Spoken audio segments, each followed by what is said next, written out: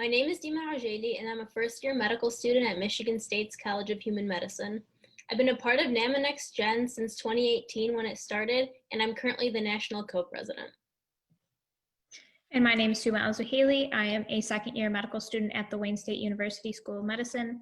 I joined NAAMA shortly after it was founded in 2018, and now I'm also the other co-president of NAAMA Next Gen National. Dima, can you share a little bit about what NAAMA Next Gen is? Sure, absolutely. So NAAMA Next Gen is a branch off of NAAMA that focuses on the professional development for the next generation of Arab American healthcare leaders. It started in 2018 when Dr. Rabah Ali, the national president of NAAMA at the time, gathered a group of young, like-minded individuals to tackle this goal of promoting professionalism and philanthropy while also expressing our Arab heritage. We work to not only build community through the support of one another, but we also build academic excellence through experience. We do this through opportunities such as mentorship with senior physicians through our mentorship circle, through research opportunities, shadowing, and even networking with other students as well as physicians. Suma, can you go ahead and walk us through some event highlights for NAAMA Next Gen? Yes, I'd love to. So we've been busy, we've done a lot. Starting in March of 2018 was our very first summit where we invited deans of medical schools and physician leaders. And they talked about how to take the MCAT, how to prepare for your application for applying to medical school. We had our second summit, which centered around our Arab American heritage, where we also had more deans of medical schools and more physician leaders. And then our third summit was our first national summit, which was in February 2020, and we had members from across the nation attend, and it was also a great success. We also had many community outreach projects, including the NAAMA Got Health, Access Volunteering in the Community Health Center. We had our cycling event. We've also had research projects. We had the obesity research project in Dearborn, Michigan, and the COVID research project in New Jersey. We started our Instagram, which helped us gain a following and connected us to members across the nation. And our most recent project, the Students for Yemen Philanthropy Project, and we've collected so far more than $19,000. So it's been a big success. We now have chapters in every university in Michigan and multiple chapters across the nation, including New Jersey, Atlanta, Georgia, California, Florida, Ohio, Illinois. We're very proud of our students. We're very grateful for the opportunities that we've received and the ones that we've worked for, and we're gaining momentum. So if you'd like to join, go to naamanextgen.com and sign up to be a member.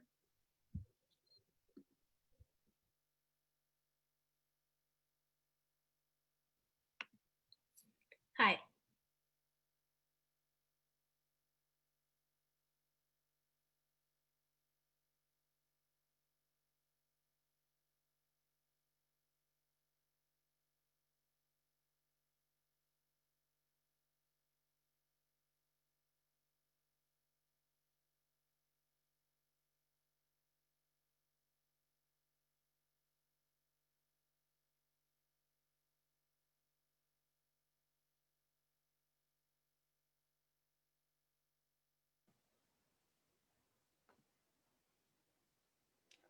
Hello, everyone, and welcome to session 1A of the 42nd NAAMA International Convention. I'm Omar Fahmy, and I have the privilege of moderating this webinar session. I'm a second-year pre-med student at the University of Michigan, and I'm involved with both NAAMA Next Gen and UNICEF USA at the campus level on each organization's national board and at the campus level. We're going to start with some introductory remarks, get into the fireside chat ask session, and hopefully have some time for audience questions in the end. I think we are going to wait a few minutes for our esteemed panelists to join us, Mr. Nijenhuis. In the meanwhile, just stay hanging in with us. We're going to wait for a few attendees to also filter in at this moment. We'll give it 1 or 2 minutes.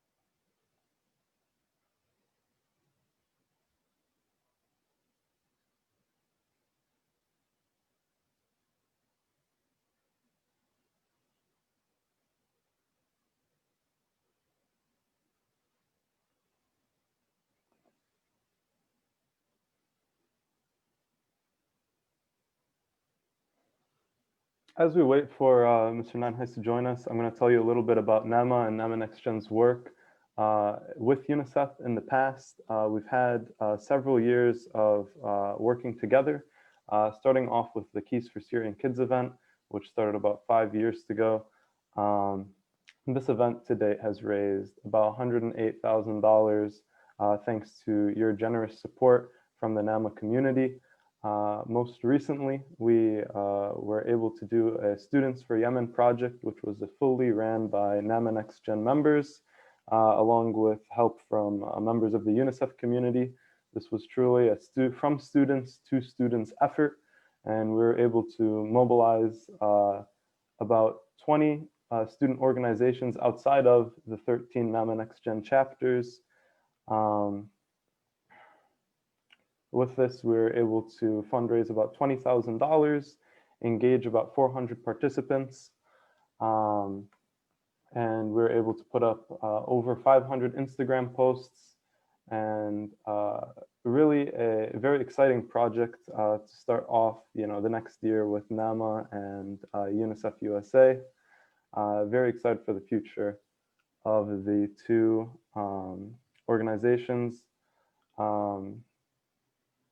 In the meanwhile, if anyone wants to put any questions in terms of NAAMA Next Gen and UNICEF USA's work together in the chat, I'm more than happy to answer those questions. A very recent example of this would be our COVID-19 virtual town hall series, where we looked at needs of our community in the time of the COVID-19 pandemic. And so in this webinar series, we're able to address 3 topics. The first was the perspective of healthcare workers. The second was mental health and student life. And the third being public health perspectives. And for that third panel, we actually have a returning guest, Dr. Abdul El-Sayed, who will be joining us in session 1B, which I'm very excited about. He's quite the regular at NAAMA Next Gen. And this town hall series is set to continue actually in November and December. So while we wait to start the session, I'm more than happy to answer any questions in the chat regarding UNICEF USA and NAAMA Next Gen's work together.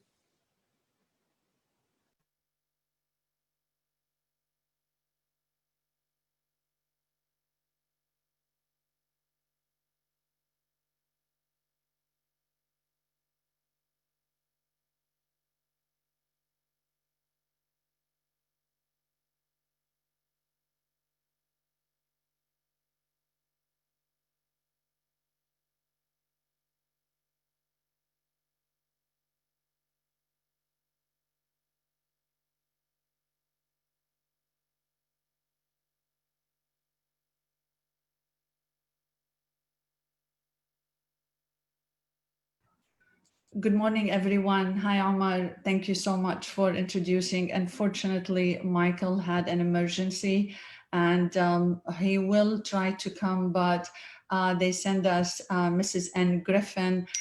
She's the director of the diaspora, and she will be with us, and hopefully you can ask her all the questions that you like to ask. Thank you so much. And you are on. Please.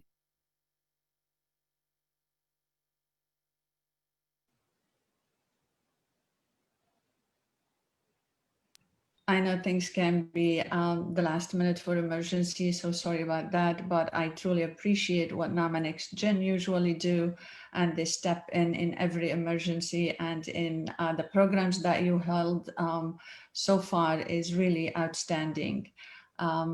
I believe Anne with us. Anne, welcome aboard, and please unmute.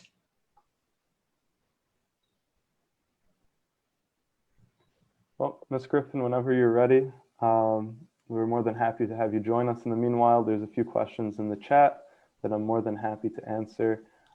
This one is from Dima Ujeli. So great to see all the involvement in the communities near and so far. Are there any upcoming plans for UNICEF and NAAMA Next Gen? It's a great question. So in March of last year, we had our annual Keys for Kids event, which was planned to occur. Unfortunately, we had to cancel this due to COVID-19. And so this is going to be rescheduled to late November as a virtual event. And we're very excited to be collaborating with UNICEF USA and really making this a possibility and making it engaging for our audience. Beyond that, at the campus level, the University of Michigan has a great relationship between the NAAMA Next Gen charter and the UNICEF Club at the University of Michigan. So we're going to be collaborating on the COVID-19 Town Hall series. Very excited for that. I know that at Oakland University, the NAAMA Next Gen and UNICEF chapters there had a socially distanced outdoor event.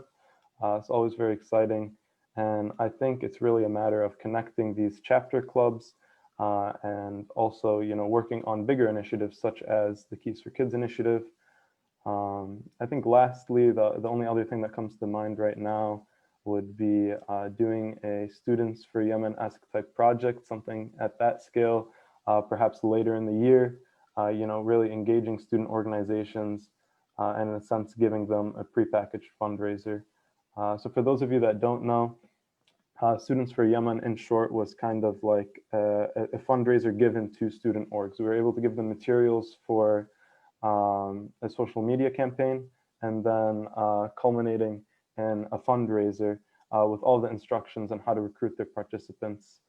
And so doing something on that scale would really be awesome at the end of the year. So thank you, Dima. Looking through these other questions. Upcoming plans.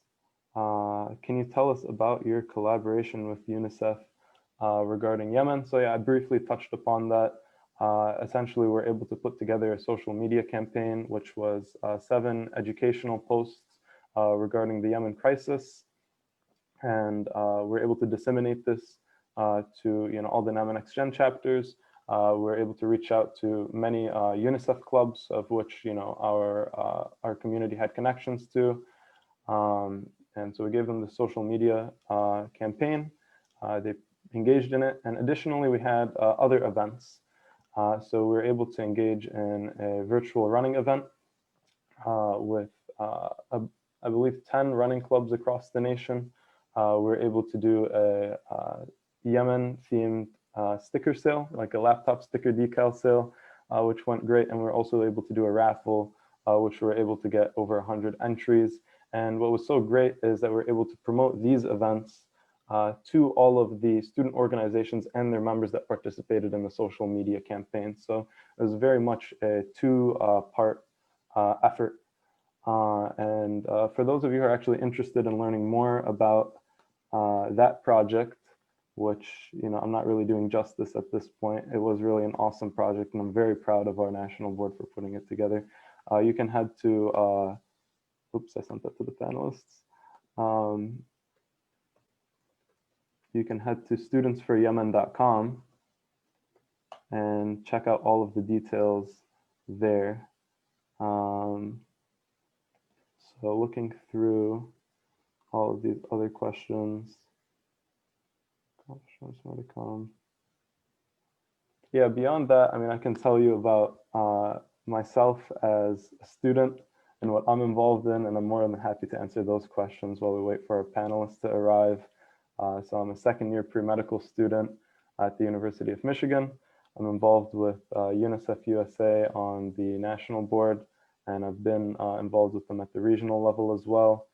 For the past 5 years, have been doing some kind of service work with UNICEF. I've been involved with NAAMA Next Gen since its conception in 2018, and currently serve on the national board as a mentorship chair. We have a great question here by Hassan. Why did NAAMA decide to work with UNICEF? The initial reason was that they're apolitical. As everyone here knows, the Middle East is a very volatile region, and it was a matter of getting aid to children and children first. What's so great about UNICEF is that, one, they're huge. They're present in 190 countries.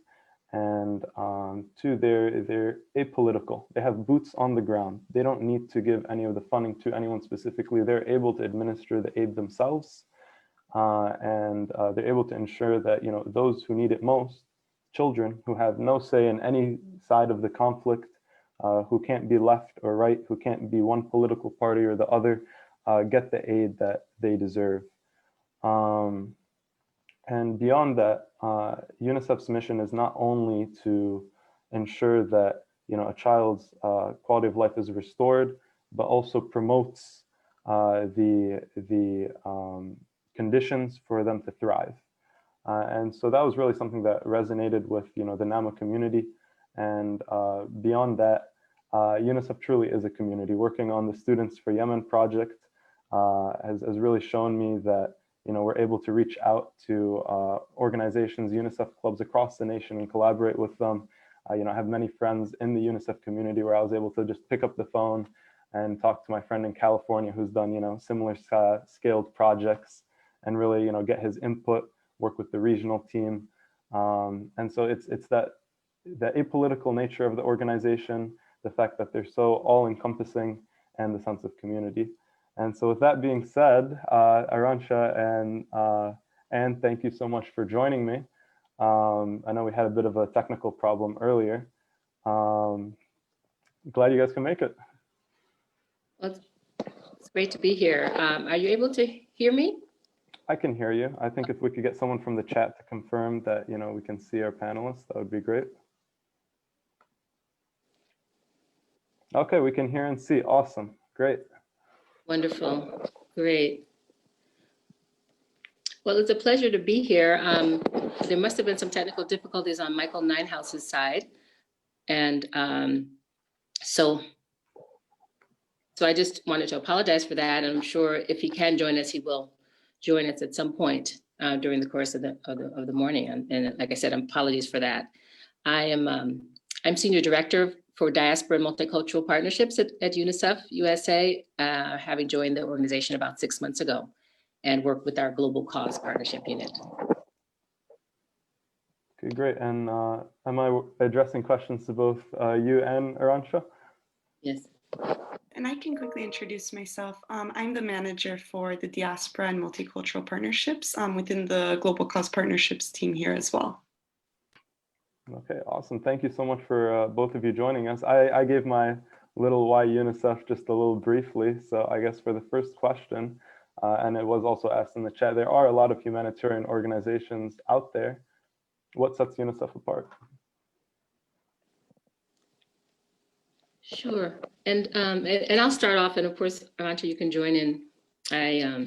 We all know that UNICEF has been around for quite a while, since 1946, and certainly I think that's what sets us apart, that we've been at it for the longest amount of time, that we're one of the largest humanitarian organization that focuses on children in terms of saving, protecting, and nurturing children so that they thrive. And that's for every child, every vulnerable child around the world.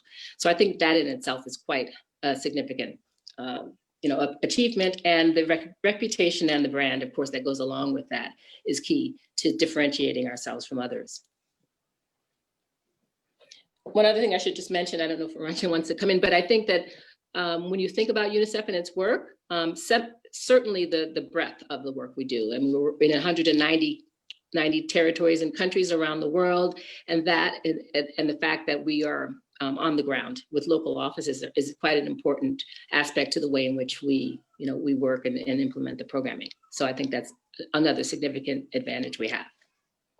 I can jump in quickly. I think just to make them short and sweet, I think it's what Anne said, that financial capacity and the long history we have as an organization. I also think we're very mission driven and we have strong values. So our job here as well at UNICEF USA is to rally the American public to support UNICEF's mission, and we won't stop what we're doing. We'll do whatever it takes to save the lives of children, protect them, and help them thrive. And then finally, what Anne also touched upon is that global reach, but also the efficiency we have with that global reach in reaching the most vulnerable children in those most conflict areas, natural and man-made disasters. So we talked a little bit about the global reach, and I know there's a difference between UNICEF USA and UNICEF Global, having worked with UNICEF for a few years. Could you guys explain the relationship between the two and kind of give us a breakdown there?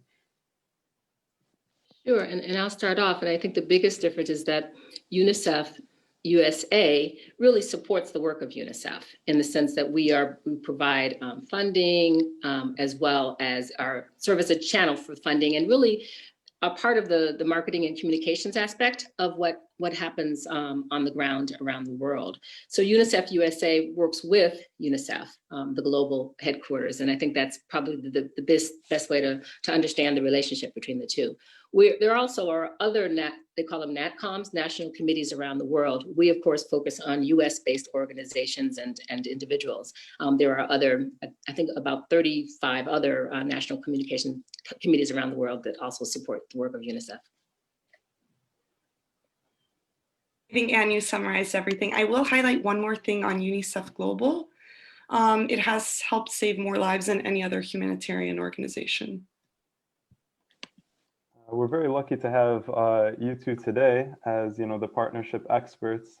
And so UNICEF USA has a presence across the country.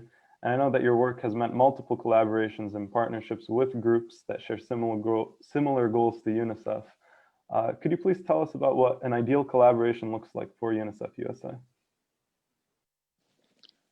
Well, absolutely. I think the most important thing to remember is that UNICEF prides itself on partnerships in general, and that's just kind of part of the underlying principle of the way in which we work, UNICEF USA, and that's in partnership with government, of course, local organizations, and really keeping that tie and those alliances going.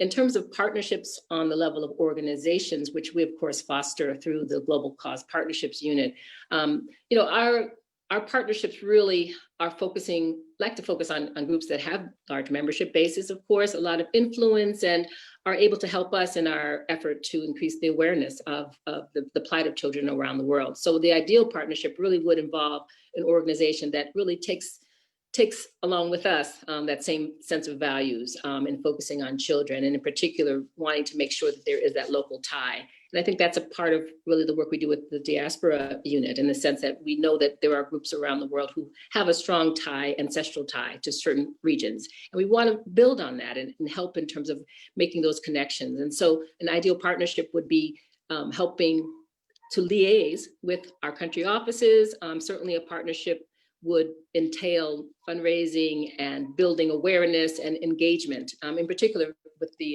of course, the role of youth.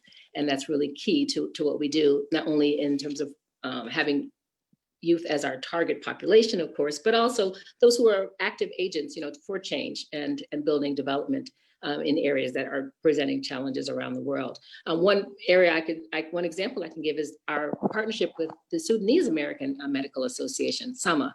They've been quite active, and we formalized a memo with them, a memo of understanding that has us linking with our country office and, of course, their medical professionals to mitigate the effects of COVID in Sudan. So that's really key to us: partnerships, alliances, collaborations of all kinds, and using, our resources, extensive resources, whether it's photos, videos, and experts in the field to build that alliance.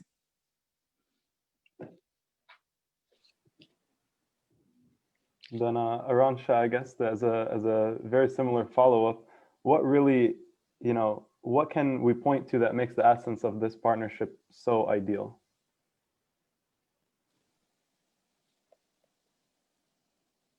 I can jump in quickly. I think it's just NAAMA's representation.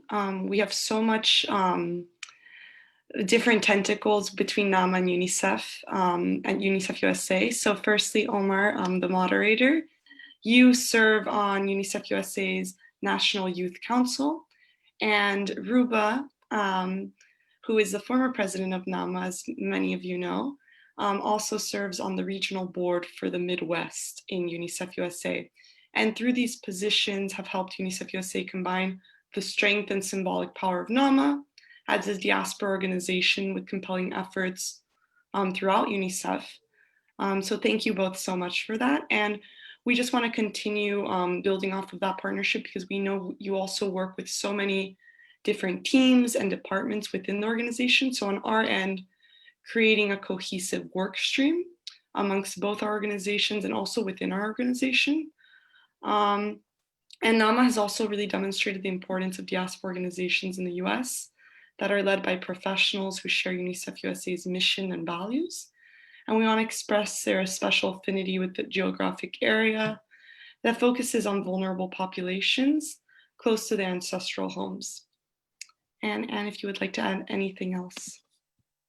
Yeah, and I would just say that, every partnership is different. Certainly there's no real model per se, or even an ideal situation. I mean, the key is just having that sense of values, principles, and really belief in the cause and how we can work together to help children around the world. And so we're excited about the partnership with NAAMA in particular, of course, and especially the role of Next Gen and young people who are coming together and really putting our heads together to think what can be done, and providing the leadership throughout the United States to link our work to the causes that mean something and really are deep in terms of our heartfelt sense of how we can change and how we can all make a difference together. Yeah, very excited for what we're going to be able to accomplish in the years to come together. And as we near the end of this session, I guess I'm going to ask a question that's relevant to our audience, a lot of them being Next Gen members, youth members. All of us at this point are kind of a bit bombarded by what's going on in the world and social media, and there's this constant connectivity on what's going on now. So how can we best mobilize this energy of the youth of our generation and result in a change and an impact? If you guys could give your insight on that, and if you could start us off with that question. Well, absolutely. We know that technology is critical to what we all do. In fact, even in the COVID emergency has shown how we can adapt to incorporate technology, for example, this convention as a virtual convention. So, I mean, I think in particular, when it comes to young people, it's important to utilize technology in the best way that, will speak to both audiences. And so I think that's key to what we are going to be doing, and we'll of course be accelerating in that regard. And in fact, I'll ask Arantxa to talk about the U report, because that's just an example of how we have used technology and of course are incorporating the efforts of young people in our work. Yes, thank you, Anne. So U report is one of the best examples I can give. It's how UNICEF is leveraging technology better. And it's a way to reach and amplify the voices of young people.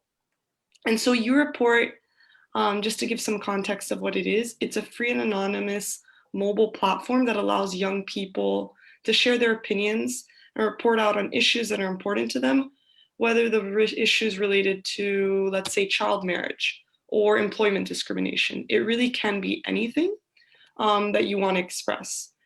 And right now, U report is active in about 68 countries with over 10 million users.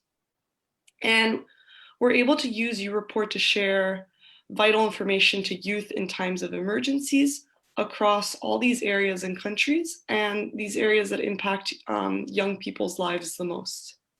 And during this pandemic, COVID-19, U report has been especially helpful in allowing UNICEF to share real-time information to youths all over about COVID-19 facts and prevention and counteracting potential harmful effects of misinformation, fake news, and just false information overall. Well, I think we need to wrap up the session, unfortunately, but a big thank you on behalf of the NAAMA Next Gen community for taking time to share your experience, your insight, and joining us on this session. And truly, both of you inspire us with your service to society. So I'm really glad that we could make this session happen. Thank you for joining us. Thank you, Omar. And again, we wanted to thank you. We're so excited for this partnership, but also thanking you already, NAAMA and NAAMA Next Gen, for all the support already on Students for Yemen. It's been a really exciting project, as well as Keys for Syria in the last few years. Very excited for what we're going to get done. We appreciate you involving us and including us in the panel. Thank you for joining us.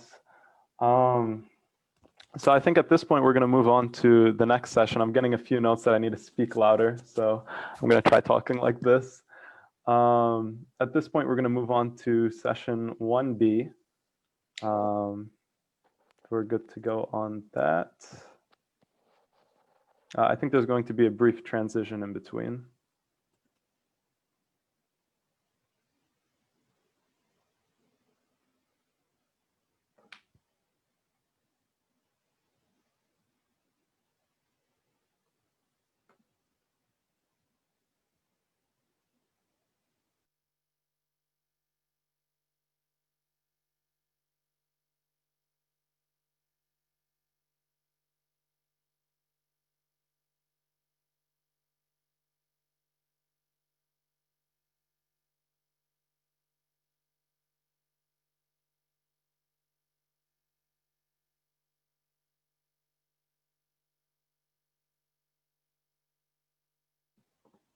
Okay. Let's see.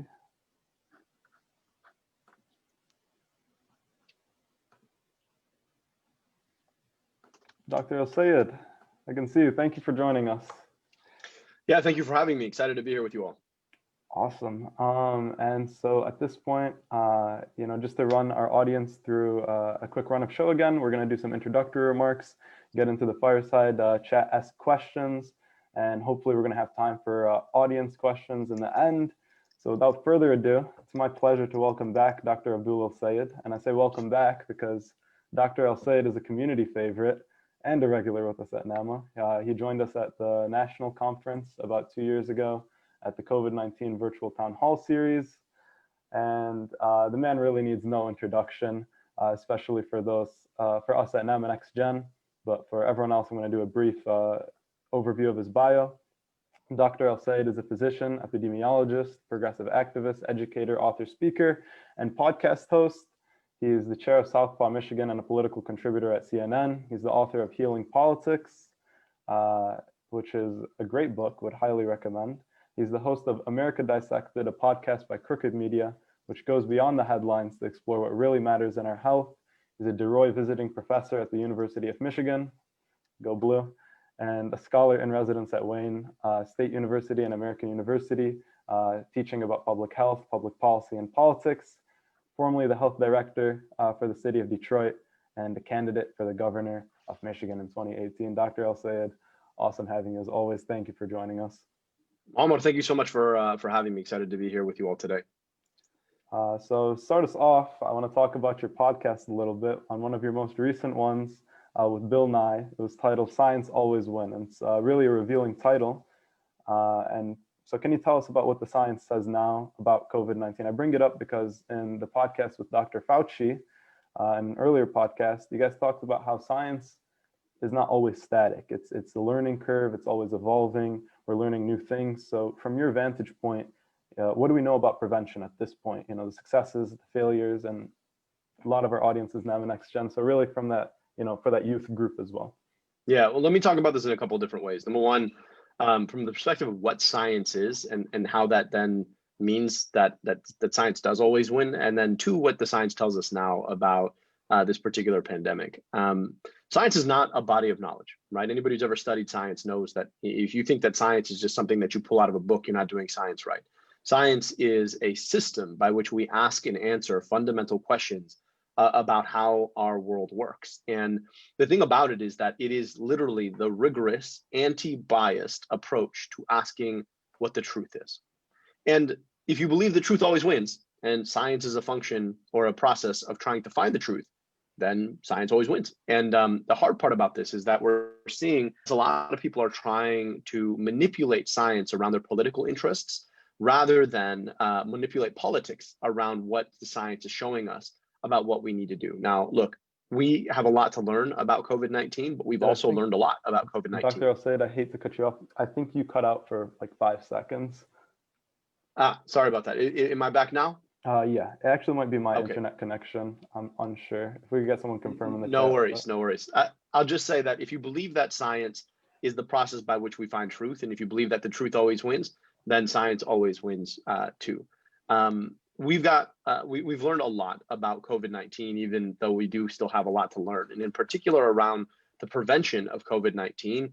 Frankly, right, we understand now is that this virus is transmitted from person to person via aerosolized droplets that can suspend in the air and can be put out by people who may not even have symptoms. It's either pre-symptomatic or even asymptomatic spread.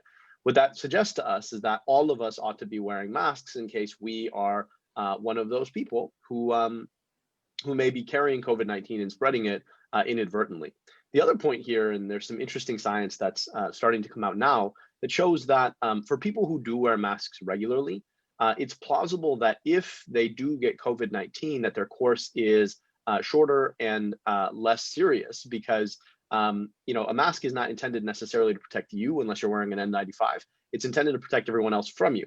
But if you've been wearing a mask and you've been getting small doses of the virus over time, small, what we call subclinical doses, then it's plausible that your body, your immune system, is learning how to beat the virus, such that once you get enough to actually cause disease, your body's like 5 steps ahead. And so there may be some benefits to protecting ourselves too. All told, what we know is that between 70 and 85% of spread can be mitigated if people are in fact wearing masks. But here's the challenge, right?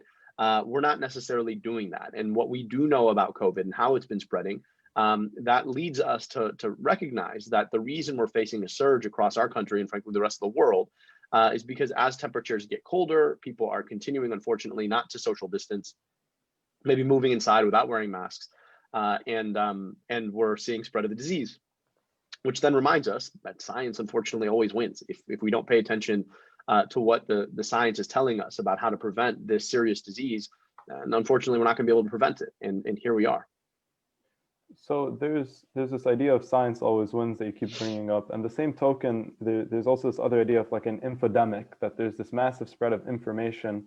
You know, is it the individual's responsibility to, you know, go out and educate themselves? How do we combat this, you know, spread of misinformation, and making sure that, you know, the average person understands what they need to do, what their responsibility is, to make sure that we're all safe?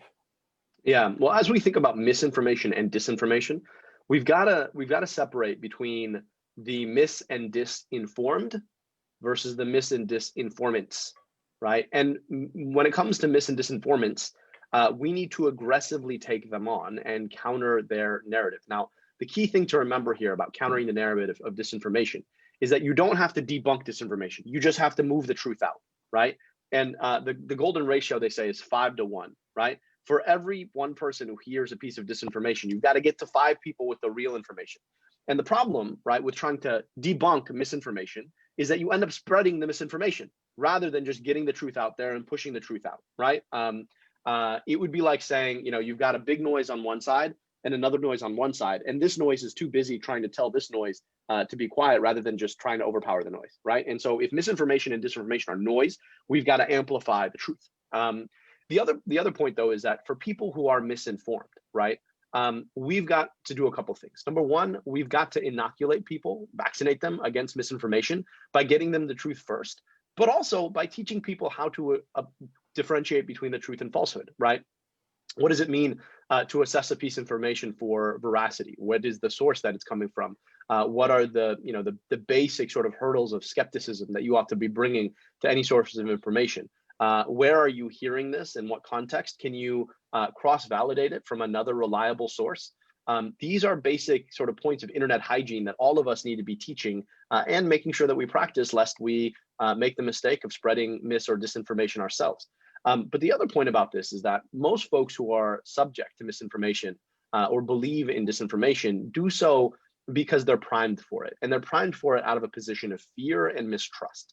And sometimes we make the mistake of treating the misinformed as the misinformants, right? And so we're sitting here yelling at people, right, for believing mis or disinformation, when I've always found that yelling at people doesn't make them believe what you have to say. In fact, it makes them repulsed by what you have to say.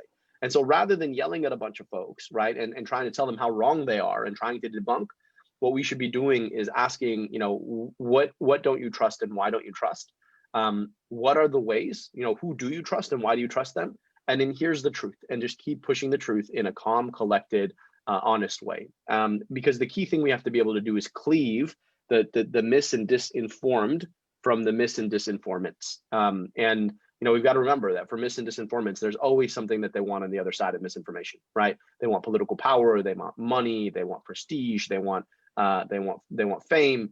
And we have to recognize that for what it is. We have to oppose it, while also creating space where people who are misinformed and disinformed can be brought back to reality and brought back to the truth. I want to shift us to discussing kind of the school environment. A few days ago, I learned that my elementary school that I went to actually had 2 COVID cases, and my high school, which is part virtual, part in person, also had some cases where they actually perform routine testing. And you're a faculty, and several universities across the country have had, you know, clusters of positive cases. What's really going wrong here? I feel like as a sense of youth, there's almost like a sense of invincibility. A sentiment that I've heard is like, oh, like I'm gonna get it and then I'll be fine, right? I'll just be immune. So is this, a facet of this misinformed disinformant? What can we do better? Are schools and universities in general, going about this the right way? Yeah, I'll say a couple things about that. Number one, there is a certain level of cavalierness among young people about this virus. And I'll just say that this virus has only been in humanity for almost a year now. So we don't actually know exactly what I would not take the risk of getting a disease whose long-term consequences I do not know. And so for folks who are thinking, well, I'll just get it and then I'll be immune, you may not be seeing the full picture because, of course, the full picture hasn't made itself clear. And remember, science always wins. The second point I'll make here is that this virus has torn the lid off of a number of deep and profound institutional structural failures in our society. One of them is the way by which we finance higher education generally, but then public education overall. And the problem is that, unfortunately, funding is tied to enrollment. And the hard part with that is that a lot of institutions felt like they needed to make sure that they were open so that they wouldn't lose their funding. The problem with that is that we're in the middle of a pandemic. And of course, bringing a bunch of people into close contact in the middle of a pandemic is not a great idea. And we've seen outbreaks all over colleges and universities, all over school systems, driven by these economic incentives that themselves have been broken for a long time. And I will say that there have been some really great bright spots. There have been some institutions that have done a really great job protecting their students and their faculty from COVID-19 spread. But unfortunately, by and large, the norm has not been that way. And there have been a lot of folks who have been put in harm's way, a lot of communities that have had COVID-19 spread because of the decisions of these institutions acting more with a focus on their short-term financial incentives than our long-term broad public health incentives. In talking about what's coming up, just since we're talking about universities, Halloween's coming up. You have a family. What's Halloween going to look like for you and your family, and what's your word of advice to all the college age high school students who usually want to partake in Halloween and I guess the festivities that go along with that? Yeah, well, Halloween's my birthday, so we'll likely be watching the Michigan State game and celebrating in a pretty low key way. Look, I know that a lot of folks really enjoy Halloween. It's a fun holiday. Folks get together and have some joy, and wouldn't it be great to have some joy right now? But it's not worth it. And it's not worth it because right now we are in the middle of a very serious surge. We are breaking single day case transmission records in states all over the country and nationally overall. And unlike the first surge where you had a couple of cities that were really hit hard, COVID-19 is everywhere now. And so it is just not worth the risk of getting sick, of making a loved one sick, of getting your community sick. And look, you like candy, buy some candy. Right? You like to dress up, right? You can still do the Instagram thing and enjoy it that way.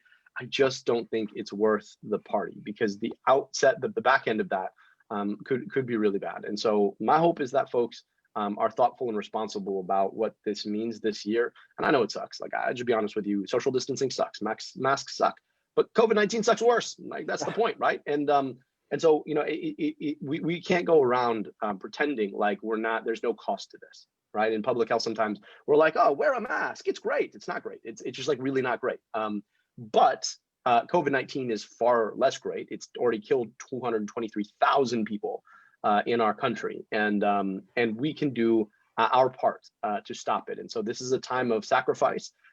Just like our country's done this together in the past, this is a time where we need to ask, what can I give to the cause of protecting my community? And I think, a party for Halloween is one of those things that you can give up. Right, definitely. Looking to Halloween, looking to the future, really, I think the question everyone wants answered is, how's that going to look like? How's the future going to look like? How's our college experience going to be a year from now? Are we still going to be in the COVID conditions? And is that going to be any different given, a whole another year would have passed by then? Look, I hope so. I think a lot of it hinges on what the outcomes of this election are. And I know that this is a 501c3, so I'm not going to tell anybody who to vote for. I'm just going to tell you to vote like your life depends on it, because it very well could.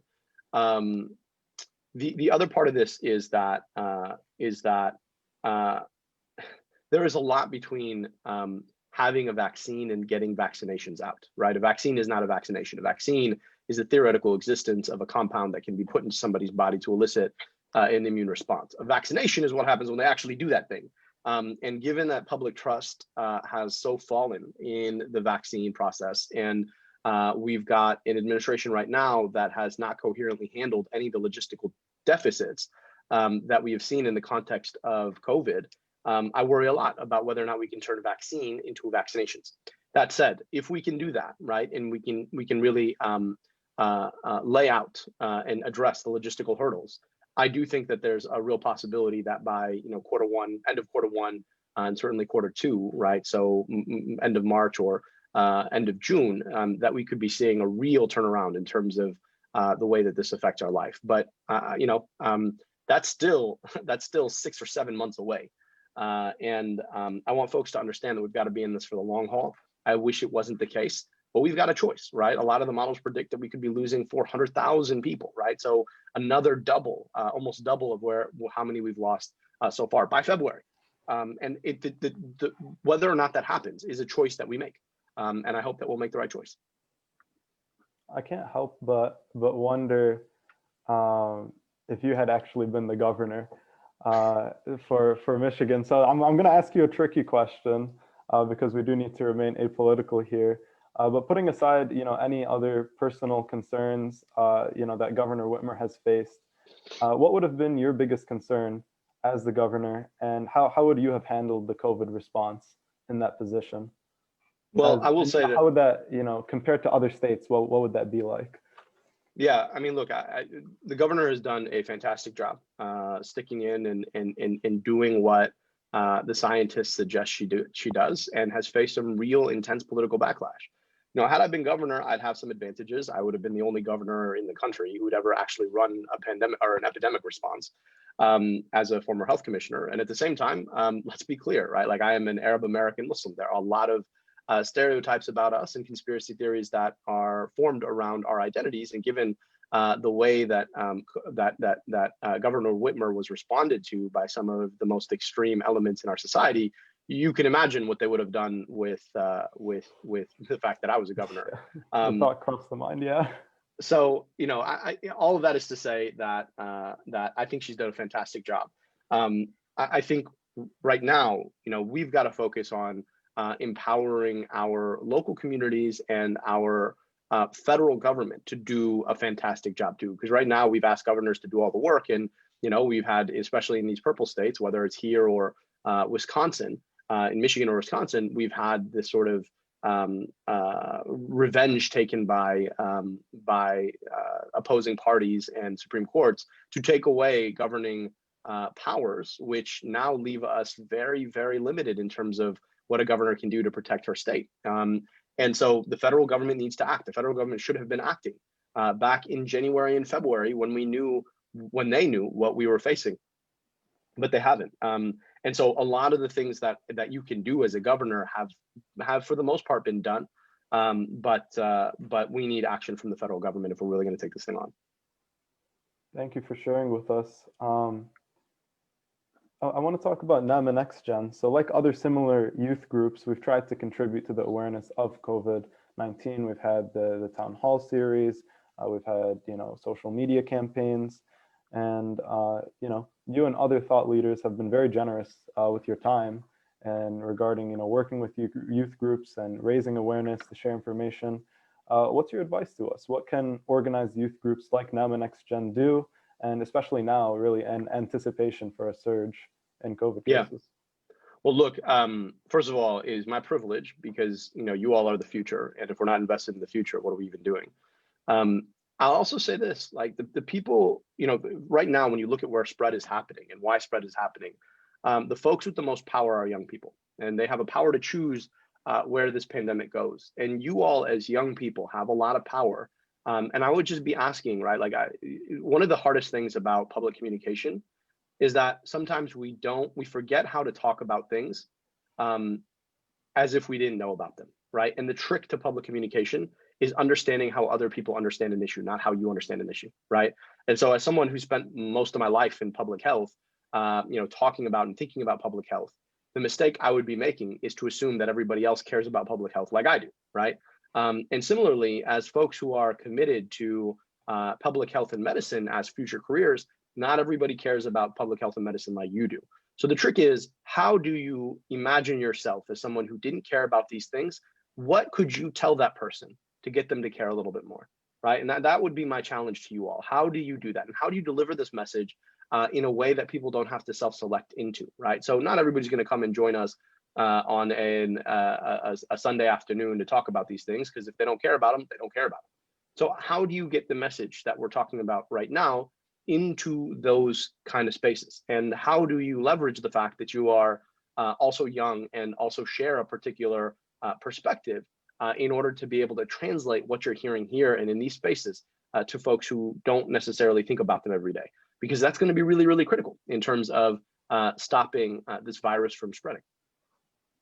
It's definitely a challenge. Thank you for sharing that with our audience. I know a lot of us are NAAMA Next Gen leaders here, presidents of our respective campus initiatives. So I really appreciate the insight.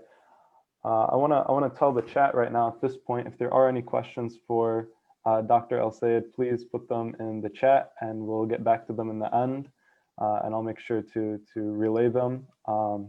I guess as a follow-up question, as we're talking about groups of individuals and COVID, we have the youth groups and how they're affected. We have the older generation, how they're affected. And, also different disparities between different communities. Could you tell us a little bit about, how COVID affects these different groups? I know it's a very broad question, but, how has Michigan really handled that response? And how are we at in terms of addressing COVID and the disparities between different groups? Yeah. Well, look, one of the things that this virus has done is it has shown us the deep underlying structural disparities in our society that then have created the kind of COVID disparities that we see. As an epidemiologist, I was always taught that when you look at an infectious disease epidemic, it's not enough just to focus on the pathogen. You've got to focus on the pathogen, but then also the host and the environment. And right now, we've got an environment that's fundamentally unfair for a lot of folks. And so think about it like society's pre-existing conditions. And society's pre-existing conditions are systemic racism and structural economic inequality, and then all of the ways that our society decides who gets and who doesn't get, that leave things the way they are. And so I would point to two other underlying pandemics. The first is systemic racism. We saw in the most vile example of what this looks like, the tip of the iceberg, the murder of George Floyd at the hands of an officer in Minneapolis. And as ugly as horrific as that was, it's the tip of an iceberg. On most of the iceberg you don't see. It's the inequity in access to anything public, right? It's not just public safety that doesn't include Black people. It's also public utilities. Go to Flint. It's also public schools. Look at any major urban school district and the disparity in the access to resources that they have. It's also public health, right? The disproportionate number of Black and brown people who've died of this pandemic. So for all of those reasons, right, we've created this system that tends to take resources from one group of people and give resources disproportionately to another group of people. That then has led to this 2.5-fold to 3-fold increase in probability among Black and brown people from getting and dying of COVID-19 versus white people.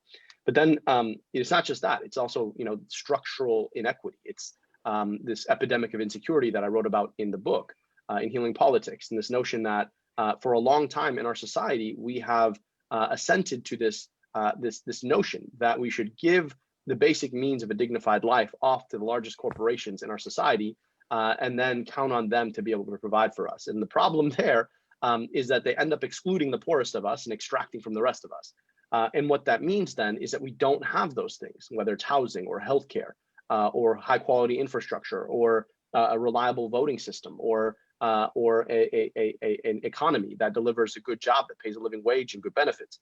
And all of those things have led us to this moment where our public health apparatus has been desiccated.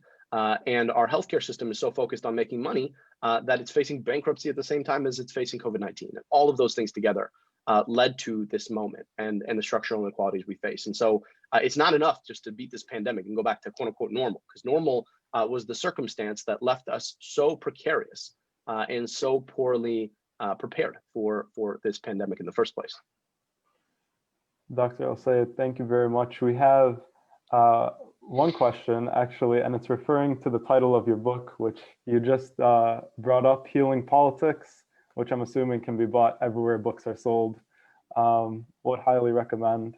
At this point, we do need to begin wrapping up to stay on schedule. But Dr. El-Sayed, always a pleasure to have you. Thank you so much for your time, taking time out of your busy life to join us.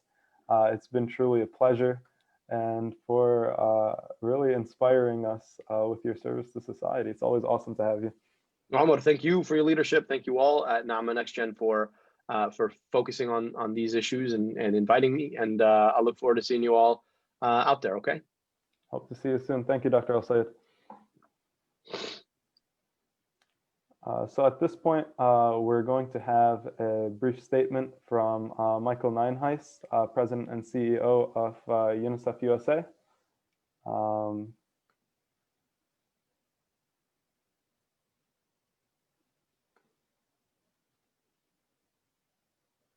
Mr. Nienhuis, whenever you're able to unmute yourself. Hi. Hello there. Omar, so nice to see you. I'm hoping you can hear me. Yeah, we can hear you. I'm glad that we're able to overcome the technical difficulty from before, and it's so great to see you.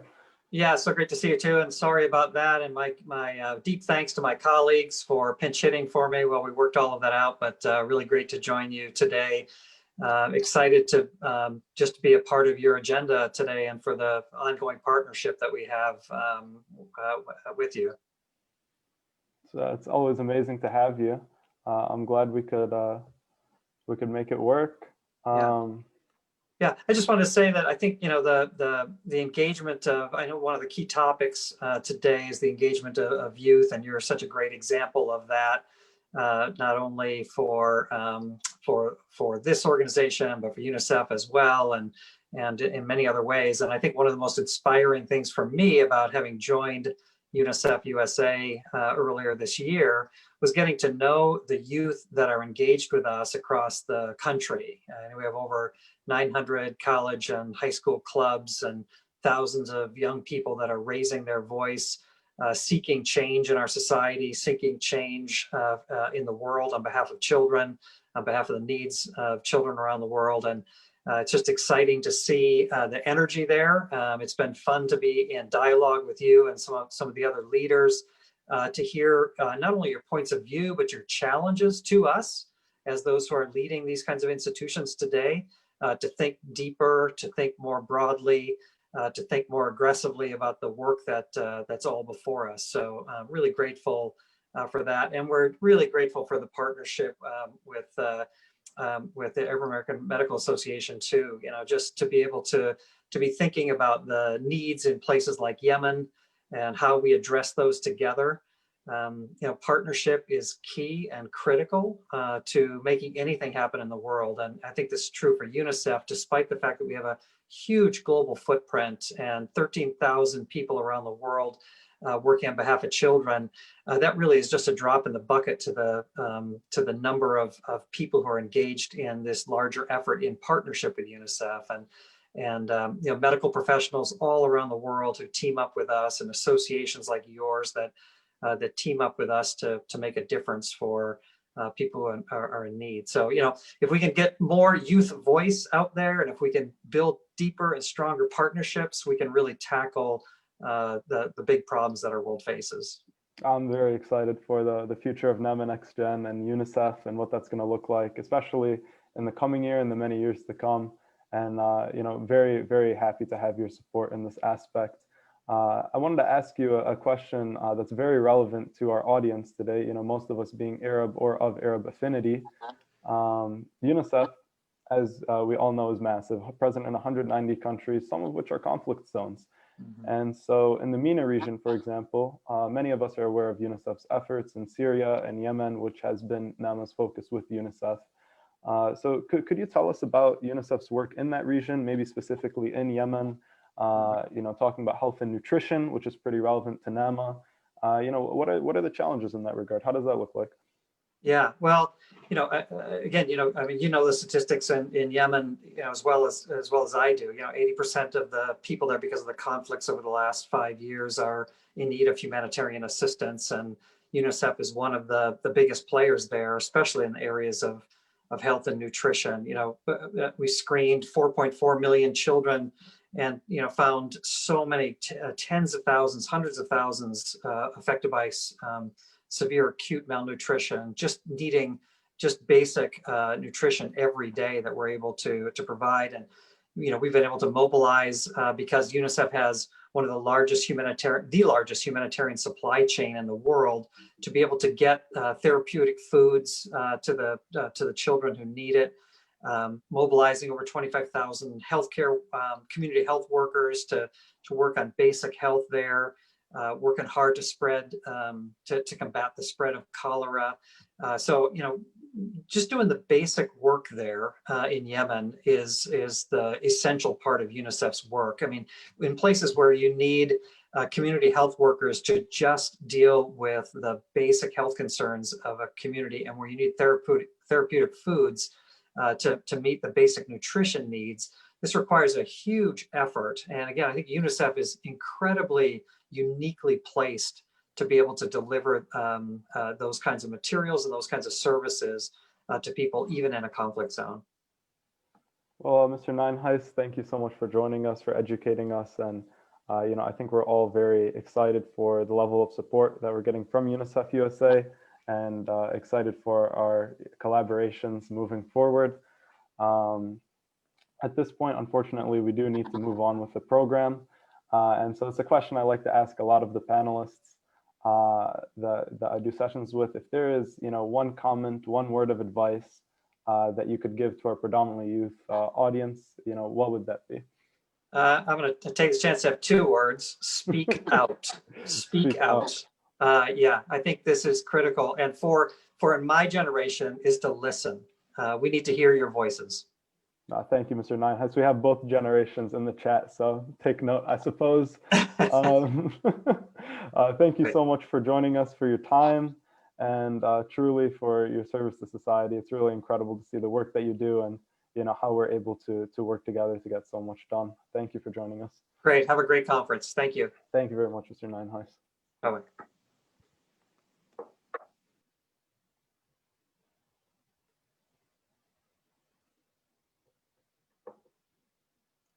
So at this point, this is the culmination of session 1 and B. So a big thank you to everyone in the audience for joining me. And I hope that you enjoyed the sessions. It's been really amazing to have this opportunity to moderate at the at NAAMA International Convention, the 42nd International Convention. And so I hope to see you guys soon at a future NAAMA event. Thank you very much for having me.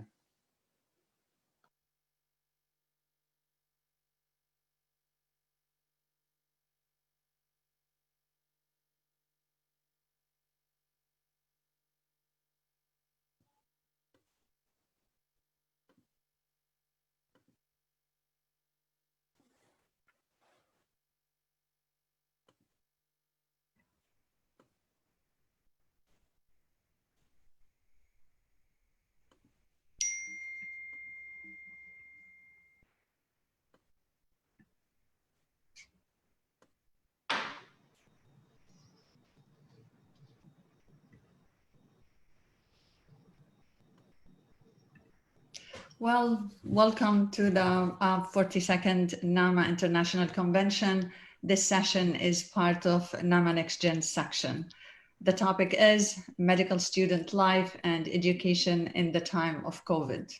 I'm privileged to moderate this session. We have a great panelist, Dean Schweitzer, welcome, and Dean Zatari. Let me introduce Dean Schweitzer is an accomplished musculoskeletal radiologist and academic leader.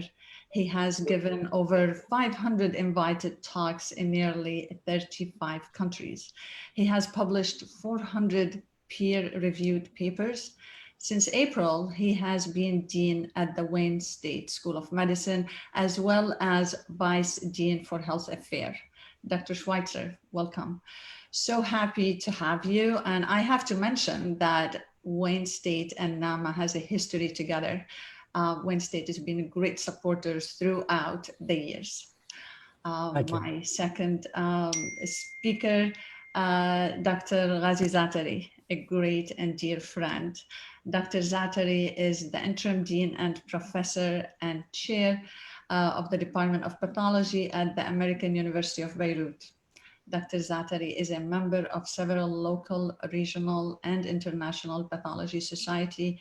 He is the vice president for Asia for the International Academy of Pathology, IAP, secretary of the Arab division of the IAP, and president of the Arab Board of Pathology. Dr. Zatari is the chair of the WHO's study group on tobacco product regulation, member of the executive committee of the Tobacco Laboratory Network, and director of the WHO FCTC Knowledge Hub on water pipe tobacco smoking. Dr. Zatari, for the past 25 years, he's a great NAAMA Next Gen believer and supporter. Well, last year, Dr. Zatari co-chair with Dr. Fahmy the 41st NAAMA International Convention in Beirut. So thank you again for participating in this panel. I'm honored to moderate it with you.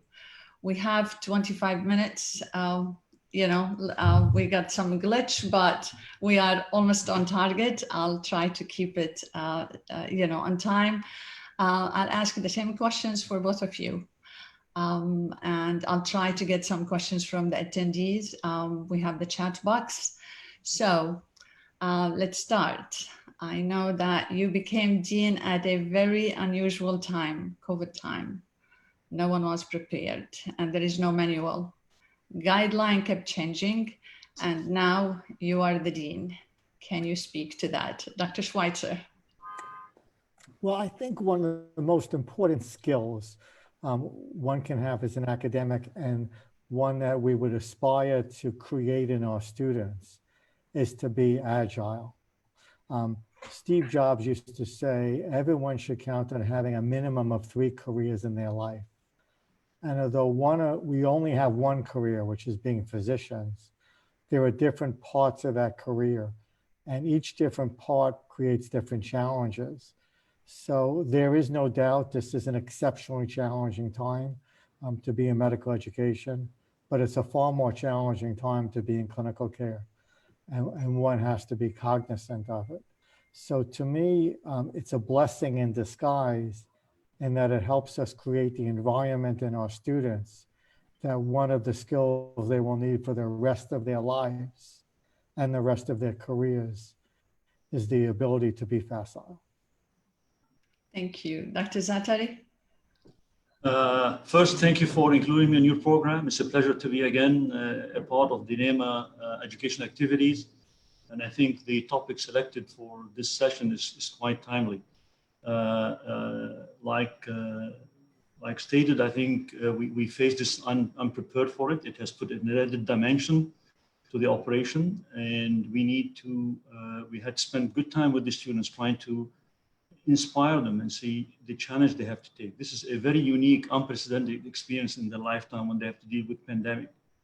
And as you would expect, many of them were quite apprehensive, and we need to establish the social structure that would allow them to handle this, be it at the level of patient care, but also at the level of the community that they're serving. So this is a tough task, and I think it's far from being over. And I think we're going to be putting out programs for the coming year to see how we will continue to do it. Because right now, like in the US, we're handling another surge here in the country, and it's putting another strain on the students. On one hand, the doctrine of proper patient care, the challenge, and then the oath they have to take, even to take care of patients during times of pandemic or epidemics. And the second is trying to get them through their education in these difficult times. So very unique times. But again, the important thing is to establish that social network that would allow them to overcome this challenge. I hear you. Well, you are facing a lot of challenges, and I need to ask these questions. What is your burning platform, the immediate concern that you are facing, and your countermeasures? Can you please elaborate, Dr. Schweitzer?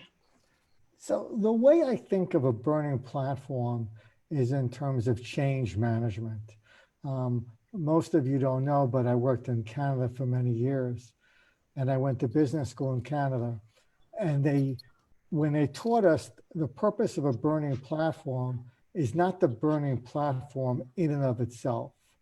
It's for people to visualize the burning platform, and hence, when they see the platform burning, they realize that change needs to be done, or they're going to go up in flames.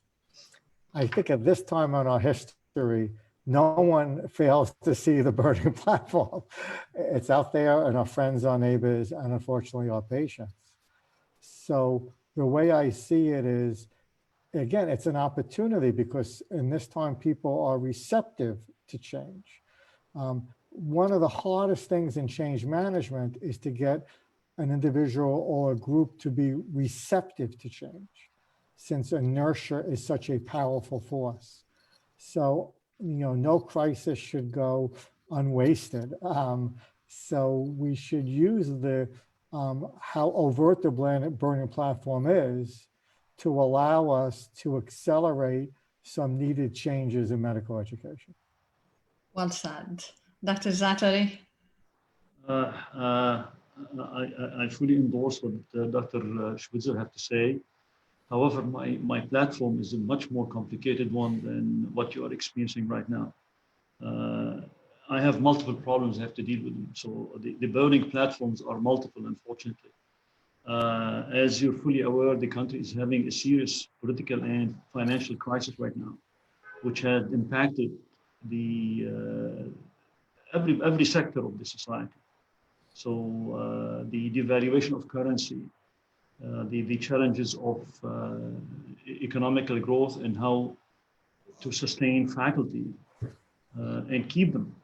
And at the same time, also trying to provide resources for the students to fulfill their financial obligations for the tuition fees. In addition, I have also the explosion that has really right down like at least 25 to 30% of the city neighborhoods.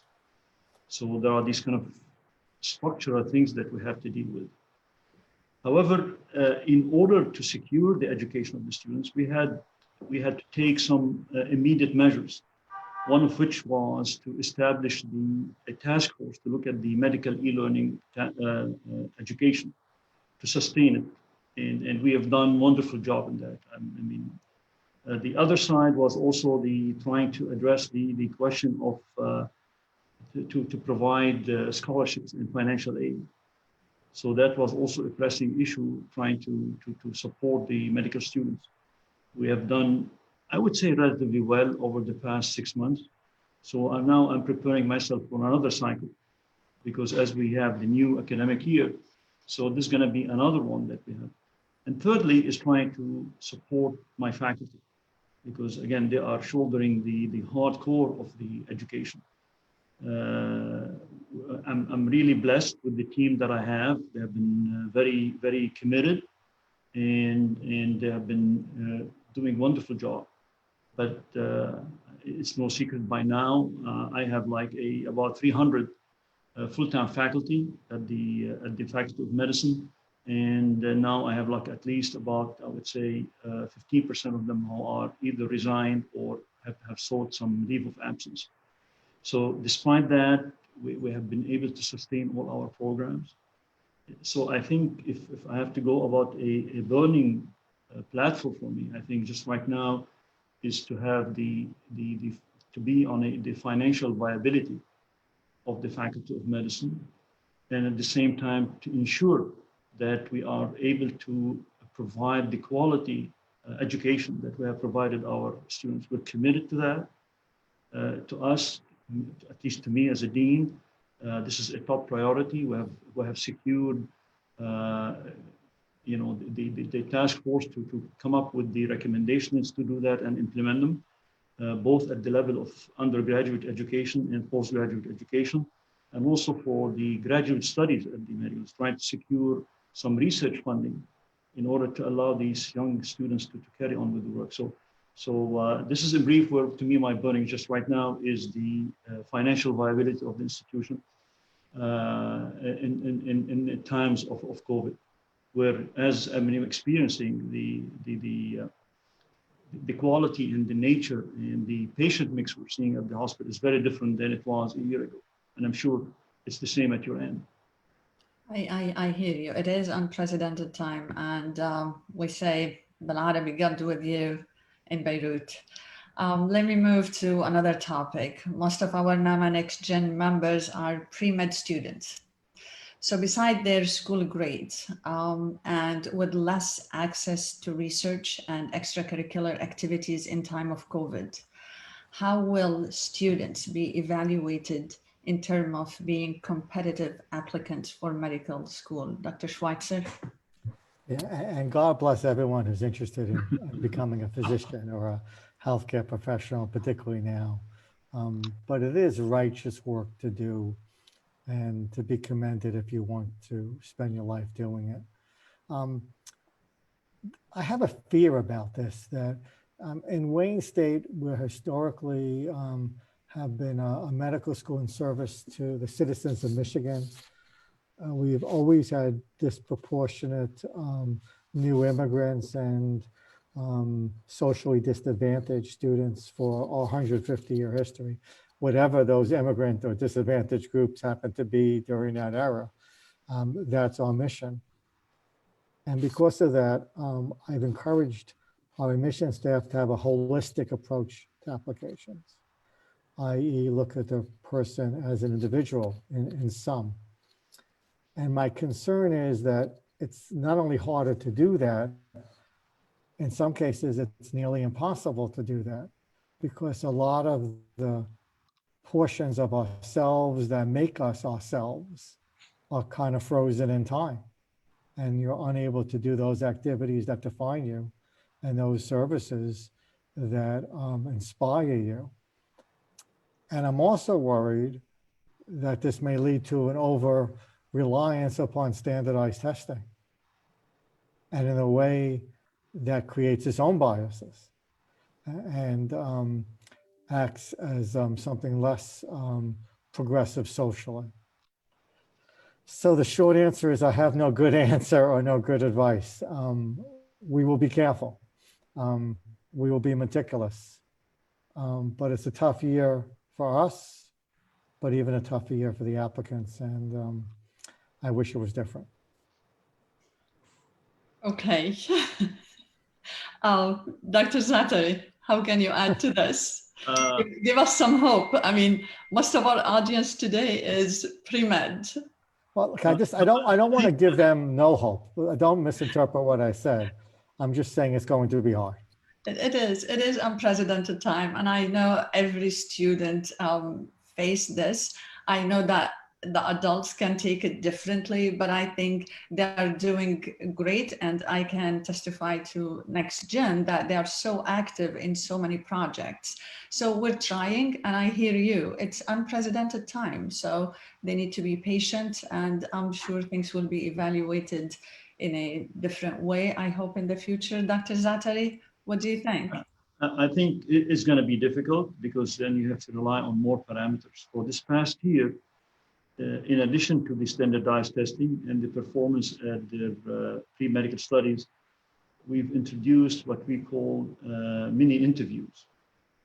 That is the applicant will spend like a day and he will be interviewed by 9 stations, and then each will be having to emphasize on a different aspect inside of the social side.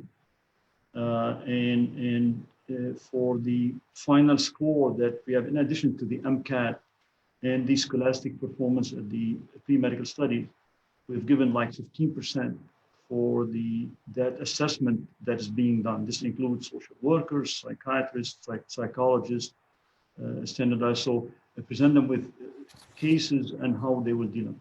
Not ideal, but at least we felt, considering the fact that there is a limitation, this is the way we decided to do it for this past year.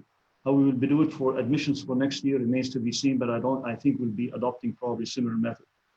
And while at the subject, I think at the same time, my greatest concern for the first few years of medical education is the social side of medical education. I think, to me, it's not only learning. I think, the way students and, human beings are social animals. And to me, that's a key part for their development. And that's to me is lacking. By the time they hit the clinical years, I think they'll be missing a good part on that. And I think, to me, this is one of the areas of concern to me. And we're trying to address it because, they're not able to interact. They need to develop those friendships that, social relationships interact more commonly with this. And the same could be said about those pre-medical education. I don't want to sound too gloomy. We still have to give them a message of hope. I think, I'm sure your dean and my end, we will be always keen about and cognizant of the fact that we need to secure them with the proper environment.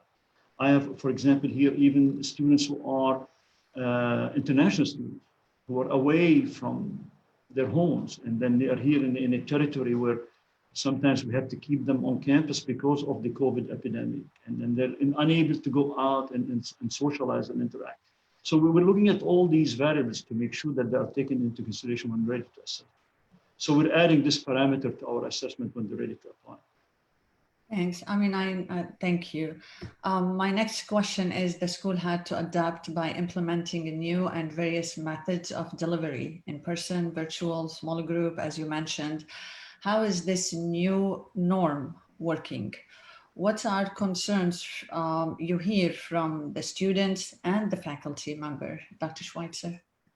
Yeah, I want to echo what Dean Zattery said about we being social beasts.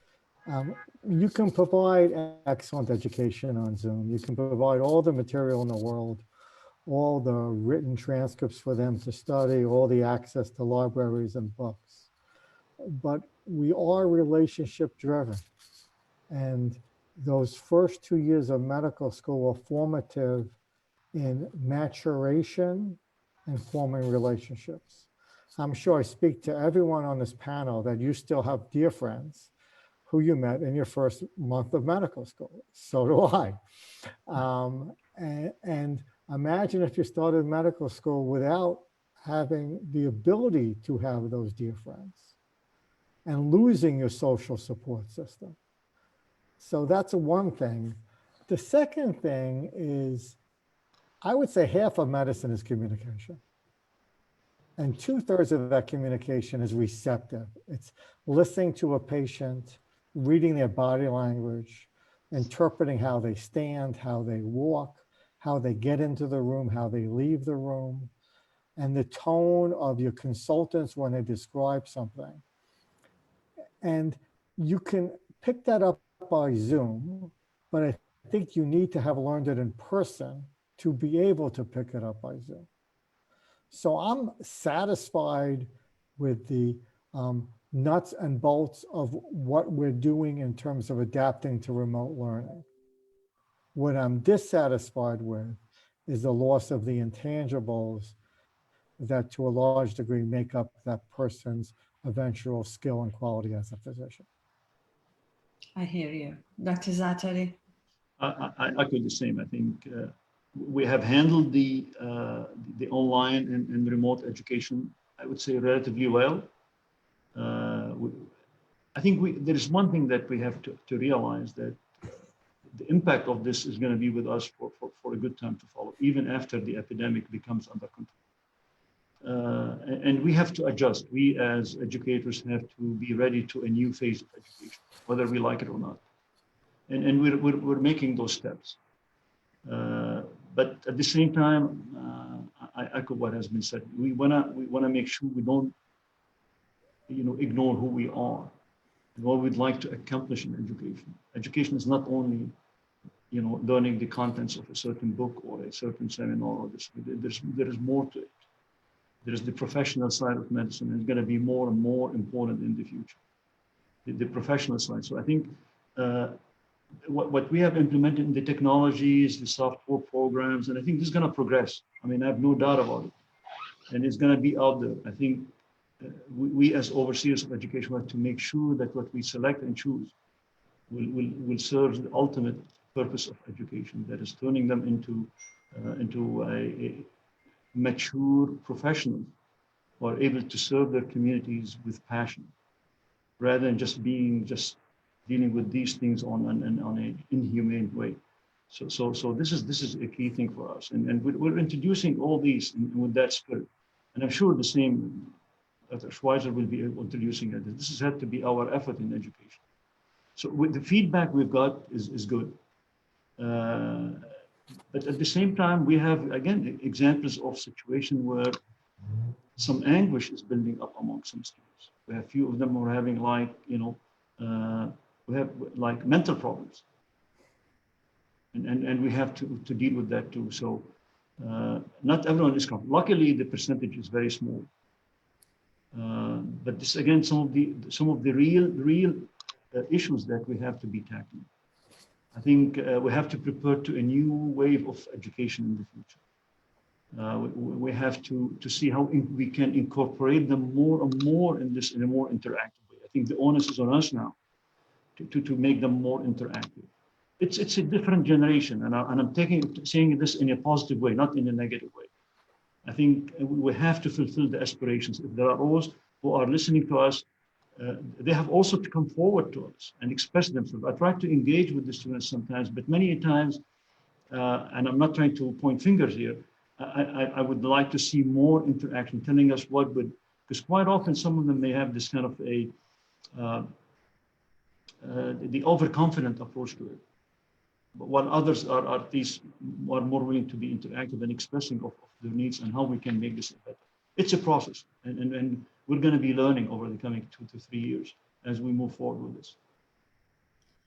Dean Zatari, since you are talking about, and I know you mentioned about Beirut and how unique the situation there. I mean, it is unprecedented. In addition to COVID, as you mentioned, you had the political unrest, the economic situation, and you put in place multiple programs. You talked about mental health. Do you have like a kind of courses, kind of programs to support these students?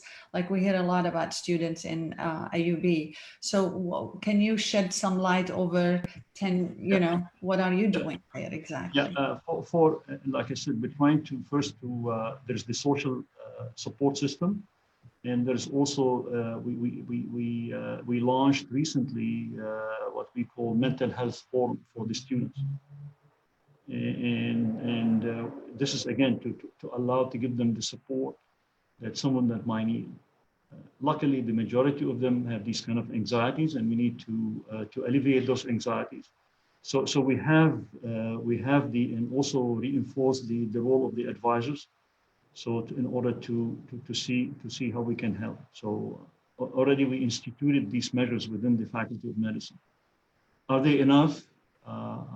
It's hard for me to tell at this point. I think you should come back and ask me the question by the end of the academic year to see how well we are performing with this. But at least we have taken those measures that would allow us to deal with these problems and try to bring the overseers, the class teaching committees, the advisors, in order to keep a watchful eye. Tough times. I hear you. Dean Schweitzer, I know we have only a few minutes left, but in the US, we have our own challenges. During this election year, a lot of fear, misinformation, and polarization in the society at large. Do you see it in the medical school? And as a dean, what's your best advice to dealing with those situations? You see it everywhere. My best advice is any individual and/or any institution only has so much bandwidth. And if me as a leader of an institution uses that bandwidth for something other than medical education, medical research, or health leadership, we're wasting our ability to do the other three things. So it's part of the maturation process, but it shouldn't be the focus of the school. However, never neglect a crisis. You can learn from a crisis. It should emphasize the point that we're responsible for health, not medical care. And there are many aspects of health that we should take a greater leadership role in. And some of the current political unrest can be used as a positive platform to encourage our students to think about health, healthcare disparities, maldistribution of resources, and how they can affect that in the future. Thank you so much. Dean Schweitzer, Dean Zatari, I mean, I know they are texting me and, you know, we had some glitches in the program and I have to keep everything, but can you just, as a positive note, wrapping it up 1 minute each, what would you tell our next gen student, our future in the society and in medicine?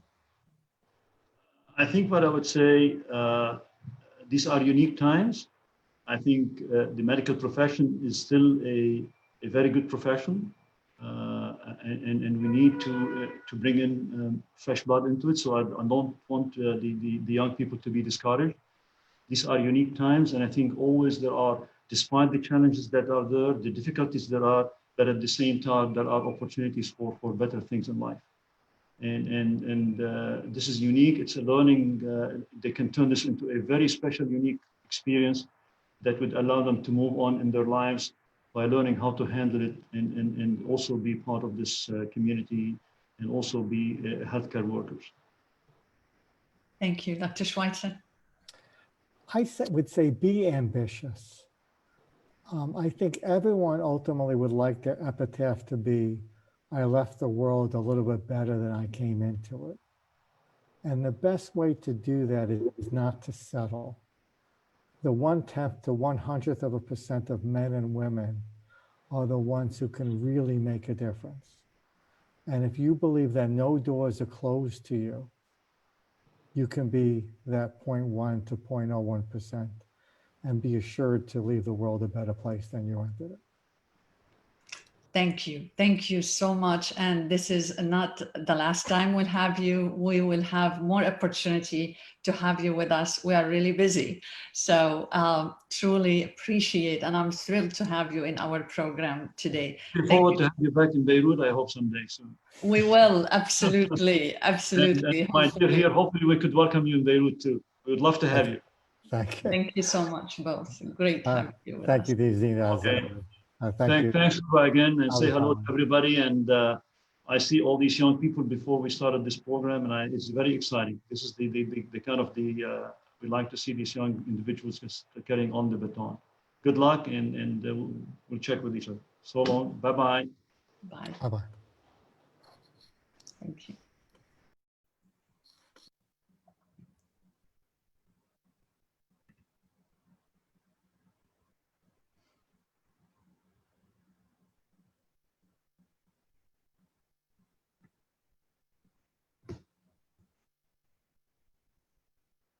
We have Dr. Kashlan now in the next session.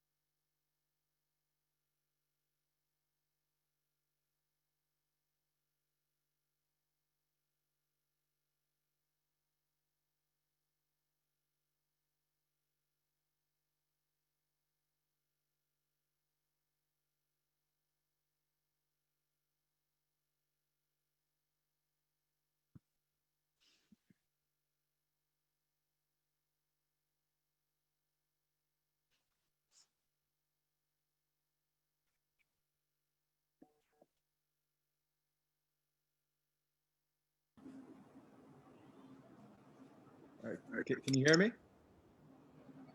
I can hear you. Okay, perfect. All right.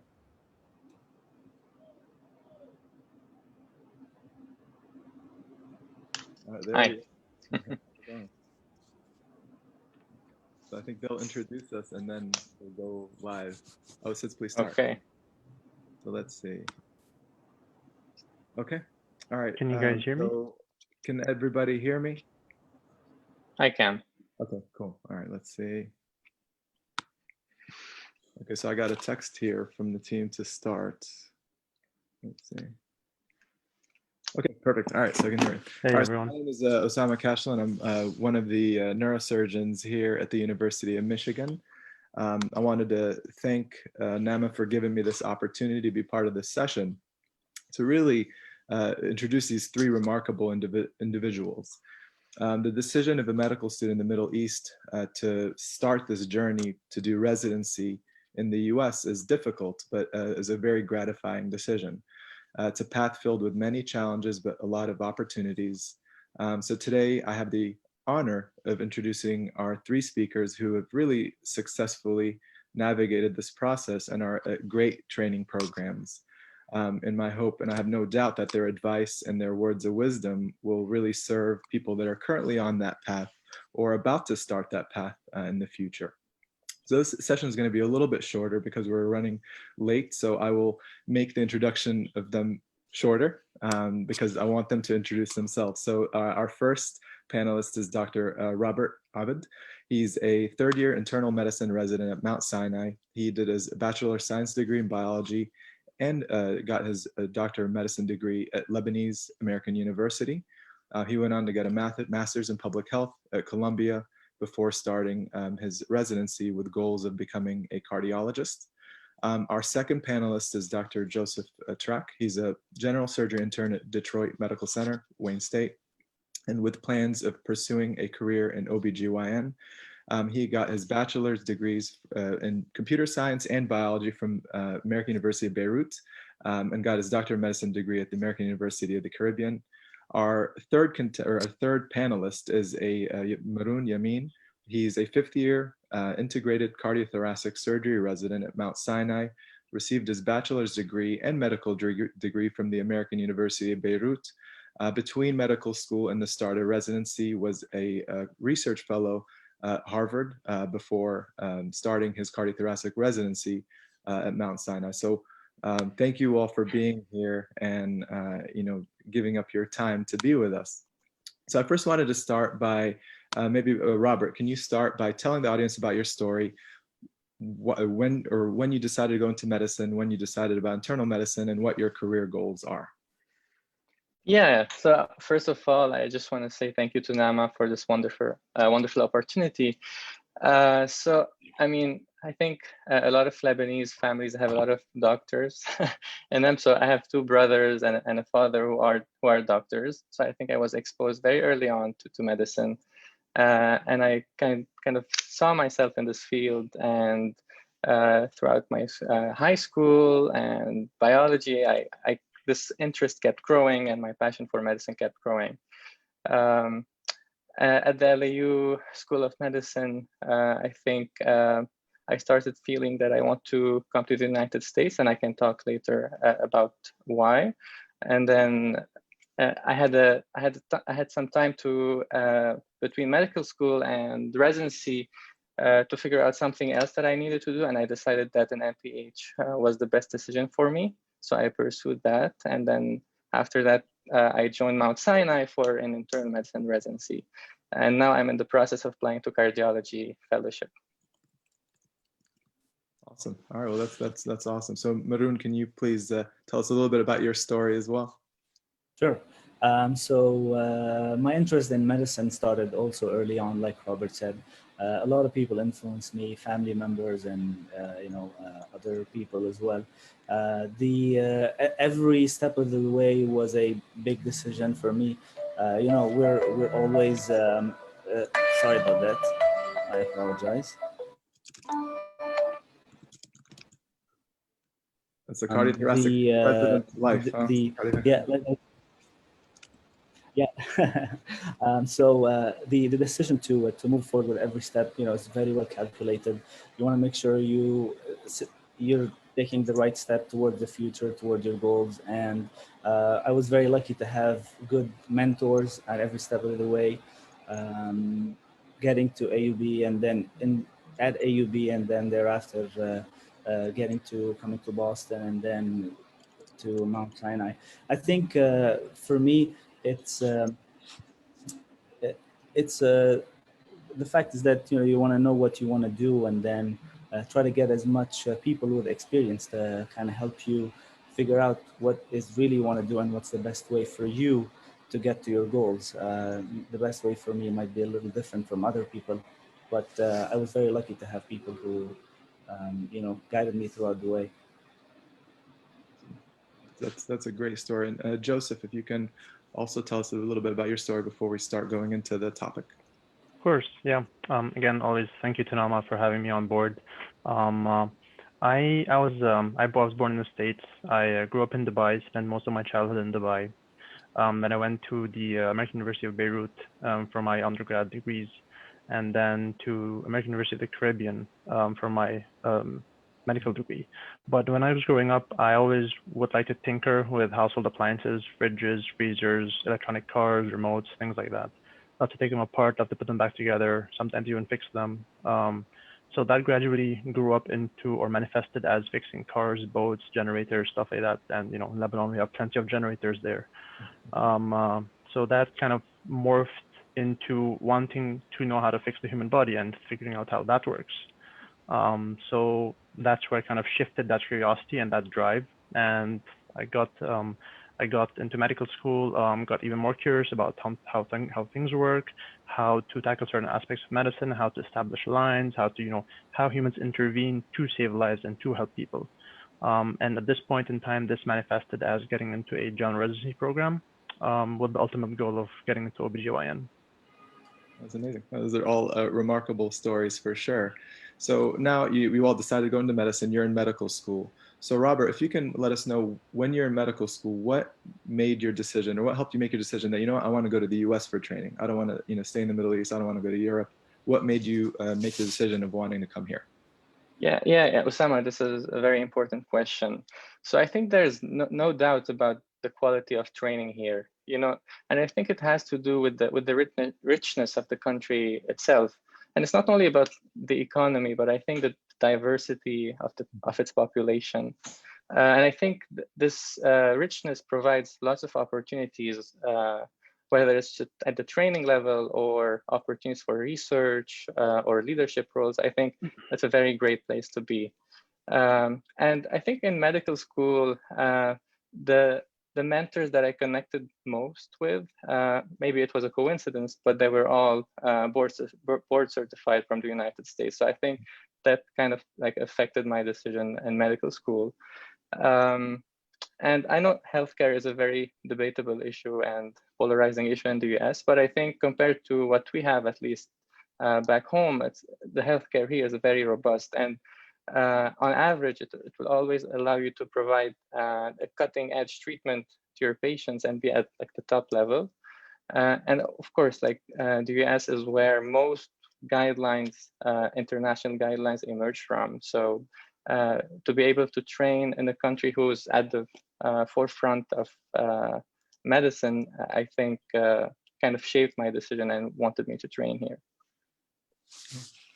That makes a lot of sense. So on that same note, Maroon, so when you made the decision to do your residency in the US, did you have any challenges within your home institution that, where they wanted you to stay back home, or were they very supportive? And what, can you talk a little bit more about that?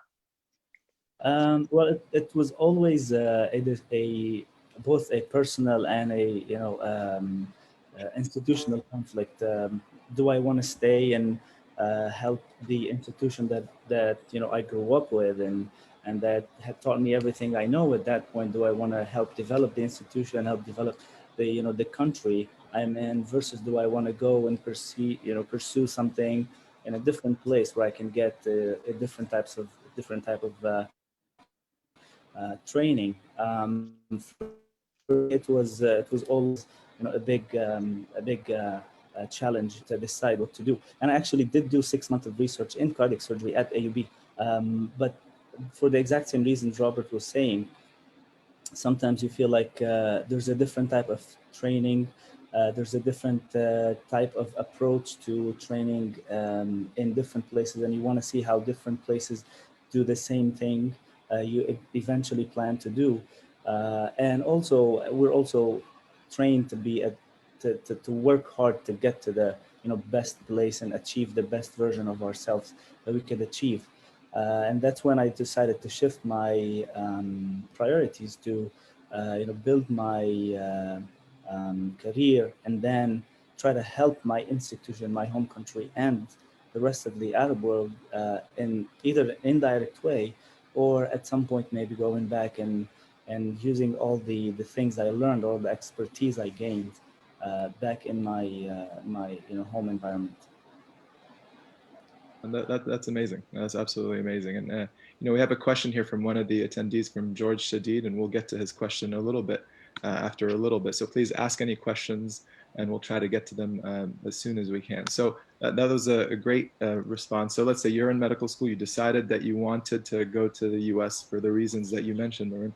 So to Joseph, what things can you do once you're in medical school and you decided you wanted to go to the US to make yourself a better candidate for a residency here?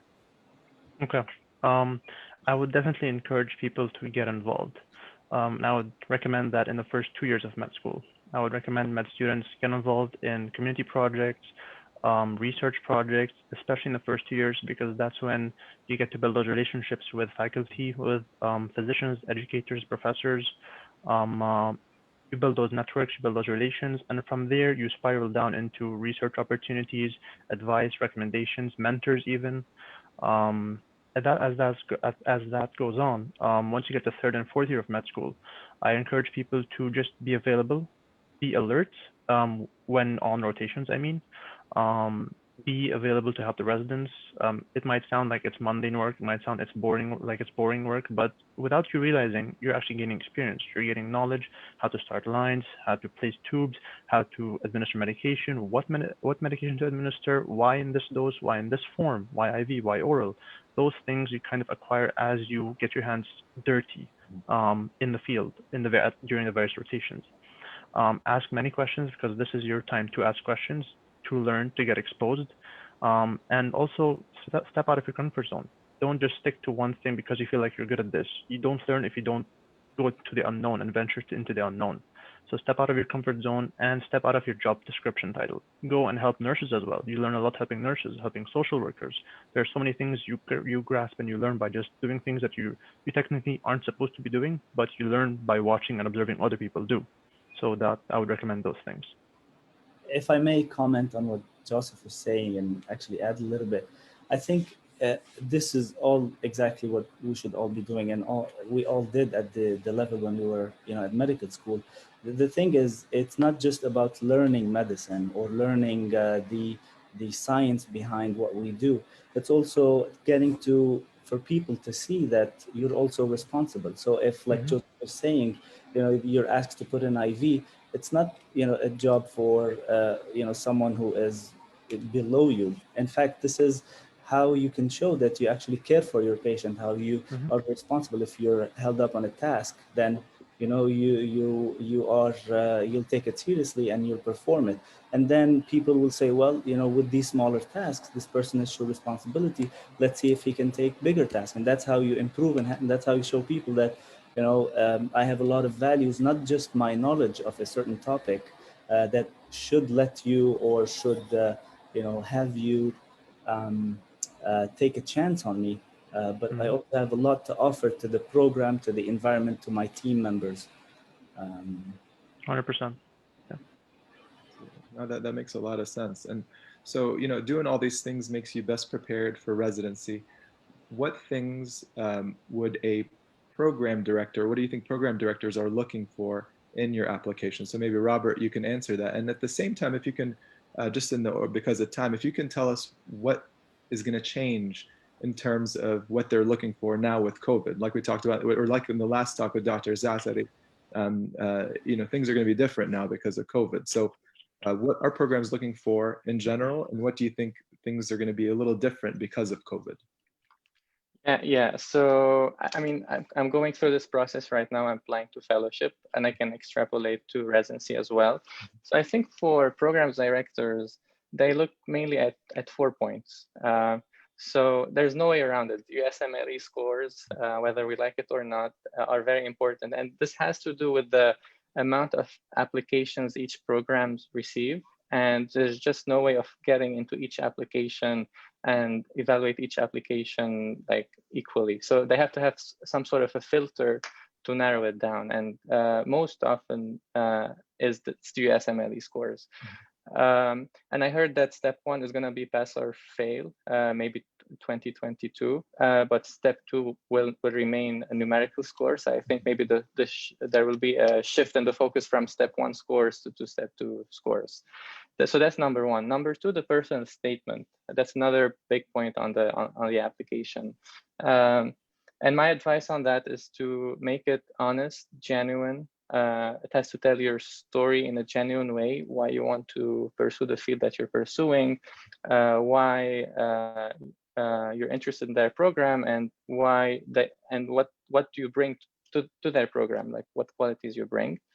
Number 3, the letters of recommendations. I think strong letters of recommendation can help a lot in the application, especially if you have one from the field that you're applying to. I think you should have at least one. And I think the questions that was asked in the chat box is, usually we used to do electives here, and from electives in the US, we get the letter of recommendation from here. And now with COVID, it's getting harder to get elective time here. So I think program directors are very aware about this problem. It's not like they are ignorant or non-cognizant about this. So they do know about this problem. And it's a fact that there is not enough US applicants to fill all the spots. So they will have to keep taking IMGs, whether there is elective in the US or not. And I think they will understand that that this is a limitation and it's not the fault of the applications. And then the 4th point is everything else that you can add on your application, whether it's research, other degrees such as MPH or PhDs, or if you have a personal contact in that program. Just a quick comment on research. So because it's a big topic, and I think at least I can say for the medicine residency programs, research is an added thing, but it's not essential. They know that during as a medical student, it's hard to do like many research projects. So they do understand that some applicants will not have a lot of research. They may have just maybe one paper, and that's okay. For fellowship, if it's a competitive field like cardiology or gastroenterology or any other competitive field, research is important. But for the lesser competitive fields, even for fellowship, sometimes they put less emphasis on research. So I don't want you to have this like fear from not having enough research, just because I know it's on our mind. Was there another part of the question? And I think just how COVID would change that. Yes, so exactly. So COVID did change a lot, and not all the changes are negatives. A lot is positive change, and this was very welcomed by most of us. So I would say that let me start by the advantages quickly. I don't want to take a lot of time, but honestly, you do save up on money, and big time. I mean, from traveling to hotels, to airplane tickets, to Ubers from the airport, food. So you do save on a lot of money. Mm-hmm. And another advantage is that before COVID, if you had 3 invitations from 3 different states, you couldn't schedule them back to back. And sometimes they don't have any other interview spots. So sometimes you used to just decline interviews because you just can't travel to those interviews. So now, for example, last week I had 3 interviews back to back in 3 different states, Monday, Tuesday, Wednesday. So I think being all virtual brings you a lot of flexibility in the process. And of course, there are disadvantages, and it has to do with the fact that you are being assessed virtually and you are assessing the program as well virtually. So there's a compromise on the in-person human experience interaction. you cannot see the place physically. You cannot see like the non-verbal communication of the faculty, the residents, if they are happy or not. And some programs are potentially more inclined to take people that they have interacted with physically, but I don't think that's going to be a big factor. So the question becomes how to navigate this process with this change. So from my personal experience, I would say definitely for those who are applying now, definitely apply broadly to as many programs as you can. I don't think this year is a good year to be picky. I know sometimes we want to choose a nice city and all, but if your priority is to come to the United States, I would say definitely apply very broadly. And just statistically speaking, if you rank enough programs in the match software, you're gonna match. It's just a statistical thing. So if you have more programs that you're ranking, you're gonna match. And of course, always reach out to any potential contact, whether you know them or not. I think those are all great pieces of advice. Yeah, so please, Maroon, yeah, anything. If I can just take it one step further, and it's my program director, when I was interviewing, he told me, and he put it in a very realistic way. In addition to all the things that Robert just said, which he emphasized on all of them, and then at the end he said, we are looking for someone who we are happy to invest 3 years or 6 years of our life's training. And so we do want you to know a lot of stuff. We do want to see a holistic approach to your CV. You've invested your time. This is what you want to do. But we also want to see someone who is not just know it all, or want to work hard and just forget about everybody else and just try to achieve by himself. You're also part of a big team. We want to see that you want to learn. We want to see that you want to adapt. We want to see that we can trust you with these with our patients. We want to see that you can add to the environment. And I think all of us have a lot to add, coming from different backgrounds, whether the individual characteristics we have, and by that I think those challenges are the same challenges that everyone has been through since, I don't know, when we first started coming to the United States or any other country. All the people have been through these challenges and trying to prove that you have to take a chance on me because I have all these values. It's not just that I know everything. I can work in a team. I can be part of your environment. I can add to your program. And I think the main challenge is to try to show the program or whoever is interviewing you that these are the things or the values that you have, and that you can add that to their program, because you want to put yourself in their shoes and try to think what they want, not just what you want, whether you want to be in a place or not. They want to see what you can offer for them. I think that was one of the main things that also through my mentors I was able to understand and able to prove in different ways. I know now with the virtual experience and not being able to get to do electives as much, you have that challenging. But I think if we have to find ways, creative ways, in proving and showing these values for the program directors or whoever we're interviewing, so we can have a better chance at matching or joining the program. I think that's phenomenal advice for sure, because it's not just a personal thing. It's always you're a part of the team in whatever you do. So I think that was a great response. So Joseph, if you can tell us what would you give as words of wisdom to someone that is starting this process now? What would you tell him or her? I would advise people to just venture out, get in touch with people. Networking is a really important component of this game. Your scores are important, your CV is important, personal statement is important, but networking is also very important. So I would encourage people to reach out, program directors, their contacts, see how to get exposed, how to get basically your paper higher up on the list of reviewed applications. I would encourage you to promote yourself during interviews. Try and pitch yourself in a humble yet confident way, but confident yet not cocky way. Try and show who you are, be honest and true to yourself, because a program that finds and values those characteristics in you is going to want you more. I understand that being an IMG and applying from outside, we have this mindset of, let me just get into the state and then I'll figure out where I want to go. But it's also important to be honest with yourself and true to yourself, and show that aspect of you during interviews and during the whole matching application cycle. No, well, I really appreciate your words of wisdom. Thank you all, for all three of you, for donating your time to helping the next batch of us that are going to be coming and starting residency.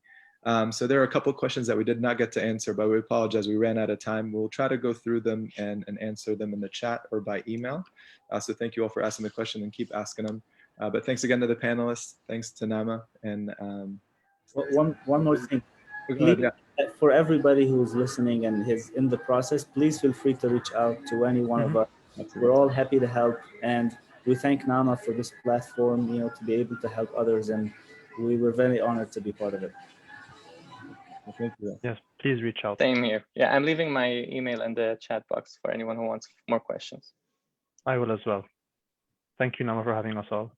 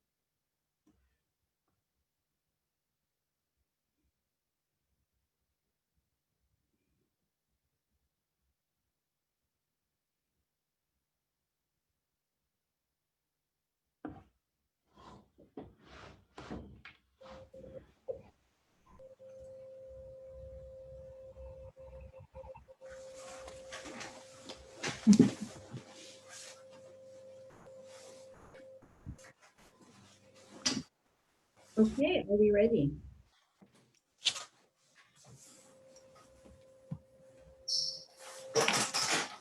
Yes. So hello, everybody. I am really honored to moderate this session on mental health and the effects of the COVID pandemic on our mental health. I have three panelists today that are people I admire, that I've known for decades, and I will go on with their bios. But just a quick reminder first, if you are attending the dental session, you are in the wrong link. So if you have meant to go to the breakout dental session, please go back to your NAAMA email and click on the link in green. This is the mental health session. Thank you. So, like I said, we have three very prestigious speakers today who I've known for a long time. They've dedicated their lives to helping us live better lives and attain wellness. And the order I would like to go in is starting with Dr. Shah, because he will talk about general mental health. Then Dr. Otite, who will talk to us about children and adolescents. And then Dr. El Sarag, who will talk to us about what happens when things go wrong in households with domestic violence. So a quick bio overview. Dr. Shah holds the Barbara and Corbin J. Robertson Jr. Chair in Psychiatry, and he's the Executive Vice Chair and Professor of Psychiatry, Family and Community Medicine at Baylor College of Medicine in Houston, Texas. He is also the Chief of Psychiatry for Ben Taub and Harris Health System. Dr. Shah has done numerous media presentations to national and international radio, TV, newspapers, and has widely presented in mental health field. He is an expert analyst, psychiatrist that you've probably seen on Fox, NBC, CBS, and other news outlets.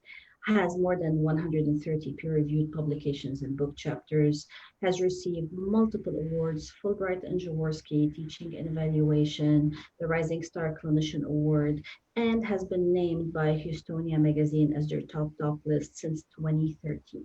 He also has been named as top doc by Castle Connolly's award for 2017, 2018, 2019, and 2020. He has so many awards that are too numerous to count. But most recently, he has devoted his time to helping the underserved and was appointed as chair of the Mental Health Task Force for Fort Bend County and appointed by the mayor of Houston to the Health Equity Response Task Force as well. So please help me in welcoming Dr. Shah. Our next speaker will be Dr. Otite, who is currently an associate professor at the Menninger Department of Psychiatry and Behavioral Sciences in Houston, Texas. She has received her medical degree from the University of Ibadan in Nigeria in 1991, completed her residency in child and adolescent psychiatry at UTMB in Galveston, where I had the pleasure of meeting her, and did a fellowship in addiction psychiatry at the University of Maryland in Baltimore. She was on faculty at the Kennedy Krieger Institute and was the medical director for their Center of Child and Family Traumatic Stress. And she was also in their Department of Psychiatry at Johns Hopkins University.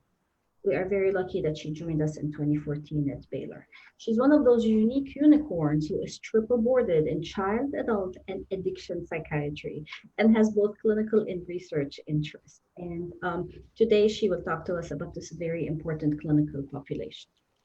And last but not least, Dr. El Sarag, who is Associate Professor of Medicine at Baylor.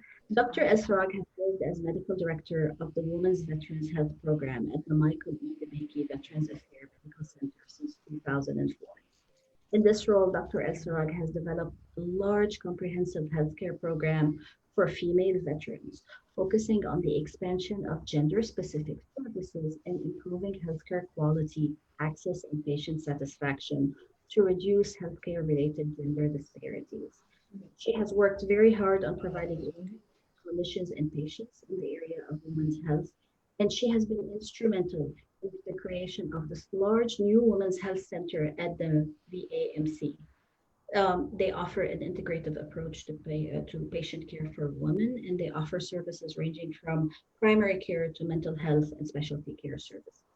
Dr. El Sarag has also served as the clinical educator to medical health staff, med students, and faculty, and is a very eminent women's health expert who has received the Norton Rose Fulbright Faculty Excellence Award for teaching. She also serves as the site lead for the Women's Veterans Health Practice-Based Research Network and has participated in several big national projects that involve culture change in reducing gender disparities.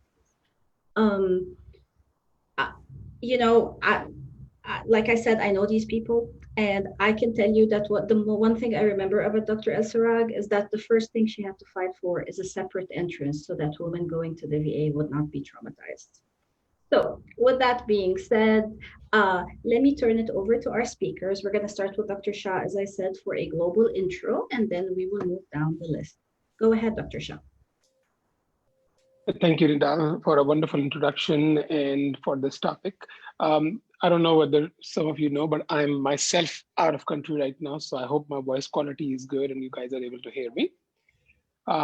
So this is an interesting topic, and of course, we are talking about things which made even more sense today than perhaps before.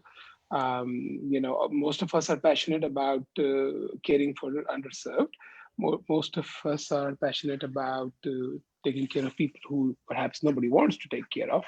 So I guess why we are doing this.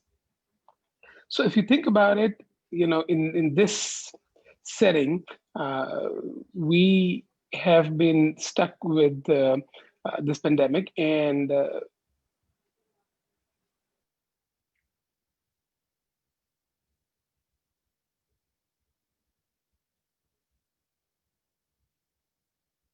We're losing you. You need to unmute yourself.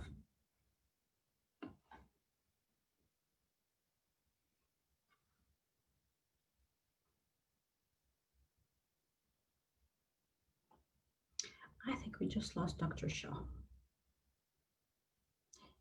Dr. Otite, can I ask you to take over until we get back the connection with Dr. Shaw? Yes, that will be fine.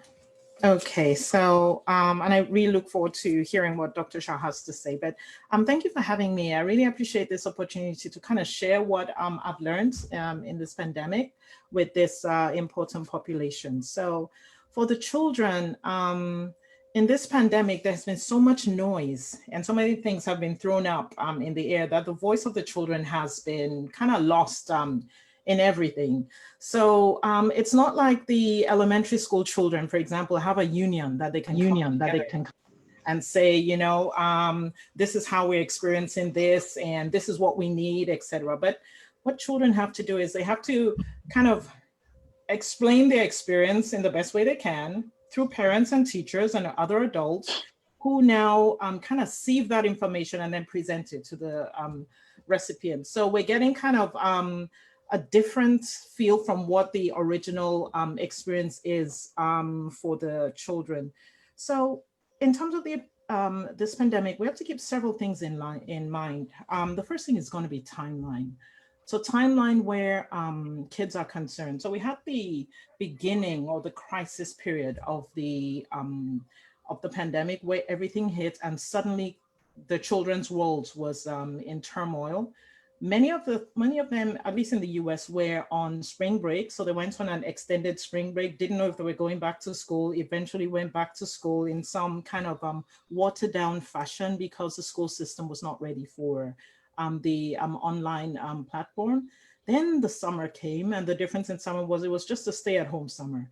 And then school restarted, or is in the process of restarting with so many different pieces to it. So some are online, some are in-person, hybrid, etc. So kids who might have left school with a group of friends now come to school and their peer groups are fragmented. So you have some online, some at home. And I have kids saying, you know, I go to class, but I don't know anyone there. And it's not as if you can, because of social distancing, you can't just get up and walk and introduce yourself to another person. So that is really hitting them in different ways.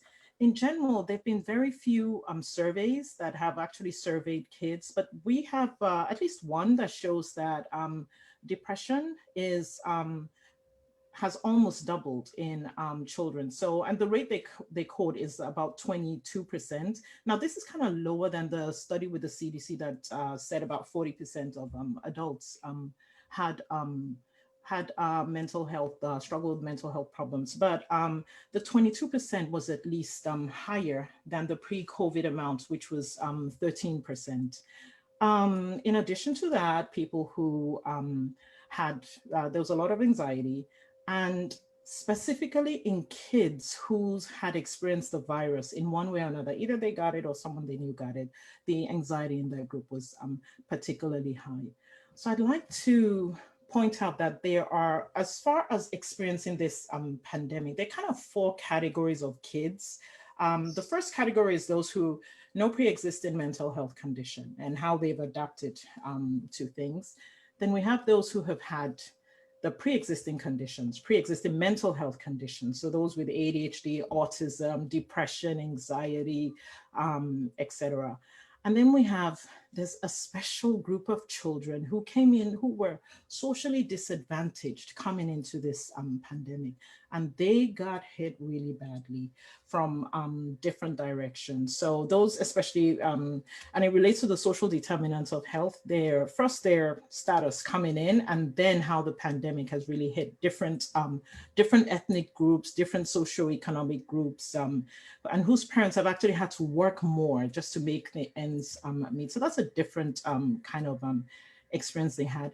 And then, of course, the fourth group, which is those who were impacted by the virus directly themselves, either them or a parent who contracted the virus. They didn't know if the parent was going to come back, or some family member who was impacted by the virus and in many cases also died. So we have like 20 220,000 people that have succumbed to the virus, unfortunately. And all these people, the adults, have children who are bearing the trauma of the experience and the loss of their families as well. So just in a nutshell, that's the general scape of how this has affected children in general. Thank you, Dore, and I'm back, Nidal. Go ahead, please, Dr. Shah. Sure. So apologies for the disconnect. So, COVID has in many ways changed our life. It has affected us in many negative ways, but there are a few positive things also, and I'll discuss both.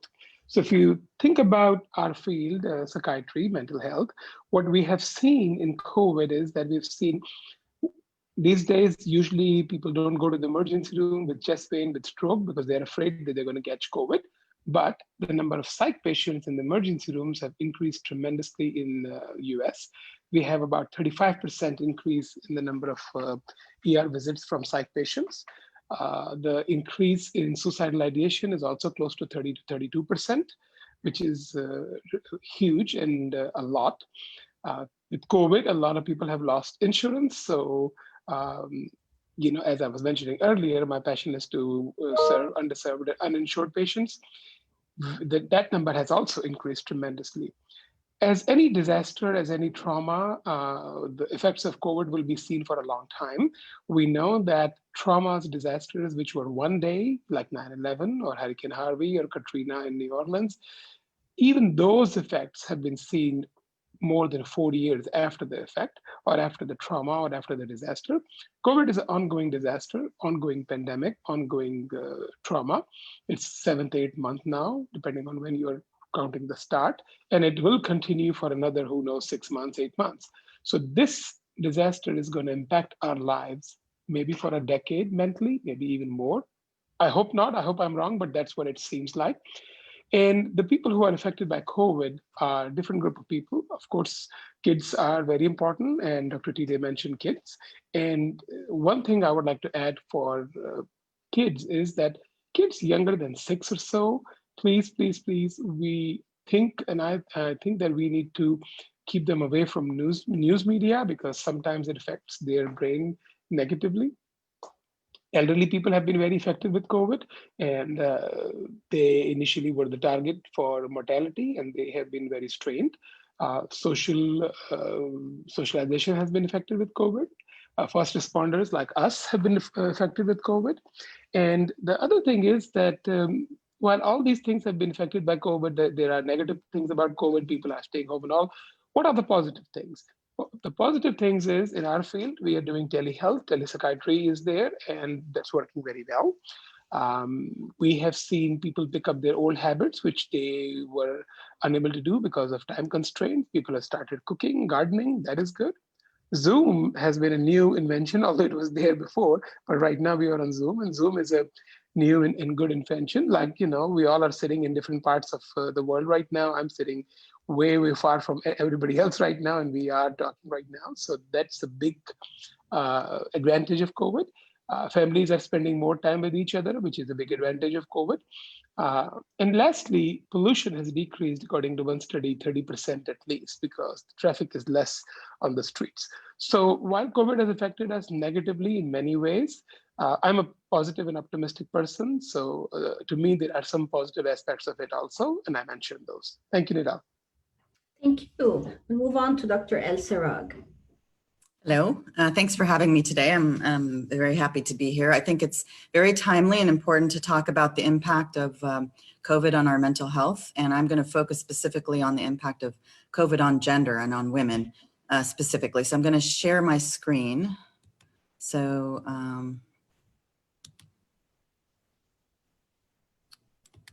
it says host has disabled screen sharing. IT, could you please help her screen share? But while we're doing that, I'll keep talking.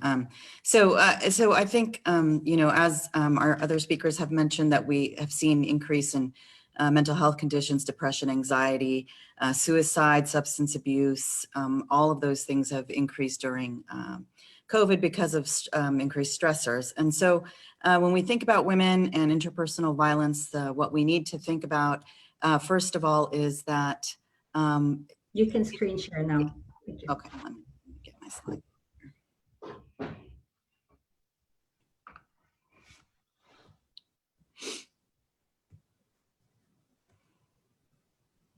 As I was saying, interpersonal violence is already something that is highly prevalent according to the World Health Organization.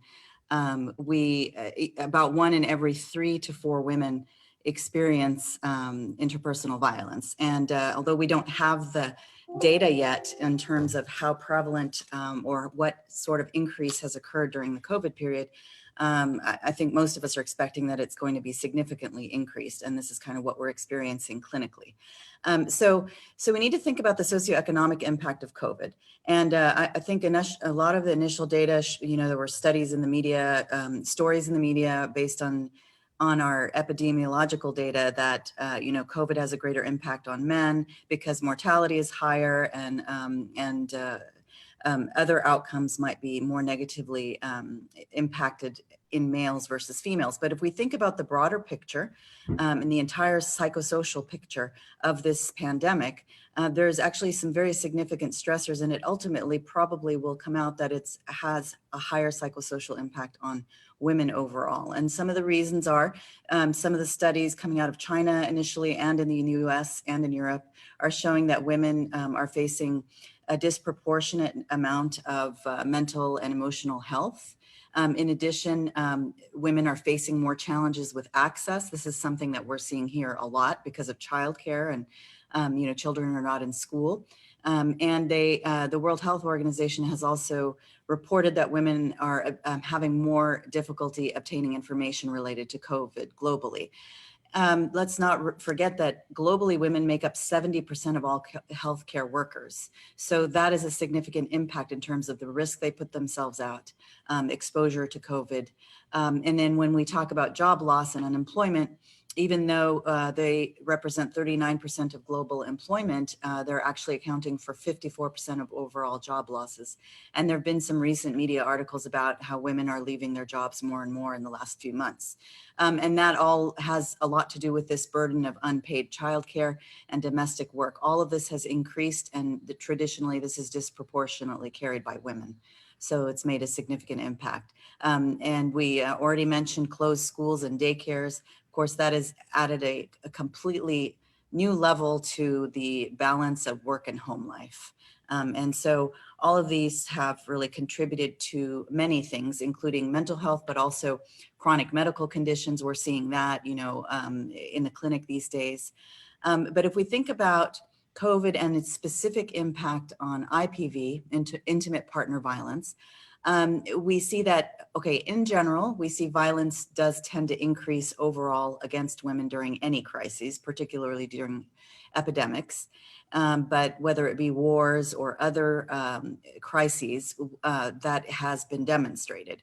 Now, what we see is an increase and increases and decreases in calls to hotlines. Now, that, of course, obviously increases in hotlines is obvious that's not a good thing. That demonstrates that there's more violence in the household. But actually, there are certain areas around the US and around the world where we've seen a decrease in calls. And that's actually even more concerning because that probably means that women don't have access now.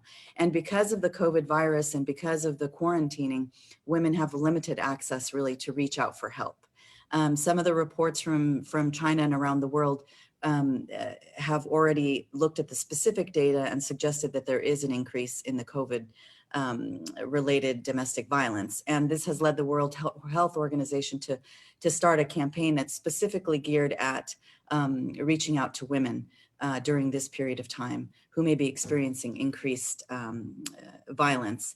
Now, if we think about what the risk factors are for intimate partner violence, all of them are escalated or exaggerated during this pandemic. So economic stressors, women have, of course, been experiencing loss of livelihood or their earnings, which limits their freedom, of course.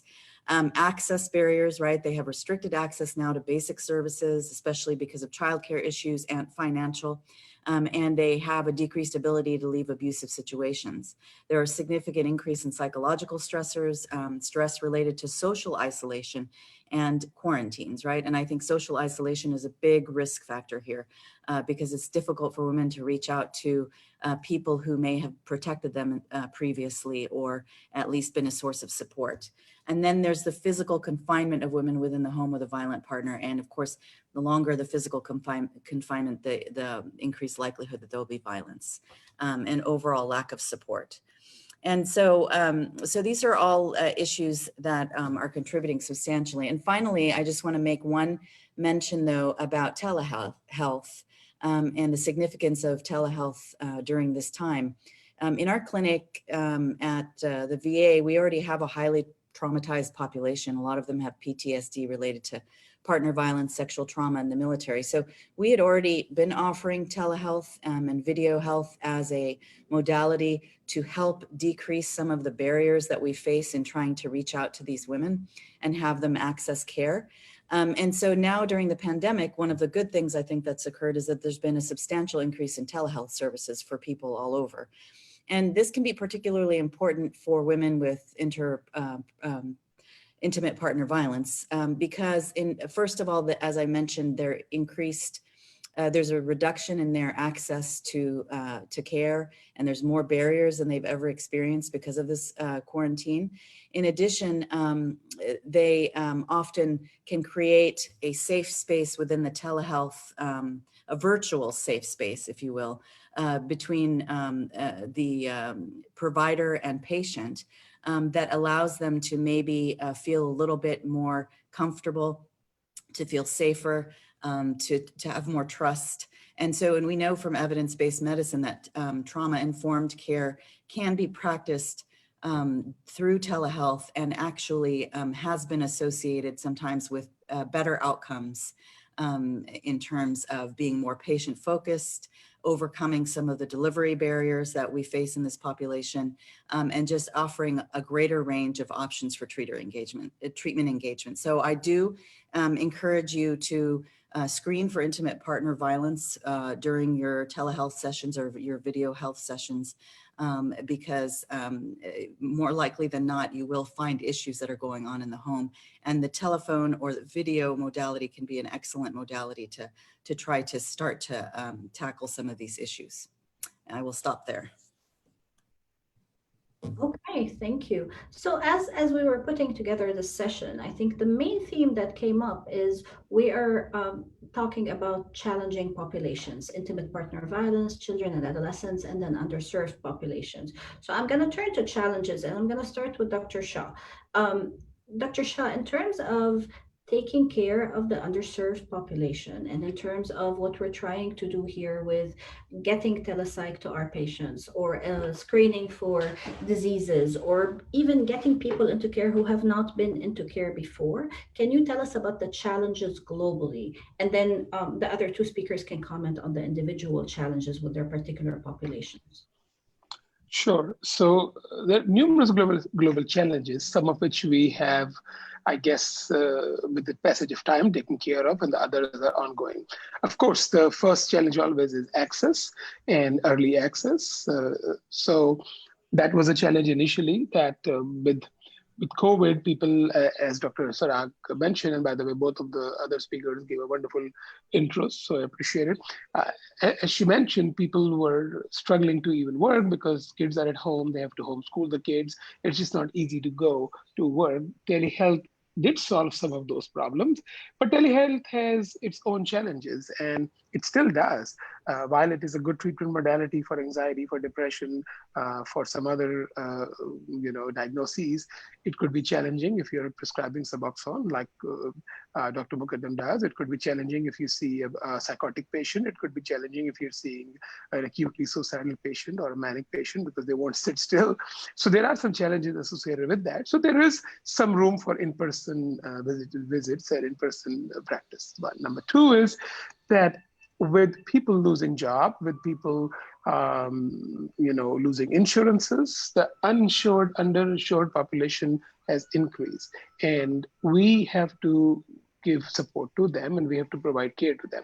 Now, with telehealth, the compliance ratio has increased because people are able to take care of things from home, and they like it on a larger scale. Although the burden on the provider globally has increased because telehealth is not necessarily as swift as in-person visit, because you may call the patient, the line may or may not connect, you have to call again. So it is more time consuming, and sometimes you have to try multiple times. So that is still the issue. Now, the global challenge right now is, and unfortunately will continue, is access, and more care is needed. Because like I mentioned, there is 35% increase in cases in emergency room. There is a 30% increase in suicidal ideations. Depression has increased. As pandemic started, initially we saw fear of unknown, then we saw anxiety, then we saw depression. Now we are seeing some PTSD, and we have seen even some psychotic symptoms because of this social isolation. So with the pandemic going on, the challenges are there, and we need more providers to take care of this challenge. We need education so that people are aware of these signs and symptoms, so that they take the patient to an appropriate place, appropriate physician, appropriate caregiver. So all those continue to be challenges. And above all, the bigger challenge is, which is way beyond the scope of today's topic, is COVID in itself has mental health implications.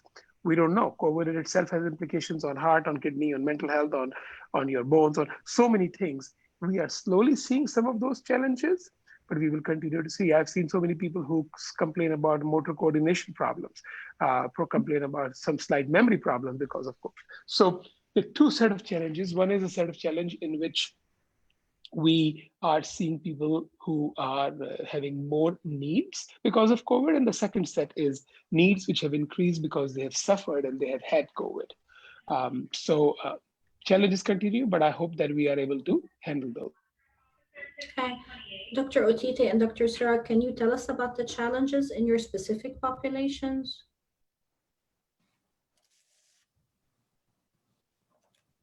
Yes, so with the children, there are challenges and there are opportunities and benefits as well. So I want to go with the positive first. So firstly, just as Dr. Shah said, it has increased access a lot for this population. Parents no longer need to, struggle with their kids sometimes, get them in the car and bring them, like kids who have like autism, etc. We can actually see them in their home. And that actually, for me, provides a context that I never had before. So I'm able to see how the child with autism, for example, is at home, how their home is set up. Also, even in the schools, with the school starting, able to walk with a child with autism as they come in the door, get to their classroom, get to speak with their kids, etc. So that is information for me that helps me in managing the patient.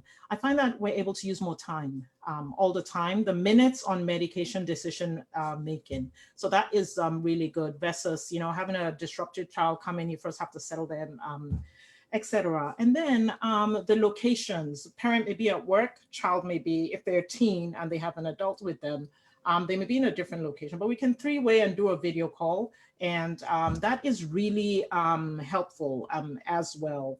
The challenges are, well, in a children population, especially like over summer, their schedule was different, especially with teens, waking up, sleeping at the wrong time, etc. But just as Dr. Shah said, we have to call back and, and try to basically make it work. But I think that in terms of challenges, the challenges have been technological, but the technological challenges have actually been on the parent side, not on the kid side. The kids are very tech savvy. So it's actually been on the parent side sometimes. But another really positive thing here is for kids that are in school, if they have a telemed visit, the parent can just pull up to the school, bring them out of class, have the appointment and go back. So the child just misses maybe one class. This is missing half a day of instruction or a whole day of instruction. So I think that is really good for the parent. but there are things that we cannot tell. For example, doing the checking for EPS, some side effects to medications, for example, or taking their weights, their height, if they're on stimulants, things like that. We kind of have to, they can come into the clinic to have that, but sometimes we say, you know, can you get a home measure? Sometimes a home measure, they read adult BPs to us because it's just on a digital thing. So little things like that, but I think it's workable as far as child side goes. Okay, that's good. And Dr. Esarag? Okay, well, there's so many negative impacts that I am very concerned about in women in particular. First of all, I mentioned, well, as an intern, I'm an internist, and with the increase in mental health conditions and everything else, the psychosocial impact that I just discussed, I think I'm very concerned about the impact of this pandemic on chronic medical conditions and health overall and just health outcomes, because we've seen so many different scenarios of, first of all, people are not able to come in, they have limited access. So a lot of their chronic medical conditions are not being attended to the way that they had previously been. There's less compliance when there's more mental health issues going on. So people are, I think, more non-compliant with their medications and care. There's more negative behaviors overall, dietary non-compliance, substance abuse, all of those behaviors are now increasing. And of course, all of those have significant impact on chronic medical conditions. So I've seen an increase in people who are admitted into the inpatient setting for exacerbations of their underlying chronic medical conditions because of all of these issues going on during the impact. So I think that's a big concern. We've already talked about access a lot, but that is a significant issue. In our clinic, as Dr. Mukaddam said, I lobbied to have a separate front entrance to our clinic so that our women who have PTSD from sexual trauma and are unable to come through the main entrance of the VA where there's, where it's just very difficult for someone with PTSD. Well, that's been shut down during the pandemic because they need to monitor who's coming in and out of the building and screen them. And so I get emails all the time from my patients saying, as soon as the door opens up, I'll come in, to have this issue addressed. So that's a physical barrier, an access barrier. The other similar barrier is inability to bring children to their, I don't know about other places, but at the VA, we're not letting children through. So, so if your children are at home on online school and you don't have childcare, then you're not coming in to get the medical care that you need. And so I'm seeing a lot of that. And that has impacted other things like our quality metrics. I mean, of course, everything's gone down the drain, our breast cancer screening and our cervical cancer screening and all other things that we measure for quality metrics now because of access issues have really significantly decreased in quality. And now we're faced with this challenge of how are we going to come up with alternative modes of addressing these issues. And then the other thing is patient satisfaction too, because, although I think women overall are appreciative of all of these alternative modes of healthcare that we've offered, video and telephone, many of them are just, this is going on for too long. They're very upset. They're very unsatisfied with the care. And I think in particular, that's been an issue in the area of chronic pain. Chronic pain has just come up over and over again and probably worse than normal, and inability to come in to be seen for those issues or to get relief for their pain, I think has just exploded in terms of issues that are going on in our clinic because and associated with reduced patient satisfaction. Thank you. This is very intriguing because clearly the world of internal medicine and primary care and the world of specialized psychiatry are not doing the same. And there was an interesting finding at the beginning of the pandemic where most of our faculty psychiatrists said, our patients with pre-existing depression, anxiety seem to hold it okay the first couple of months, but then we are getting a lot of new patients who were not in treatment before. So clearly we have to be thoughtful about where the impact has hit. And I think that by the time they get to a specialist, i.e. psychiatry, they've already gone through you and you've already weeded out the ones that you could have already helped. I was going to ask you a question, 2 questions down the line about do you think they're getting less care? And you've already answered that. Would you modify your IPV screening patterns? Like, could you recommend for non-psychiatrists there to recommend the screening ways we use to find IPV, to think about IPV?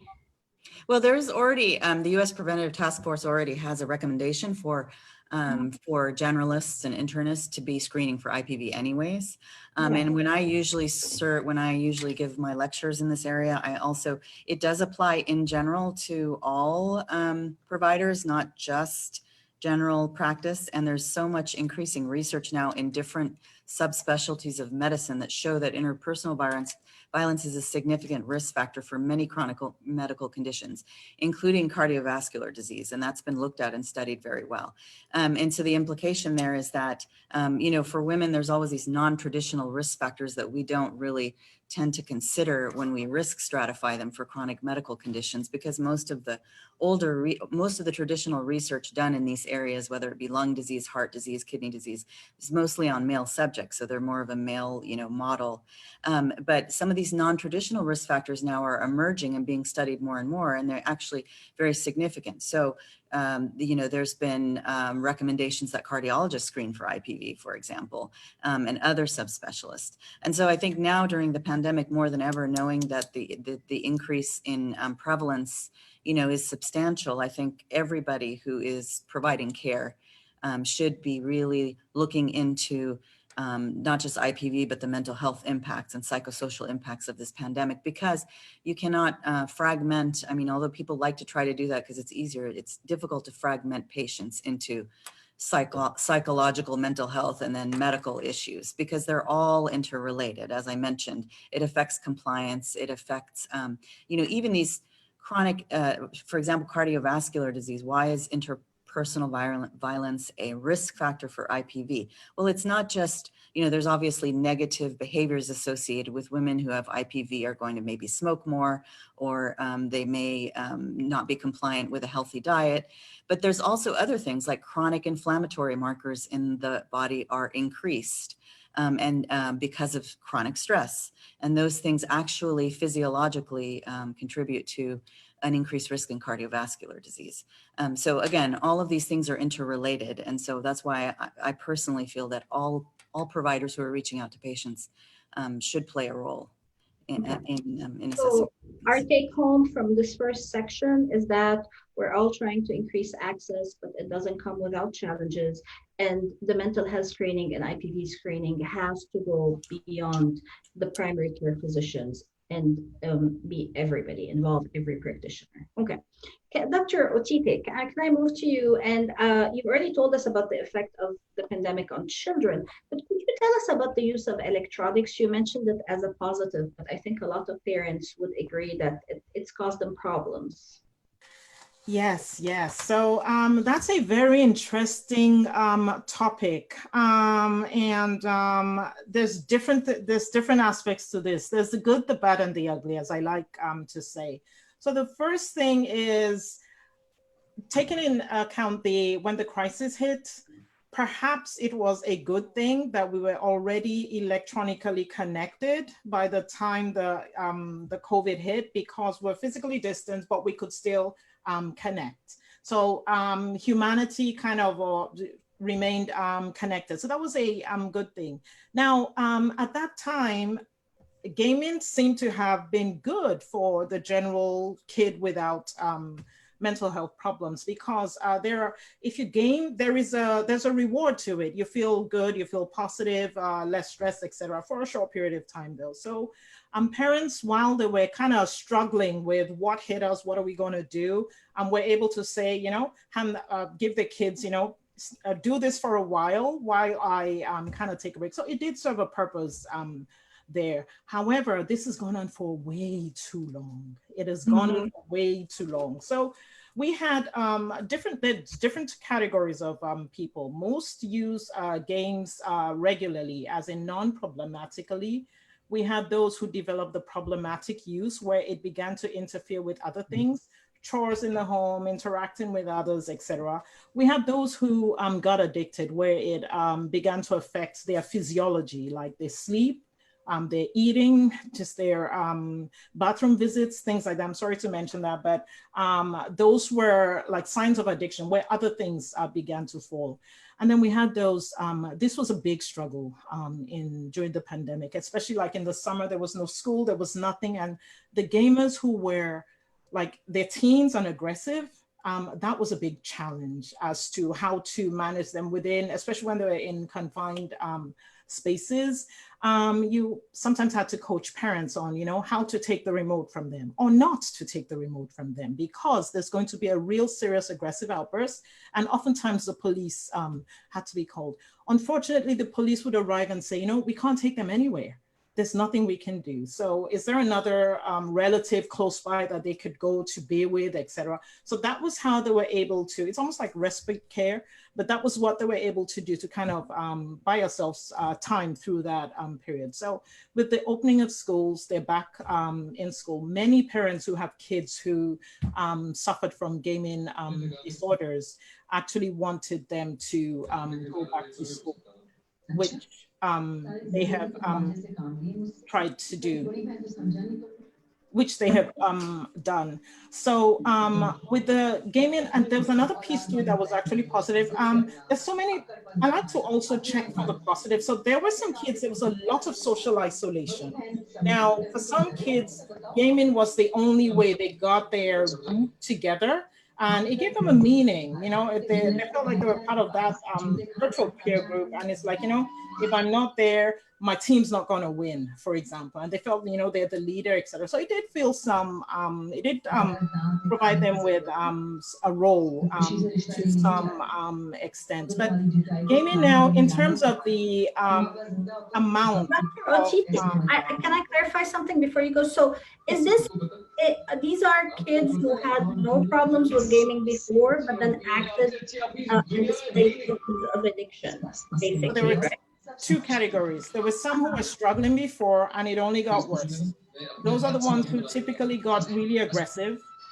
And then there were another group who did not and then became addicted. But I will tell you that sometimes people already were at risk. Those who were at risk were the ones who developed the addiction, and they're still struggling even though they have gone back to school. And then there's the others who have, most of them, the non-problematic use, who are fine without it.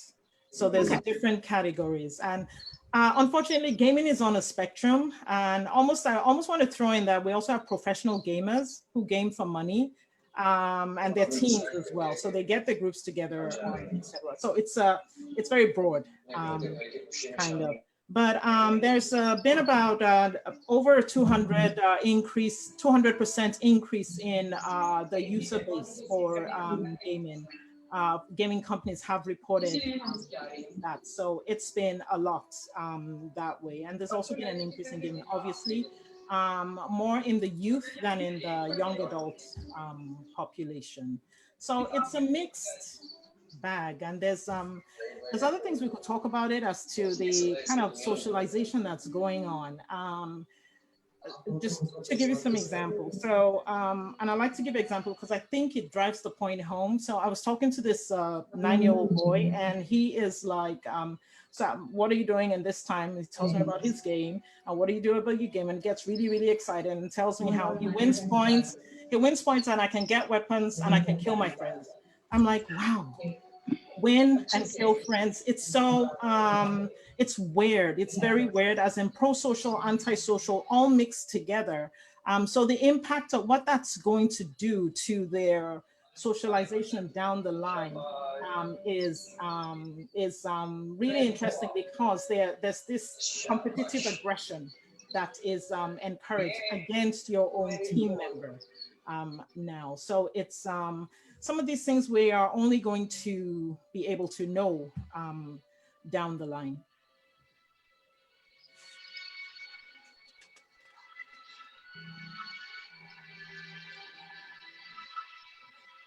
Nidal, you're muted. Can you unmute yourself? Thank you. Thank you. I'm in the hospital and I will muted myself so that we don't hear the announcements. I'm going to go back to Dr. Shah for one last question before we get audience questions. Maybe we can have a cultural perspective, please, on how this COVID, as we all agree, how this pandemic has lasted too long. And in our cultures, we have trouble with social distancing requirements. We have higher requirements for closeness, I would say. And one of the main issues is that in our cultures, when somebody has mental illness, that closeness sometimes serves as a big support. But what do we do now that all of the stuff we're used to is no longer working?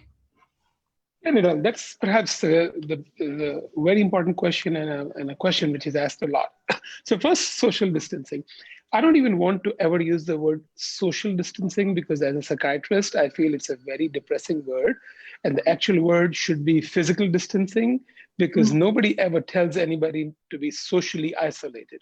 That's not the purpose. We want people to socialize, of course, by maintaining safe distances, by taking care of themselves, by maintaining the SOPs or standard operating procedures. But social distancing is not something we recommend. We recommend physical distancing. So, but having said that, in our cultures, physical distancing also is not easy.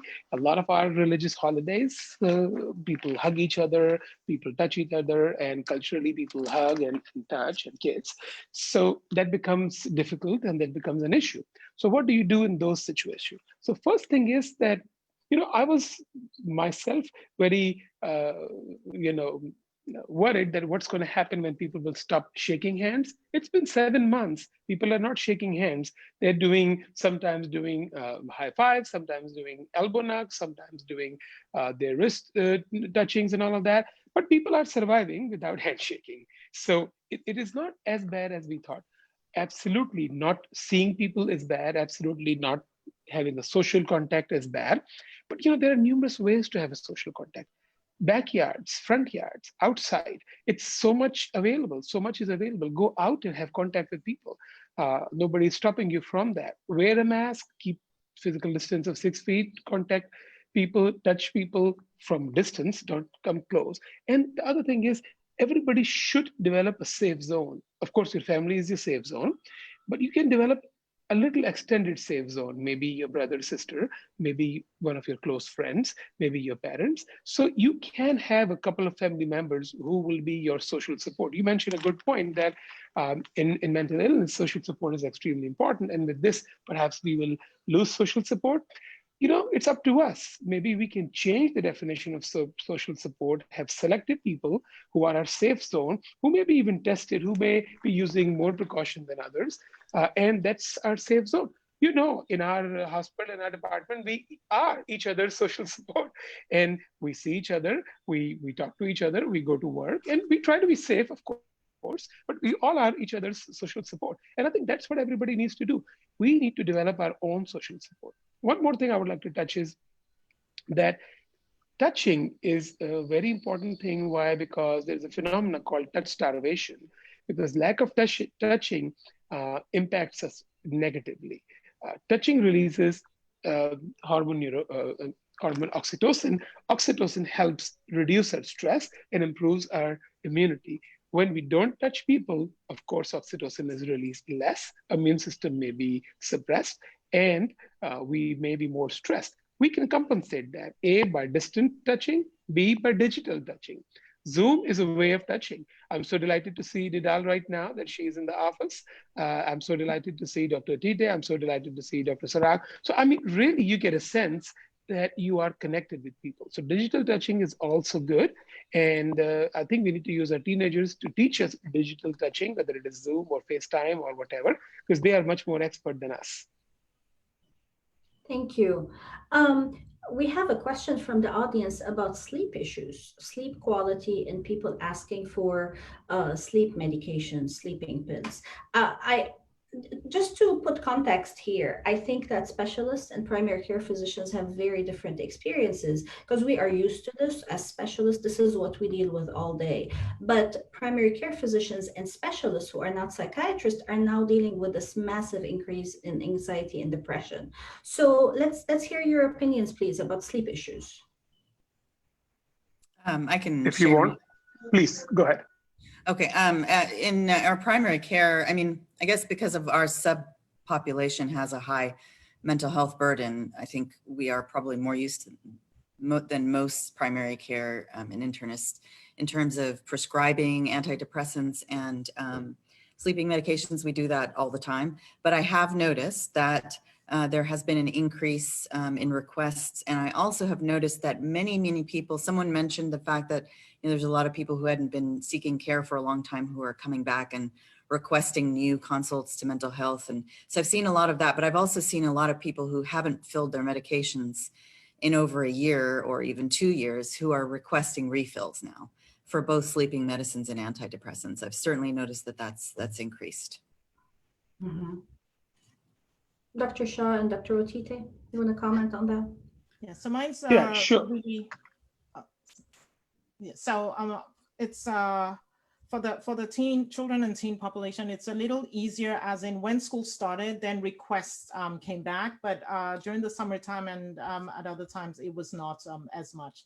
And we just use mild medications, melatonin, clonidine, things like that, not the heavy duties, because we don't have very many that are FDA approved in that age group. Okay. And Dr. Shah? Yeah, so I mean, everything is what has been mentioned is of course correct, and I would recommend the same. One addition is that when somebody comes with sleep issues, I would definitely like to evaluate what's going on.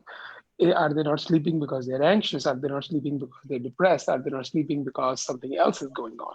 Or are they saying they're not sleeping, but essentially they're sleeping 10 hours? That happens a lot too, because people have altered sleep cycle and they go to sleep late and they wake up late or take a nap in the day and they are having 10 hours of sleep. We see that all the time. After all that evaluation, if somebody is still not sleeping, of course, we would like to treat it. I would like to start with something mild like melatonin, which is over the counter here in the US and available everywhere else. It's a herb. And if that doesn't work, we can go a little bit more. But always it's best to start with something milder, which is non-abusive, which can be used even in the long run if needed. But please evaluate what's going on, why they're unable to sleep, because sometimes you can find other things and be surprised. Yes, and evaluate the social context, because if their environment is stressful, then their sleep quality would be worse. And we've seen a lot of people, as you all have said, that have a bad rhythm. So they are sleeping, but they're not sleeping the same amount or at the same time that they were used to. So that would definitely be the first place to start. So in terms of depression, my take is that I've been diagnosing a lot of people with adjustment disorder rather than a major depressive disorder or a full anxiety disorder. Has that been your experience? If I have to answer that, I think it's both. We diagnose both, it just depends. Because the thing is, even if you start with adjustment disorder, sometimes it starts with adjustment and changes to major depression, happens quite a lot. So it could be both. My thing always is that I don't really focus too much on the semantics, meaning the minoreness or minor differences in terms of diagnoses, because the treatment is usually almost the same. It is adjustment disorder, it's dysthymia, depression, we just have to do almost the same. Yes, the severity may be different, which could impact your treatment choices, absolutely. But yeah, we have some people with adjustment disorder, but with pandemic lasting 7-8 months, a lot of those are converting to major depression also. Excellent point. Okay, thank you. We have about 30 seconds left. Does anybody want to make a closing statement? I think one of the questions you had sent before was what we look for going forward, or what are we concerned about going forward? And there's two things in my mind we need to be concerned about. And this is following children who have had this COVID experience, especially the fourth category, who have been exposed to it directly, or who have had been in households that have exposed them to adverse childhood experiences. We're going to need to kind of plan for these children, because plan or expect that down the line they may come out with symptoms, and it may affect their mental health, because we know that adverse childhood experiences, or ACEs, do affect adults' physical health, adult mental health, life expectancy, etc. So that's one thing we need to look out for. The other thing, it would be also talking more about resiliency during this period as well, which is what are the factors that make people cope and thrive in the face of adversity. So for children, we know that there is, if we can boil it down to one single factor, it's going to be the availability of a caregiver who is there for them, who can speak to them about things that are important to them, not important to the caregiver, what we think, but what are things that are important to them. And children who have that tend to fare better than children who don't. And of course, there are biological factors as well. Thank you. Thank you. Dr. El-Sarraj? I think I agree going forward. I think our focus has to be on coping skills. I know that for a lot of my patients, what we have been offering is virtual health with psychotherapy and therapists who are focusing on providing assistance with learning coping skills. This is our new normal, and we have no idea how long this is going to go for or last for. So I think that the focus should be not on trying to kind of go back to how we used to deliver care, but start to focus on teaching people how to cope with these issues that are going on. Fully agree. And Dr. Shah, any closing statement?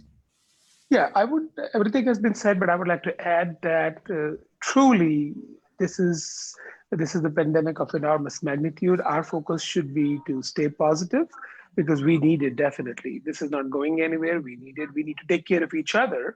We need to not only take care of each other, we need to look at the warning signs and symptoms of depression, anxiety, get people help, stay for each other, socially connect with people with physical distancing, and continue to be optimistic. Thank you very much. Thank you to all for being present, and I hope this has helped the audience learn something. Bye-bye. Thank you.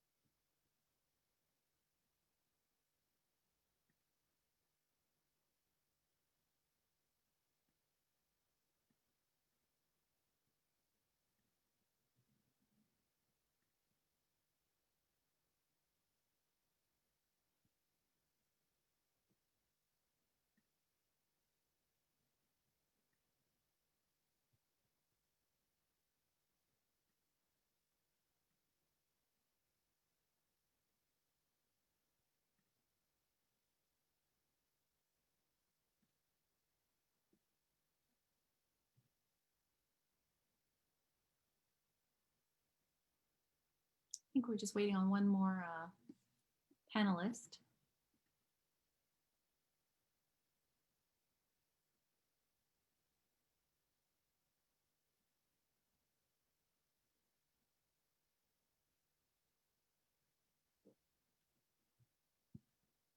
Okay.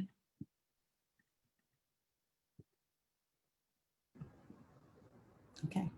Okay, Manal, you're here too? Thank you. She's not, doesn't, oh, there you are. Perfect. I can see you now. Can you hear me also?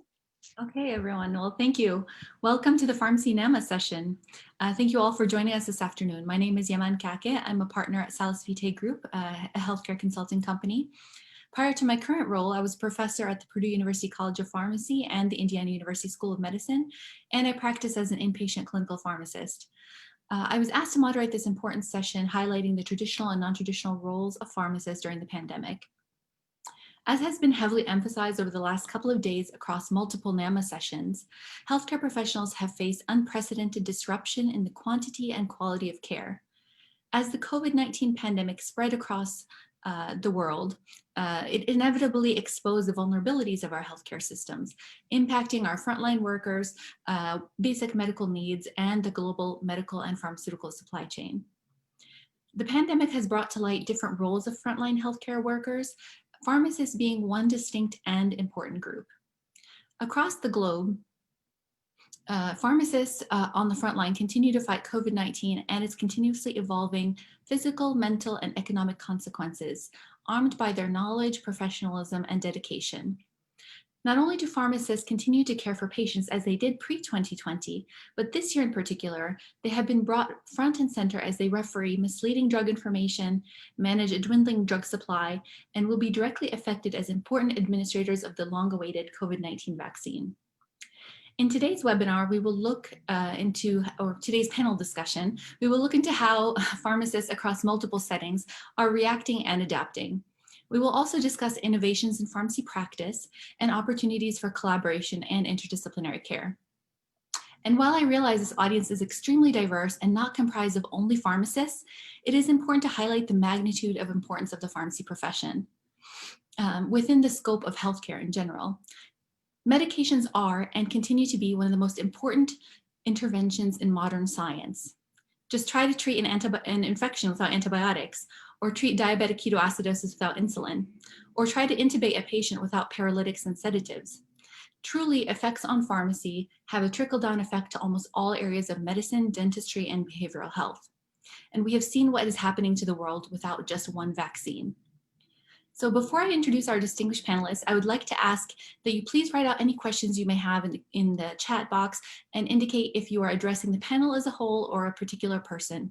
And we look forward to addressing as many of them as possible at the end. And with that, I'm honored to welcome Dr. Muhammad Tina, who is a pharmacy manager at Walmart in Florida. And in addition to serving as a panelist today, he's co-moderating this session. Welcome, Muhammad. Welcome. Thank you for having me. Absolutely. Dr. Rula Kake, next CEO of Salus Vitae Group and a faculty member at the Northwestern University's Feinberg School of Medicine. Welcome, Rula. Thank you for having me. And finally, last but not least, Dr. Manal Fakhouri is a consultant clinical pharmacist and founder of All in Women International. Welcome, Manal. Thank you so much. Thank you so much for all of your attendance and contribution. And with that, I'd like to kind of start off our discussion. So at the beginning of this pandemic, many medical offices were closed, but traditional community pharmacies remained open. And there are several millions of Americans out of work due to the pandemic currently. Several of these Americans were covered by employer-provided healthcare plans, which they may no longer have at the moment. And so this means that many of the patients are unsure of how they're going to even be able to continue their care. And so for many of these patients, the pharmacist is the only accessible or maybe the most accessible member of the healthcare team. So first question, I guess, to Muhammad, can you share your experience as a traditional pharmacist in the early part of this pandemic, and if and how that experience has evolved as the months progressed? Absolutely. Thank you so much. That's a very important question. And from the beginning of the pandemic, things were, business as usual. People, I felt like the perception was always, count by fives and this, kind of more of the old school kind of way of thinking of a pharmacist. But now that COVID hit, and the doctor's offices were closed, patients were afraid to go to hospitals. The tables have turned, things changed. So just kind of like what you said, how pharmacists are the most accessible healthcare provider. You can go to any pharmacy in the country and immediately ask a question, and the pharmacist will at least, lead you to an answer. So, once the pandemic hit, things changed like quickly. So the first thing, like I don't want to get too much into it, was cleanliness. That was one of the things that I kind of wanted to touch upon. Was I didn't realize how dirty we were. Like as society as a whole, like we really stepped up in cleanliness, and PPE. I know we talked about that in other sessions already. Plexiglass being installed, are the whole workflow of the retail pharmacy landscape had changed to, and we were one of the first ones, even before grocery stores, before some of these places, because people need their medicine.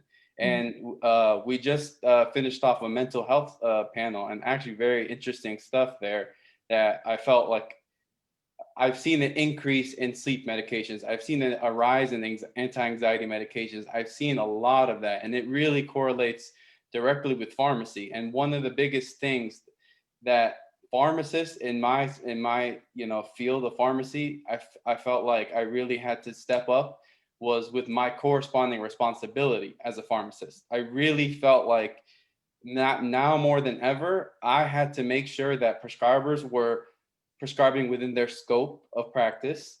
I mean, there was a lot of misinformation, such as, with the hydroxychloroquine and the dexamethasone and the zithromycin. I mean, there may be some studies with some benefits, but do we know for sure? So one of my roles was to battle misinformation, was to help treat patients with minor ailments, OTC therapies, things like that. And make some professional judgment decisions, very critical ones, especially when I can't get in touch with their physician. In some states are stricter than others. I'm from Florida, the Sunshine State, so it's somewhat conservative, but a lot has changed, and it's really amazing to hear from all the physicians from their side of things, and for all the audience out there to hear from the pharmacist perspective. This may be one of the first times you're hearing it from our side, and I'm really glad to be here. I'm honored to be here. Thank you so much for having me, and I look forward to the rest of the questions. Great, thank you so much for your insight. I appreciate that. And with that, medications and vaccines have been constantly in the news since the beginning of the year. At different points in time, many hospitals were unable to obtain even essential medications. And a major reason for this is a supply chain issue. So question for Rula, with your expertise in the pharmaceutical supply chain, can you please elaborate on your experiences in the drug shortages space, some of the reasons that drug shortages exist, and discuss how the health industry supply chain crisis has been magnified during the COVID-19 pandemic? Of course. So definitely, I think it's very important. It's really vital to evaluate the systems that we're a part of, and then the workforce that's really driving and providing the services. So when we understand our systems, we can really co-design better processes that meet our current and future needs. I think this panel really will offer a unique insight into the individual pharmacist contributions, like Mohammed has already alluded to a little bit within these systems. Now, I cannot stress this enough. We are a panel of pharmacists, but you really need to have pharmacists as part of the conversation. Pharmacists must be in any conversations where medications are discussed. Now, if we just take a step back and just talk about the pharmaceutical supply chain, it's truly been become a conversation, I think, among everybody. We've seen it in our homes, we've talked about it with our coworkers, among friends, regardless if you're in healthcare or not. So this is definitely an area that everyone wants to get more well-versed in. Now, the supply chain in general encompasses very diverse stakeholders. So you have manufacturers, distributors, suppliers, health systems, healthcare providers, and ultimately patients. So truly everyone is part of the pharmaceutical supply chain. Now, pharmacists are involved across the pharmaceutical supply chain, and this really speaks to their non-traditional roles. So beyond kind of the traditional storefront pharmacists, is to truly see that everyone is working kind of behind the scenes to ensure access to medications. Now, if we look at drug shortages specifically, those have been in the news almost daily for at least 10 years. I've been in this space in the space of drug shortages and pharmaceutical supply chain now for over a decade. And I found that any disruption in the supply chain can lead to a drug shortage. Now, in the US, this is a critical issue as well. We had what we called the peak of the drug shortage crisis, with new drug shortages occurring at an alarming frequency back in 2009 to 2010. There was this huge call to action from various professionals and organizations to truly create the infrastructure to help minimize the number of drug shortages. You cannot eliminate drug shortages because there will always be drug shortages, but to reduce the impact. So back then, around that time, my colleagues and I, we actually documented the impact of drug shortages, especially on the workforce. Because we know any sort of disruption, limited access, a drug shortage, actually, not only does that increase the time of pharmacists, but all healthcare professionals. So nurses, physicians, anyone that's really prescribing, dispensing or administering medications. It's a huge time burden on everyone. And really since then, I've been involved in the education and training regarding the management of drug shortages. So truly understanding these various dynamics. And when the pandemic first started, there was a lot of talk about shortage of PPE, a lot of talk about shortage of ventilators. But then you had the pharmacy community come out and say, please, we need to shed light on the concerns for medication shortages, because even if you have a ventilator and you do not have the medications needed to use that ventilator, you're not seeing the whole picture. So back in April, so early on within the pandemic, our organization, Salas Vitae Group, actually put together a series that talks about tackling low medication supplies amidst the COVID-19 pandemic. It's available on our website, so definitely take a look at it if you wanted more resources on that.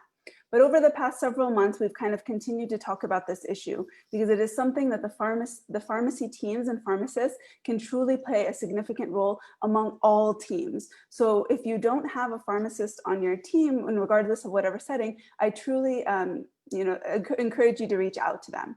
Now, there are numerous elements that you need to keep in mind. Just if you look at the sheer number of drug shortages, there are hundreds. So according to the last number, we have 265 active drug shortages in the United States.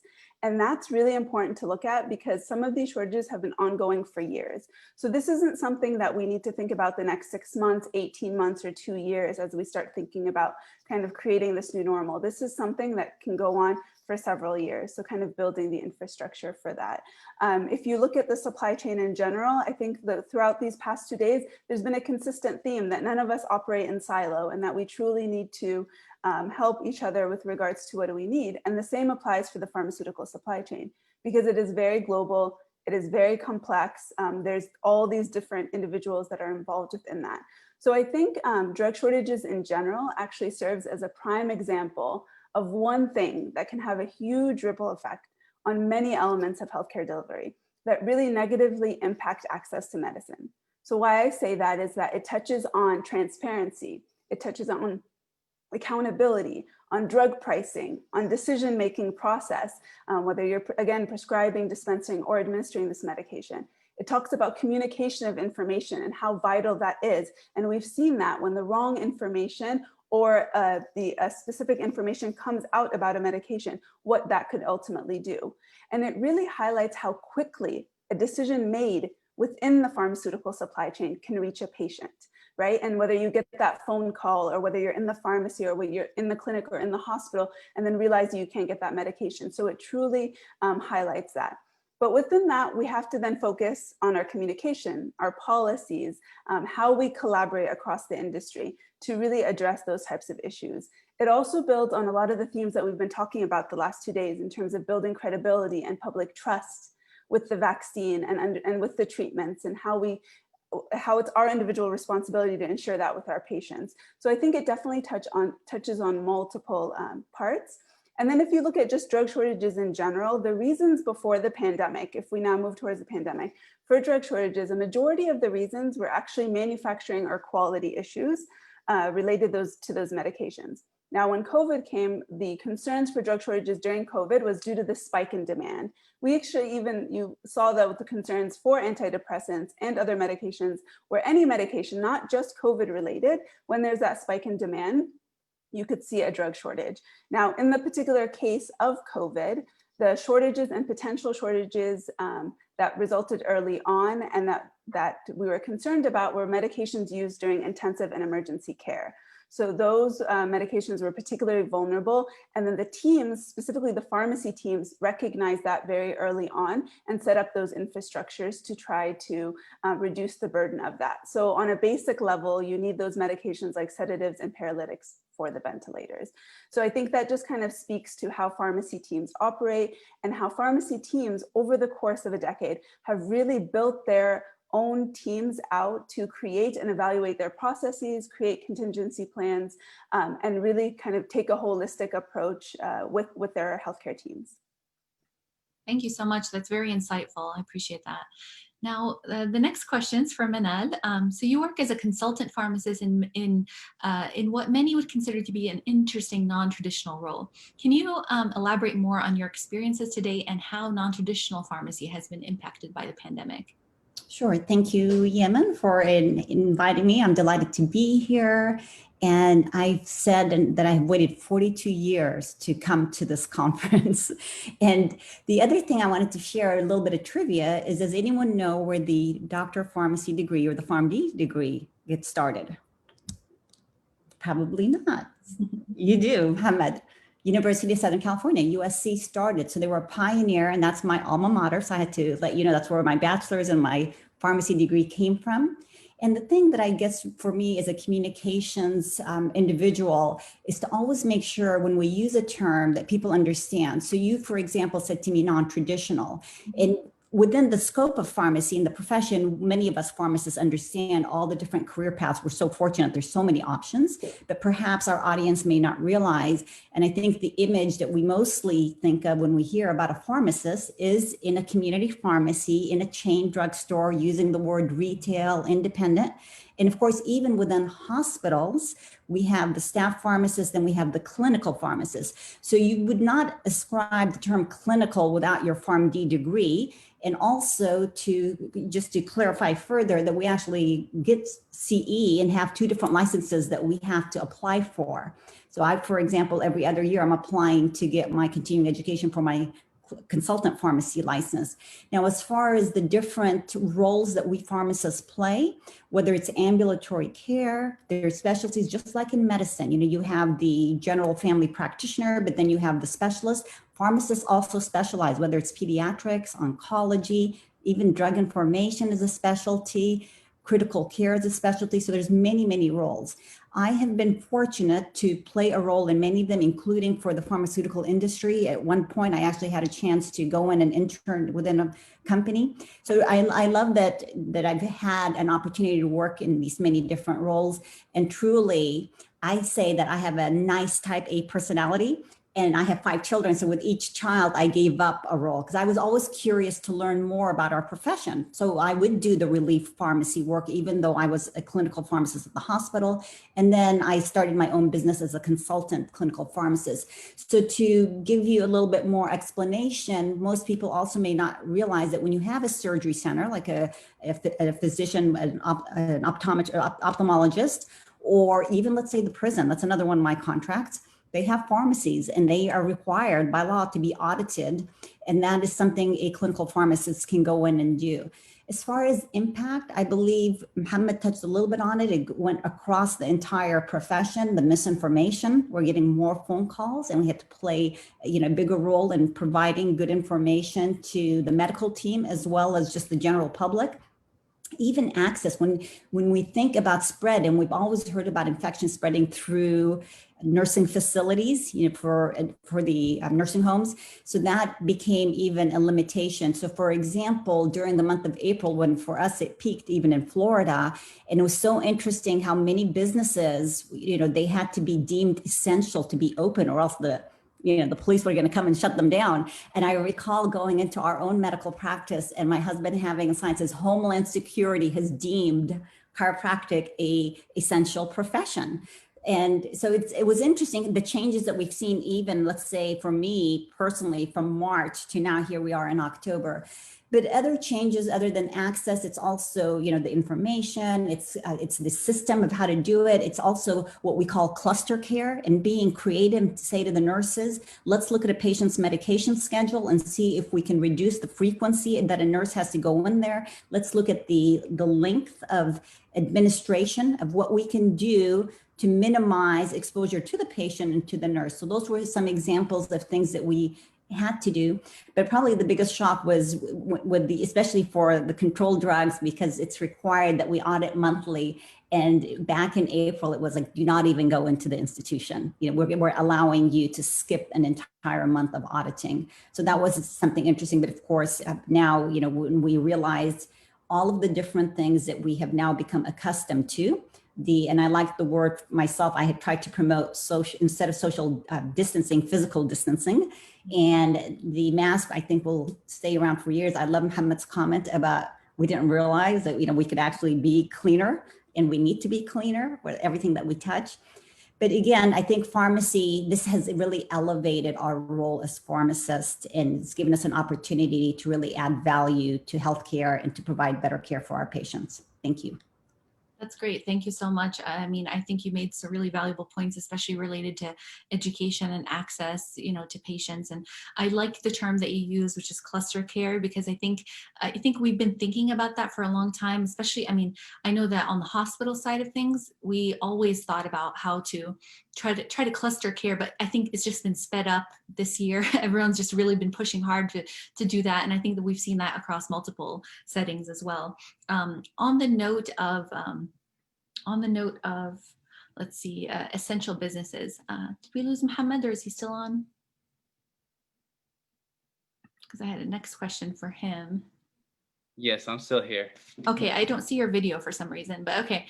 So, all right, I'm ready. Next question for Mohammed. I guess with so many pharmacies classified as essential businesses and remaining open, obviously pharmacies have had to adjust and change the way that their business has been running entirely, not only to protect patients, but to protect their own staff. This can include everything from exclusively using drive-thrus to investing in telemedicine and medication deliveries. So my question for you is, can you please share some experiences with recent innovations in pharmacy practice models and how you see this affecting traditional practice in the long run? Absolutely. That's a great question. So first of all, with Walmart Pharmacy, as we all know, mainly doesn't have a drive-through. So some like CVS, Walgreens, some of the other major retailers, they have drive-throughs. Walmart, for example, most of them don't. So one of the innovations that we had to do was we had to we set up 4 curbside pickups right next to the handicap spots for especially designed for patients who truly do have COVID or for a family member, and to try to reduce the risk of spreading the virus. That's really our main goal. Everything that we did was like we had to consciously think about, okay, like if we touch this, is this contaminated? Like do we our hands just calloused, washing our hands all day long, hand sanitizer. It's been a roller coaster ride. It's been fun. It's been challenging. It's in a really, really interesting time to be in right now as a pharmacist. So some of the other things that I wanted to talk about for like me specifically, like with Walmart as a pharmacy manager, like I was actually able to have the opportunity to become certified as a COVID testing site coordinator. So before I became the testing site coordinator, what I had to do was I had to actually learn all the different techniques, particularly the nasopharyngeal, when they stick the swab, basically into the brain, pretty much. It was fun. My partner and I, we had a good time with that. But but in all seriousness, yeah, like it was very intense. It was very just, quick. You had to learn. Just every day was just fighting fake news and trying to just help our patients calm them down. Anxiety is all-time high. Everyone's anxious. No one wants to volunteer to do this because everyone suddenly has a pre-existing condition. So I stepped up. We had to some people had to step up, and I felt like I needed to step up for my community. And I was looking through. We did our practice run a couple of days ago. I was looking at the number of tests that we've done. We actually did over 300 COVID tests in the South Florida area, a little bit north of West Palm, Port St. Lucie. In Okeechobee County, we actually did over 300 COVID tests. And the way we conducted that was we basically took off parts of the parking lot and we created our own little, COVID drive-through, pretty much COVID testing site drive-through. And I'd have to, PPE gown up into, basically looking like an astronaut, like with all this PPE and everything like that. I'll show pictures later. It was fun. It was interesting to do all that. And it kind of made me think of, where pharmacists are actually heading. We're out there, we're doing all of that. Pharmacists really need to be providers, like for all that we've done. And I know that we'll allude to that a little bit more later, but this pandemic, like one of the biggest like changes is the fact that I really see my worth, my value as a pharmacist, and how all pharmacists throughout the supply chain, the consultant pharmacists, in academia, like what we're doing behind the scenes is, you know, with all due respect to all the physicians, we are, you know, we've got your back. We've got your back. And just tackling the misinformation, you know, I had, for example, I had a patient, a female, about 45-year-old female patient who has autoimmune disorder, and she gets prescriptions for 180 pills of hydroxychloroquine, and she takes it twice a day, and that's one of our medications that's on our list. So we actually recently updated our list, our $4, $10 list for patients with no insurance. And we continuously update it because of, especially now, because people are losing their jobs, their benefits. There has to be a way for patients to afford, you know, their prescriptions. And some of our medications that are on our $4, $10 list at Walmart are even cheaper than GoodRx and some of the manufacturer coupons, by the way. But going back to that example of that patient, you know, she has a condition that requires this drug, this hydroxychloroquine, and now I'm having to call doctor offices and tell them, you know, honestly, I can't offer you this. Like, they're calling in prescriptions for their family members, each uncle, each parent, each person. How do we even know? Like how do we even know for sure? And I'm getting phone calls from podiatrists, from dentists, from all these different healthcare. It's like, is that even in your scope? Like, is that, you know? So like that's something that just, it really it's been up and down. But you know, I love the challenge. Pharmacists, we're very highly educated, but I feel like prior to the pandemic, underutilized. Now, maybe, perhaps, you know, our worth will be seen more, and people will learn more about pharmacy, and we'll probably be amongst routine, you know, medical teams, and as we already are in every setting. And it's just, we're kind of the underdog that kind of just stays low key, but you know what I mean. Yes. Thank you so much. That's very insightful. And I think you made a really great point about, you know, not only just providing clinical expertise, but this year in particular, we've been having to think about affordability issues, about, you know, about kind of policing, you know, scope of practice. I think that's been a big thing. You know, I think in the early parts, you know, especially when all the literature came out about the hydroxychloroquine, I mean, like you said, people were prescribing it left and right, and not for the correct reasons either. And you made a good point about just even the typical RA patients not being able to get their medications. And so anyway, but thank you for that insight. That's really valuable. And it is nice to hear about your experiences as a COVID tester too. That's really interesting. So next question to Rula, you were recently featured on a Microsoft webinar and discussed the role of technology in healthcare. Can you elaborate a little bit more on this growing space, tech in healthcare, especially as it relates to innovations in pharmacy practice models? So I think we can all say with certainty that technology is an integral part of our lives during COVID across all sectors, including healthcare. Now, in times of urgency, technology can be leveraged in new and enhanced ways, and we've seen that, but specifically to improve access and efficiency.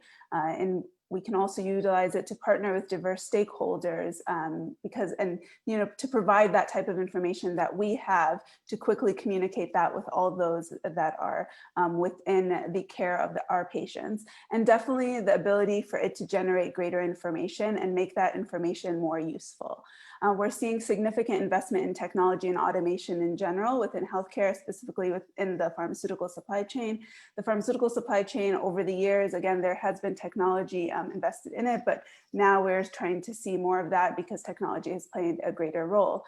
Now, stakeholders are truly open to discussing how we can leverage digital tools. So that's something I think many speakers have talked about throughout in terms of the growth of digital health, telehealth in their practice, and pharmacy is no exception. Also, technology can play a big role in quality assurance. Like I mentioned before, some of the issues regarding drug shortages was manufacturing and quality issues. And so technology can truly play a role there. There's a potential for it to validate the authenticity of medications because safety and quality is of great importance. Also during COVID and any times where there's the surge of demand, we are often concerned about unregulated supply chains. So trying to really know and understand where the medication comes from, how it moves through the system is so critical. So you can integrate technology throughout the quality improvement process as well to ensure safety and quality. So manufacturers can actually stay up to date on the latest manufacturing requirements, which will truly help them with that as well, because those are constantly evolving. We've also seen technology play a role in inspection requirements and next steps. But of course, technology must be inclusive and trusted, and we need to be able to understand the limits of automation. It is not the one solution that will fix everything. From a pharmacy standpoint as well, we've seen increase in the delivery of medications using drones, and we've seen increased automation in general because the workforce shift. So it's not only that there's changes in the workforce because some institutions actually had to close down due to social distancing, physical distancing. So the workforce number decreased. And so there is need to kind of push for greater automation. Also, technology plays a huge role in the transparency and increased visibility. And that is so important because the more we understand where our medications come from in terms of what step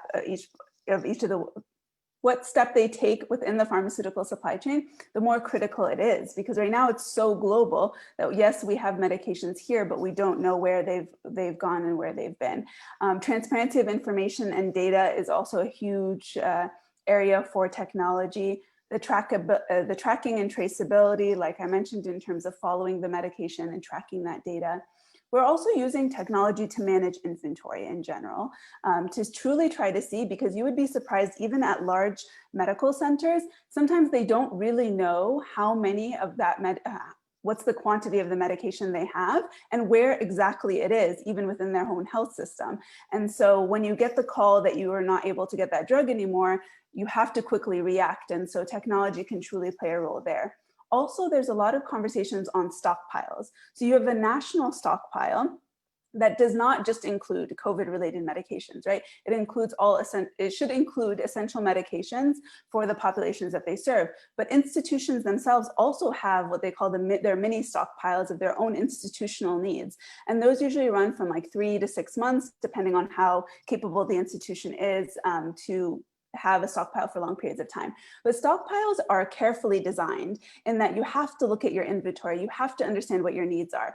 There's another concept called hoarding, where you're basically hearing that a specific medication is going to be in demand and we might need it, and you just buy out a lot of it and just put it in a room and pile. That's called hoarding.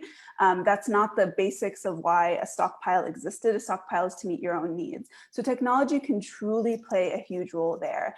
Now, the true value of the best technology for prediction and forecasting is actually revealed when relevant partners are able to utilize and benefit from the technology.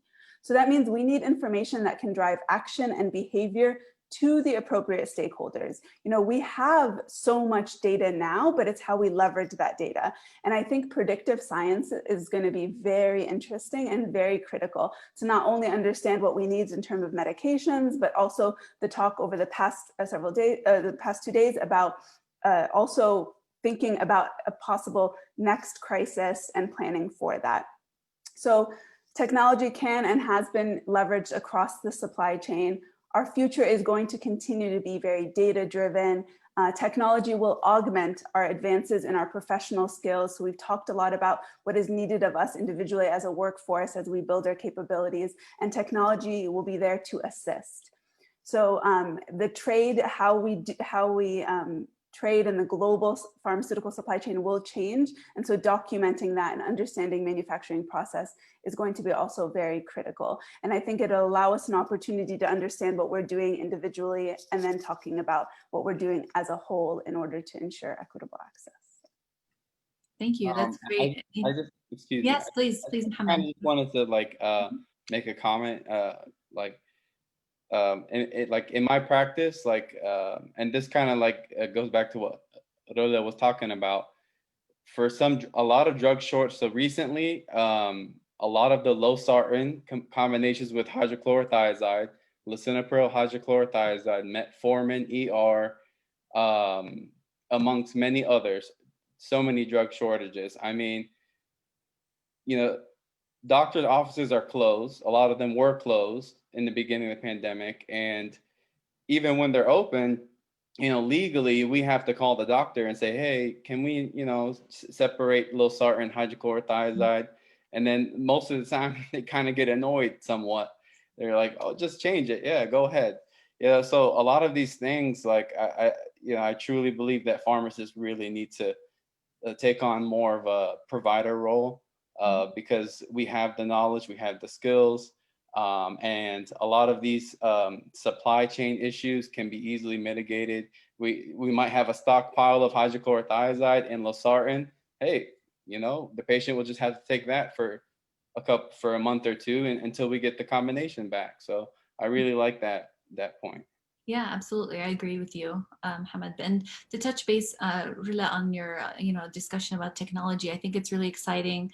You know, it makes us really excited for the future in healthcare, you know, seeing all these things and they're evolving so fast. You know, it is really, hopefully this will lead to better patient care at the end, all the things you talked about, especially as it relates to data science and predictive science. I think that'll be really valuable. Absolutely. So my next question for Manal, you have a diverse background in various settings, along with interest in social equity. So what are your thoughts on how we should make sure to incorporate principles of social equity while planning new practice models in the future? Okay. I'm glad we're talking about social equity, and it is something that I really care about. And I think even when I think of myself and identify myself, you know, I do play different roles and I have many things that I'm interested in, but I want to start by saying, I want you to remember 3 words when you hear social equity. And those words are fairness, justice, and rights. Fairness, justice, and rights.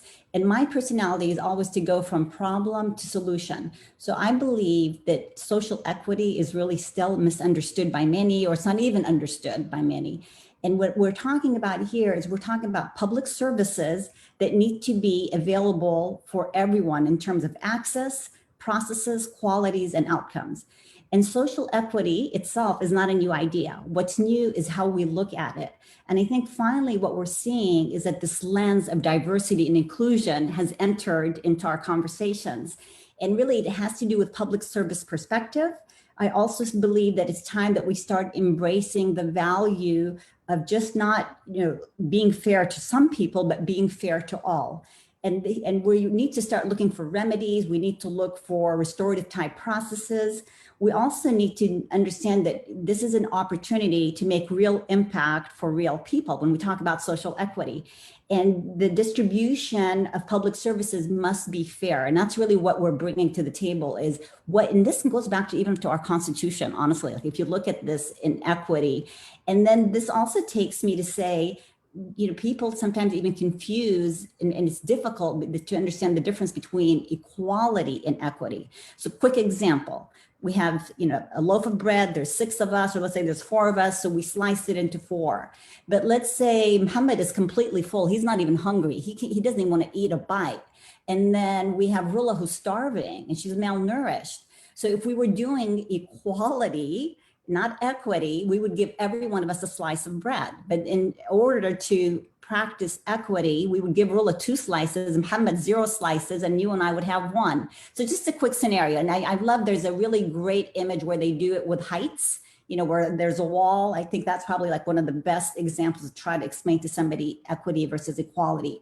The other difference is when we talk about equity, we're usually talking about an individual.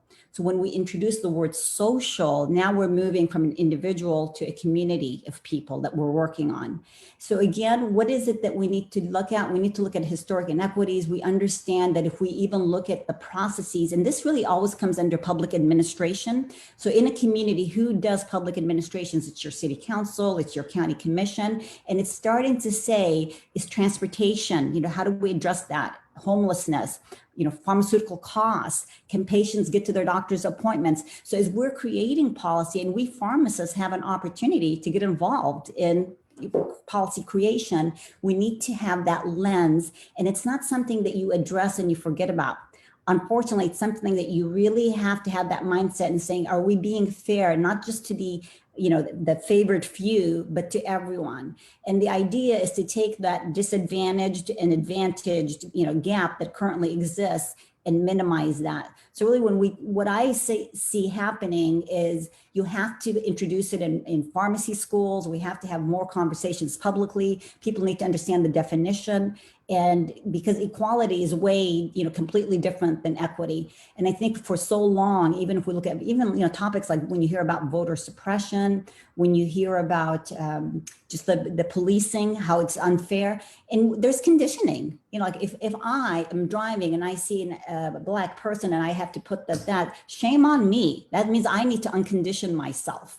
And that's really where we've been. And so again, it's a really important topic in healthcare and just in general altogether. So I would say for pharmacists, you have to have that compassion to understand that your goal when you're producing policy and services and access and quality is that you're looking not just for a few people, but you're balancing it so that it's fair for everyone. Thank you. Yeah, thank you. That's great. And I'm glad that this is something we think about, especially as we plan for new pharmacy practice models in the future, and even just the legislation as it relates to scope of practice and things like that right now. So for our last question, I'd like to ask our panelists, each of you, the same question. What is your definition and vision for interdisciplinary care? And can you share your projections on future opportunities for this kind of care, which is interdisciplinary care, and how pharmacists should adapt to this new normal? For me first? Yeah, Mohammed, yeah. All right, so yes, interdisciplinary care. This is something that, so I finished pharmacy school relatively recently, 6 years ago, but I've been a pharmacy tech for 11 years and worked my way up to pharmacy manager. So I've kind of seen from the bottom up.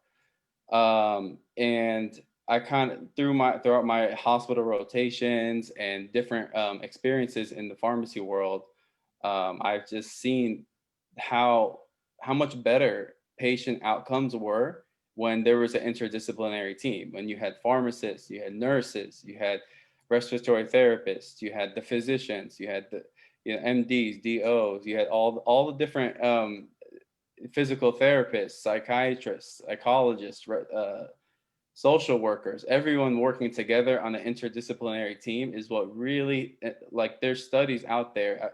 I don't want to quote any specific thing, but there are studies out there that show that patient outcomes are improved. There's positive outcomes when interdisciplinary teams are there for the patients. My vision for for pharmacists for the future would definitely never to take the role of a physician. So, I apologize if that was misinterpreted in any type of way. I don't want to step on anyone's toes. I did not go to medical school. I'm not a physician, but I do see room for expanding our scope of what we can do, our scope of practice of what a pharmacist can do, because we see that there is a demand, there's a need. What's going to happen if, so in my state of Florida, where we are number one at just almost every crazy thing, so there was rises of cases, 9,000, 10,000 cases, new cases here and there, spikes everywhere. Through those, out of those 10,000, a lot of them are healthcare providers. A lot of them are doctors, physicians, nurses.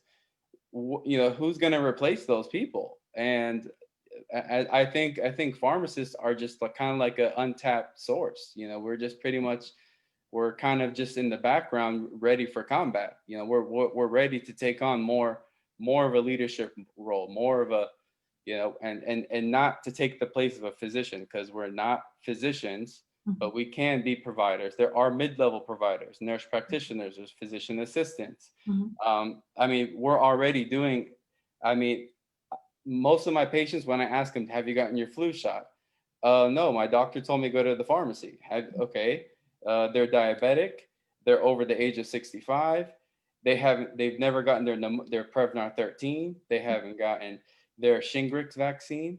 They have no idea. I'm sure plenty of doctors' offices are still doing it, but most patients, they're coming to the pharmacy saying, "Hey, the doctor told me to come here." Mm-hmm. So in that regard, I feel like, we really play a very important role. And if we can at least immunize a lot of our at-risk, high-risk patients now, perhaps that can prevent some hospitalizations or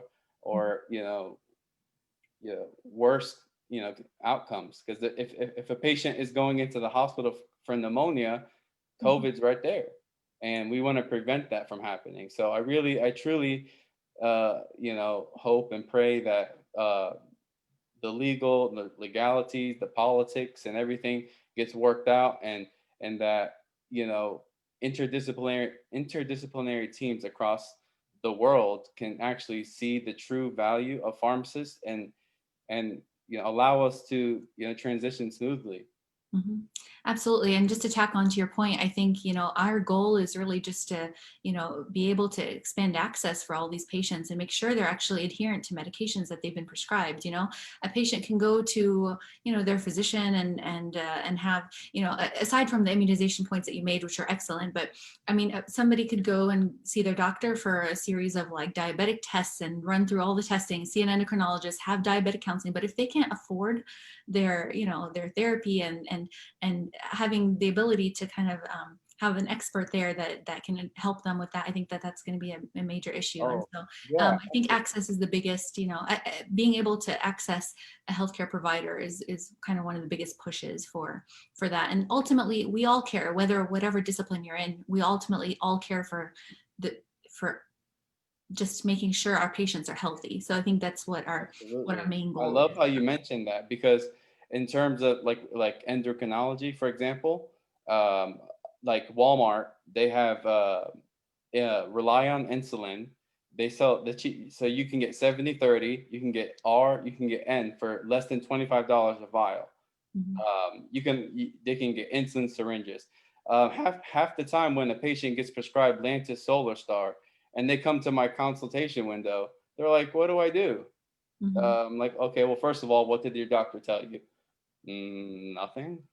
I mean, it's pharmacists need to join the conversation, need to be part of the table, because we have a lot to offer. We are medication experts. We are pretty much the last line of defense. I can't tell you how many times I've saved pediatric patients from potential adverse effects from, sometimes a doctor might miss a decimal point and, miscalculate a dosage on something. Who knows?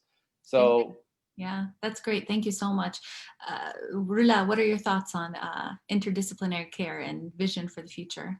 Sure. So I take actually a global perspective of our profession from individual institution, of course, then globally. And I truly believe, and I think building on the conversation that we have, interdisciplinary gets at looking at who is necessarily an expert or really good and offers a unique perspective, and having them come join the table. And I think adapting to our new normal we should, I think, shift that to say how we can co-create it together, and understanding where our true value is, and building on what Mohammed and Yemen have been saying in terms of, and even Maned, in terms of where we position ourselves to be part of these teams to offer the best care for our communities and our patients, and to improve access. Now, we at Salus Vitae Group actually decided very early on that although the leadership team is composed of healthcare professionals, that our conversations and our initiatives need to include diverse stakeholders. So that's a collection of experts, leaders, citizens, and communities, all willing to tackle the issues and create sustainable solutions. Because we as a society have actually come to realize that the transfer of knowledge and information across disciplines is far more powerful than any one discipline can achieve alone. And I think I strongly believe, like many others here, that our solutions are not also just going to come from healthcare alone. We have to have experts and innovators in the world of technology, business, engineering, communication, and many more to work side by side, because access to medicine isn't just a one discipline problem. And we're required now more than ever to create creative ways to work together, because the current COVID-19 crisis has only amplified our need to create this collective plan forward. And I think it's fascinating to continue to see how we can find better ways to work together to ensure that. Thank you. Yeah, I'm going to go ahead. I know we're running out of time. I'll just add that the average American visits a pharmacy 20 times a year.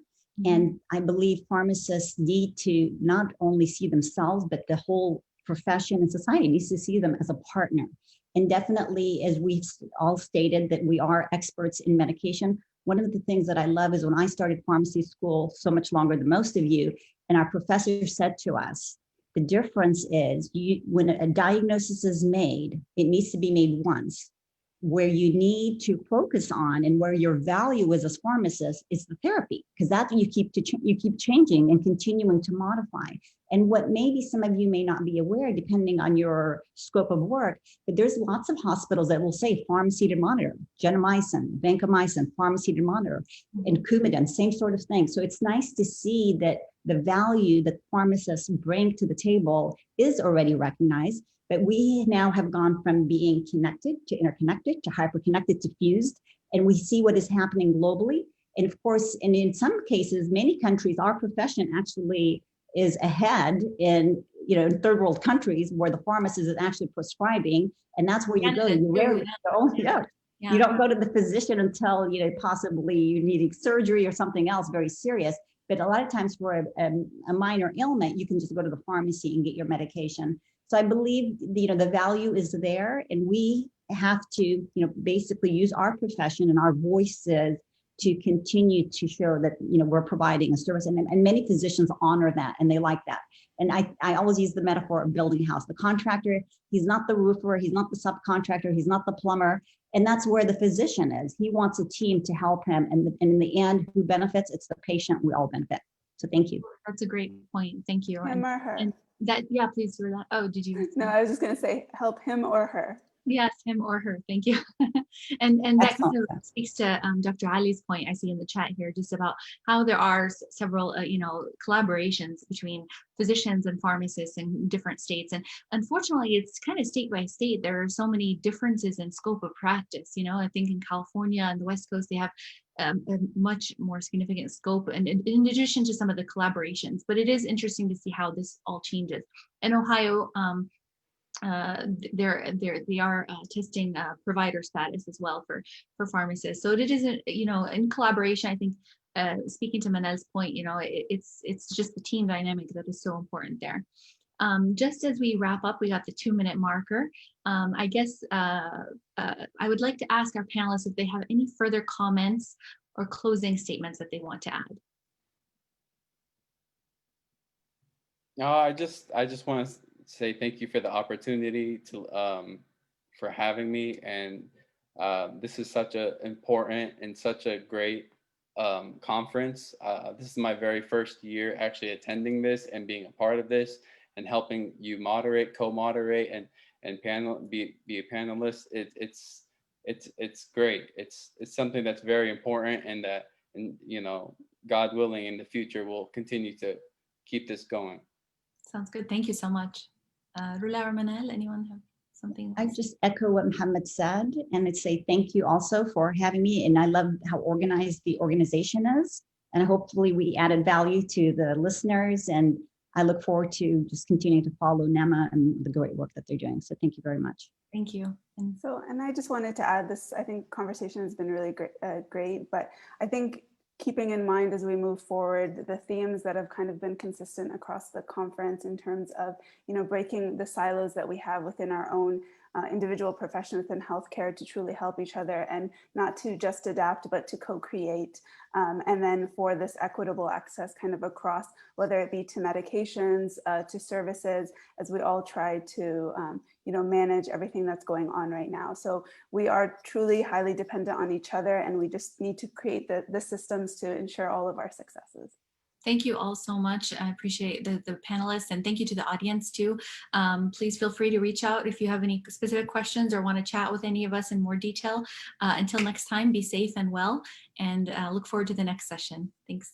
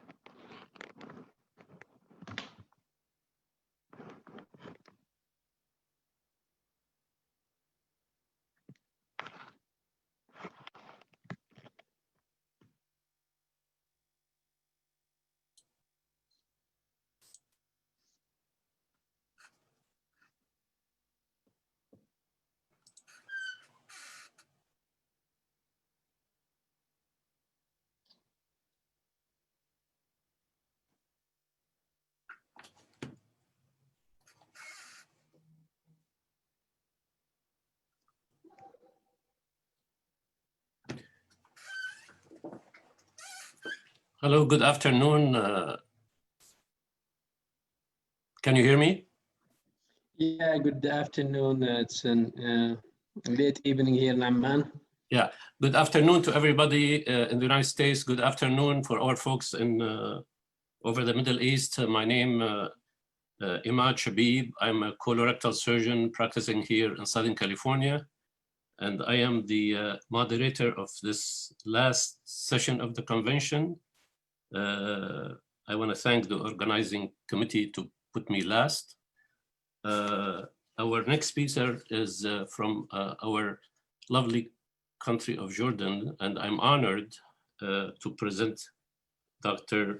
Professor Hikmat Abdul Raziq. Dr. Hikmat Abdul Raziq is a Chief Medical Officer and Deputy Director General, Chairman, Department of Internal Medicine, Director of Breast Cancer Service, Consultant Hematologist and Medical Oncologist at the King Hussein Cancer Center. He's a Professor of Medicine, University of Jordan. Dr. Abdul Raziq is going to talk to us about shifts in healthcare priorities during the COVID-19 pandemics. The case of breast cancer, I identify with that, Dr. Abdul Raziq. I'm a colorectal surgeon, and I don't do breast, but I think we share the same thoughts. So Dr. Abdul Raziq, you have the floor. Thank you so much. I'm not sure whether you see my slides. Are they projecting?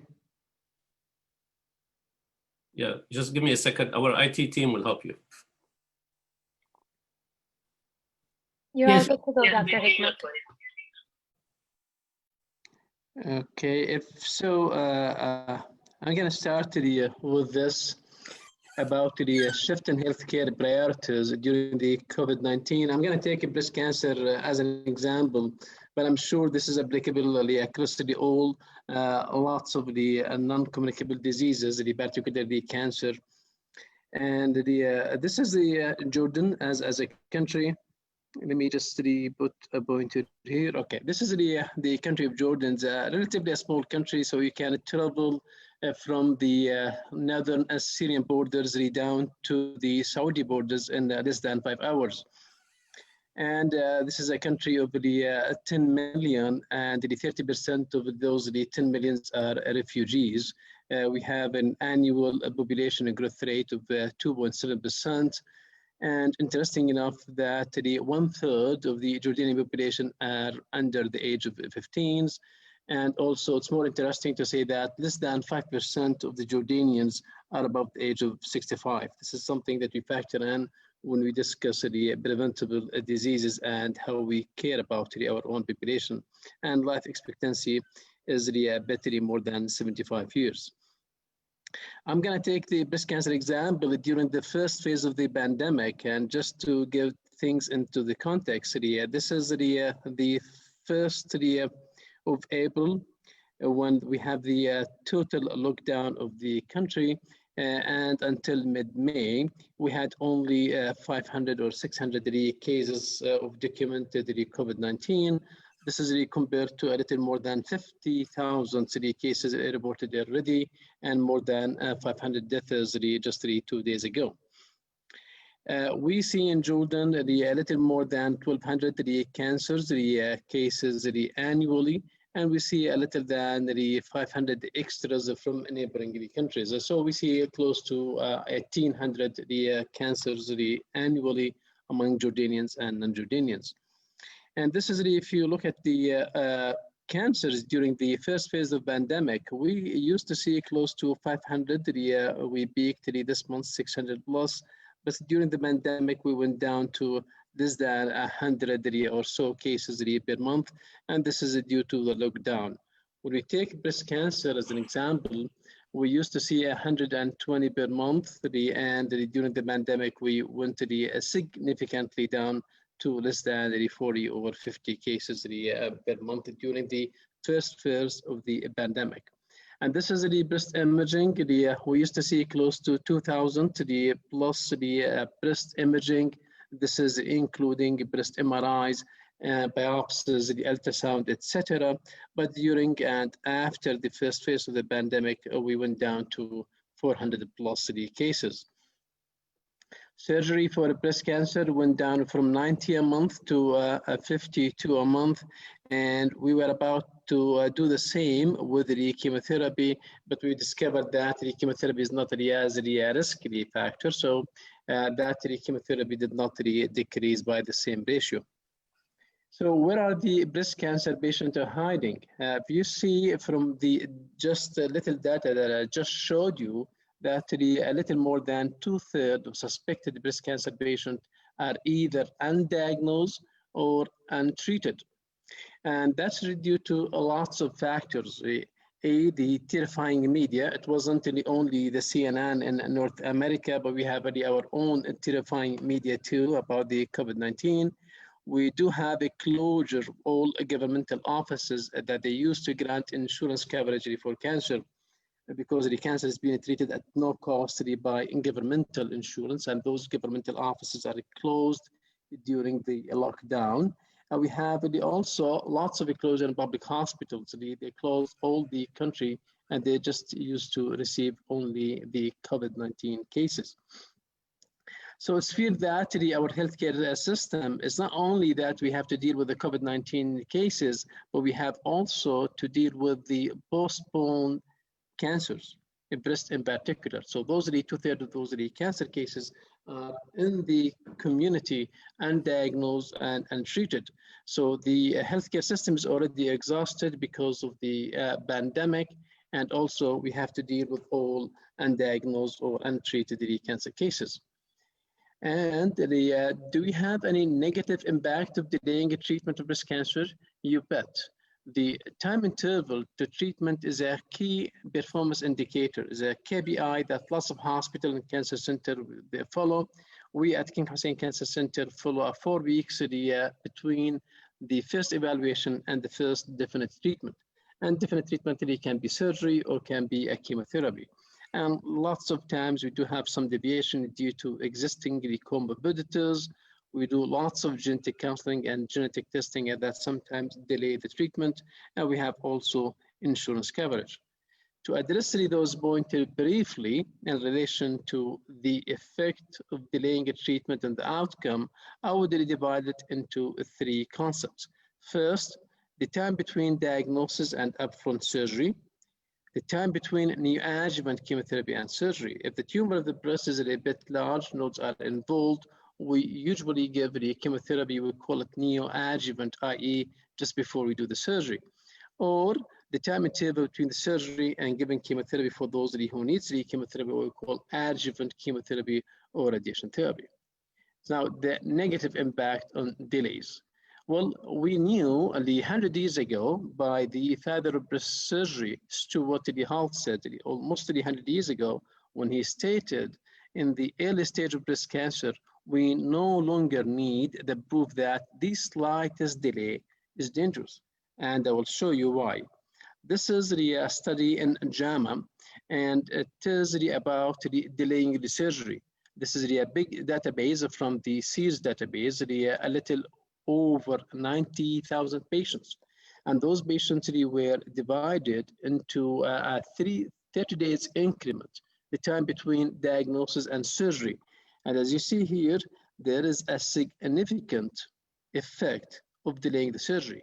The survival of those patients is significantly lower if you delay the surgery beyond 120 days. So each 30 days increment into the between diagnosis and the surgery had a significant negative impact on breast cancer specific mortality. So that would increase by a factor of 26% if you delay the surgery for 60 days, for example.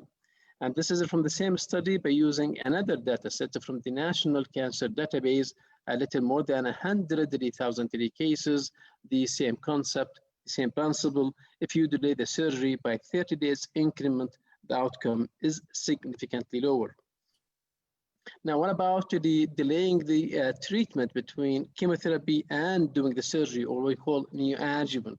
This is a study of 1,000 patients or more.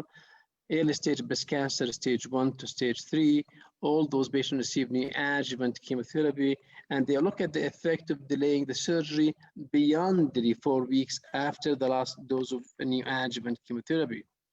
Clearly, you see the graph in green, those are the patients who had a delay beyond 6 weeks. So if you're done with the chemo, you delay your surgery beyond 6 weeks, the outcomes in terms of overall survival was significantly lower if you do the surgery beyond the 6 weeks after the last drop of chemotherapy.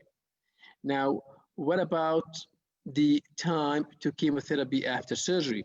This is a landmark study from MD Anderson Cancer Center, 6,800 patients to the early stage breast cancer, stage 1 to 3.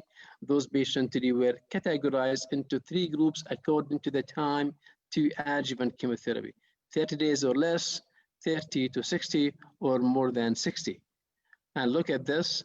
The initiation of chemotherapy beyond 60 days have a significantly worse overall survival by the hazard ratio of 1.76. And that was significantly into 2 major subgroup of breast cancer. Those who are HER2 positive, this is the receptor in breast cancer, we call it the HER2, and those with triple negative, i.e. ER negative, PR negative, and HER2 negative. And if you look at those in particular, what we call triple negative patients, this is another study demonstrating it very clearly. If you take a triple negative patient and you have surgery followed by the adjuvant, if you delayed your adjuvant chemotherapy beyond the 30 days, you had a significant drop in survival. The survival goes down from 80 to 60%. So we have now clear evidence that the delaying the time to surgery, delaying the time from the adjuvant to surgery, or delaying time from surgery to chemotherapy have detrimental effect on the outcome of those patients. I'm going to take this into another context. And that other context is, as stated in the first slide, that 30% of the Jordanian population are refugees. I'm going to show you shocking data, actually, and this is the pre-COVID-19 data. Syrian refugee, for example, this is a study that we just submitted for publication, 120 Syrian refugees treated at our center before the COVID-19, when they had a better access to medical care. Nowadays, things are a lot worse. Only 35% of those Syrian refugees had access to breast reconstruction. Only 77% had access for radiation therapy. Only a third we had received anti-HER2 treatment, which is very important into the outcome of those patients. And 30% only received a new endocrine treatment called CDK4/6 inhibitors. And only less than 15% of those patients received any genetic counseling if they are eligible to, which demonstrate the shocking data actually, and that translated into an outcome. You see here the overall survival of those in red who deviated from our clinical practice guidelines, and they have significant delay, and also have deviation in getting or not getting the appropriate treatment compared to those in blue. This is the overall survival curve, and this is the disease-free survival curve, and you see the p-value here was significant. So this is a call actually, and call for immediate action that despite the COVID-19, we do care of those with COVID-19, but we forget also to take care of lots of NCDs, cancer in particular. I took breast cancer, and I'm sure Dr. Ahmad knows about the colon cancer, gastric cancer, other malignancies are also the same. So to sum up, that the COVID-19 pandemic resulted in late presentation of all kinds of cancers, delay in diagnosis, and delay in treatment. And not only that, we're delaying those, and those patients would present to our hospitals in a few months' time, and those would present in advanced stage diseases. Lots of those patients won't really have a chance to get cured, and the cost of the treatment would really be a lot more than treating those patients in early stage. So delays in treatment result also in a poor outcome. Impact will be more among unprivileged patients, and I just showed you the Syrian refugee. And refugees, as I stated, represent a third of our own population. So a balanced healthcare system to address the non-COVID healthcare problem is highly needed.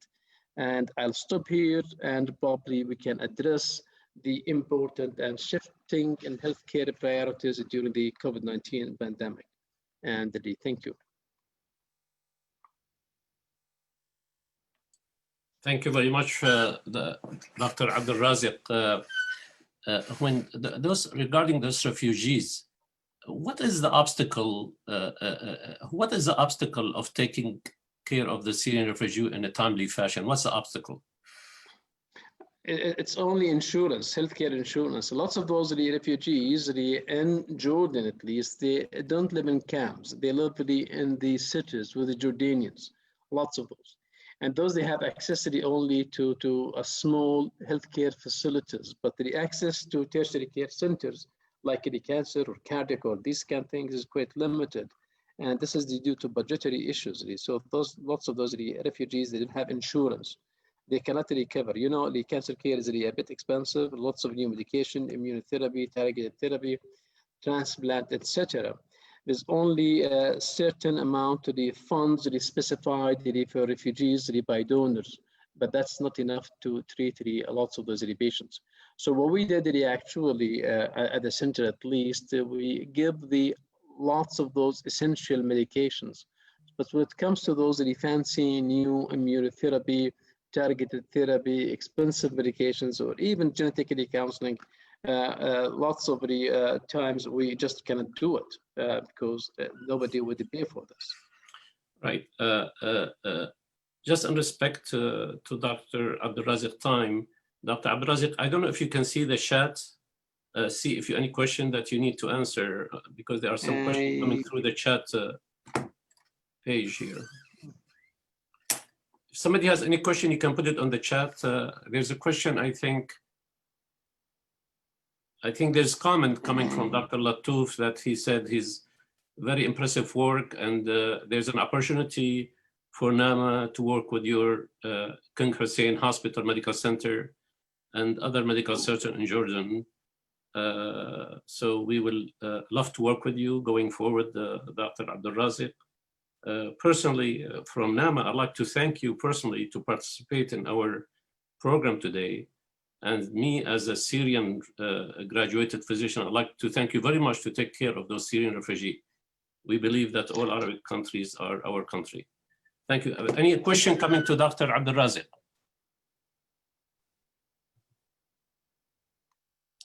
Okay, Dr. Abdul Raziq, anything else you want to add?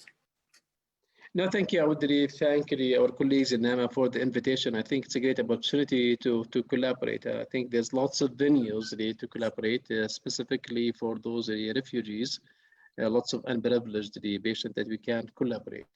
Creating the funds, creating training for refugee physicians. There's lots of refugee physicians, by the way, sitting in the country and trained, so we can share actually in training those physicians, so they can help us treating their own patients. You know, Dr. Abdul Raziq, your experience with breast cancer mirror our experience with colorectal cancer surgery here in the United States, because when the COVID-19 started, as you know, we stopped doing colonoscopy for 2-3 months, and then now all of a sudden we see the wave of delayed diagnosis in colon cancer. So I can identify with your presentation. This was an awesome presentation. Thank you very much for your time. Dr. Abdul Raziq, I know it's late in Amman, Jordan. We don't want to delay you any further. No problem. Thank you. Lovely. Thank you very much for joining us. You take care, sir. Thank you so much. Thanks for having us. Thank you. Thank you.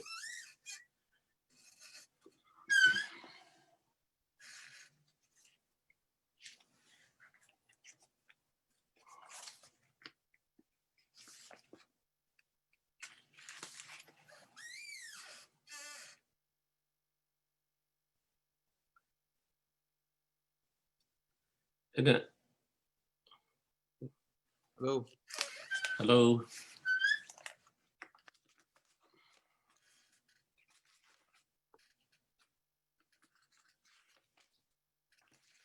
In a second, we're going to go to the next section of our presentation, And the next two presenters are doing research as medical students.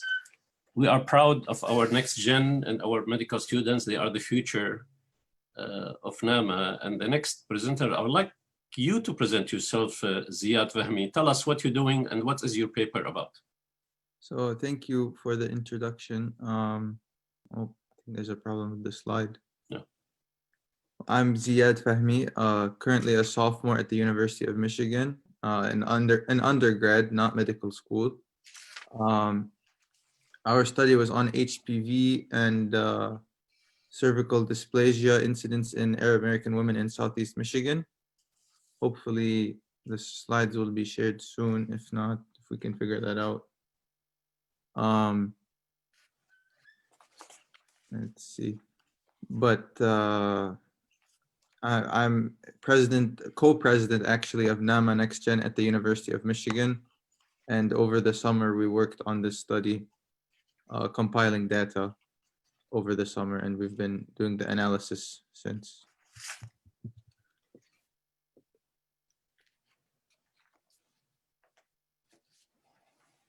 Let's see.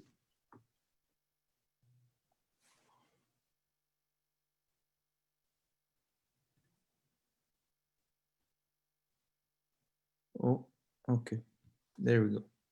So like I said, our study was on HPV and cervical dysplasia incidence in Arab American women in Southeast Michigan.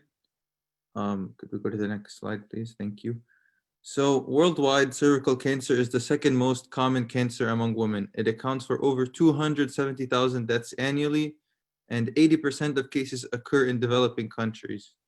While advances in cervical cancer screening via Pap smears and HPV testing have led to significant decreases in cancer rates compared to the other types of cancer. Next slide, please. Multiple factors, including race, ethnicity, culture, religion, socioeconomic, and immigration status, influence an individual's ability to receive preventative care. This is a shame, as cervical cancer is largely preventable, and developed countries with widespread screening coverage have reduced the burden of cervical cancer by 80%. Next slide, please. Arab Americans are understudied with regards to preventative health behaviors, due in part to the fact that they are classified as white by the US government. Factors such as language barriers, lack of knowledge about importance of screening, as well as fear of embarrassment from a male provider may result in reduced screening. Next slide. So due to these two factors, data on cervical cancer screening for Arab American women is significantly limited. Access, the Arab American Center for Economic and Social Services, is considered a one-stop service center for health services in this community. Access provides culturally sensitive and community-centered healthcare services to Arab Americans in Southeast Michigan. Next slide. So in our study, we wanted to describe the incidence of cervical dysplasia and HPV in Arab American women in the US. We want to evaluate the health-seeking behaviors surrounding Pap smears in this population and correlate these incidents with social and economic factors. This study was conducted in the Access Clinic in Southeast Michigan, where women aged 23 to 25 who presented for care between 2003 and 2019 were included in our study. We reviewed charts, we as NAAMA Next Gen students, for demographic and cervical cancer screening results, including Pap smears and HPV DNA tests. Next slide, please. The socioeconomic data, including tobacco use and gross monthly incomes, was obtained from the charts, and we stratified the gross monthly incomes into those earning less than 2,000 and those earning more than 2,000 per month. Next slide, please. And because I have limited time, I won't get into the details of the statistical analysis, but you can read here exactly what we did. We used the appropriate statistical methods, of course. And like always, p-values less than 0.05 are significant. Next slide, please. We had a total of 430 charts that we reviewed. all women included in our study were uninsured and had immigrated from Middle Eastern countries, to name a few, Yemen and Lebanon. And 90% of these women had normal cervical cytology results, and 10% had abnormal cervical cytology results. These abnormal results included ASCUS, ASH, and low-grade and high-grade lesions. No invasive squamous or glandular cancers were detected in these women, interestingly enough. Next slide, please. So the median age for women with cervical results was 49. The median, or for normal cervical results, sorry. The median age for women with abnormal cytology was 47. Of the charts reviewed, 17% of the women reported they had never had a prior pap smear, and only 3% of them reported having a prior abnormal cervical cytology on their pap smear. Can we go to the next slide, please? So of these that reported a abnormal prior pap smear, 23% presented a normal cytology result, while 77% presented a abnormal cytology result. This led us to the finding that having a prior abnormal pap smear had a statistically significant effect on having another abnormal pap smear. A total of 125 women, could we go to the next slide, please? Sorry. So a total of 125 women were screened for the presence of high-risk HPV genotypes. Of these, 91% had negative results, 3% were positive for HPV-16, and 6% were positive for other high-risk HPV genotypes. Interestingly enough, no HPV-18 genotypes were detected in these women. And this led us to the finding that having a negative HPV screen was significantly associated with having a negative cervical cytology result on a pap smear. So majority of the women, can we go to the next slide, sorry. So majority of the women in our study, which was 75%, had gross monthly incomes less than $2,000. Also, 20% of all the women reported using tobacco. However, a gross monthly income of less than $2,000 or the use of tobacco had no significant effect on abnormal cervical cytology results. These were both statistically significant findings. And you can see the p-values on the right here. Next slide, please. So in conclusion, having a prior abnormal cervical cytology on a pap smear had a significant impact on having another abnormal pap smear result in this population.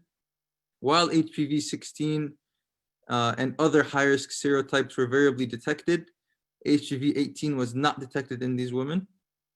Serotype prevalence has been studied in other populations from South America to Southeast Asia.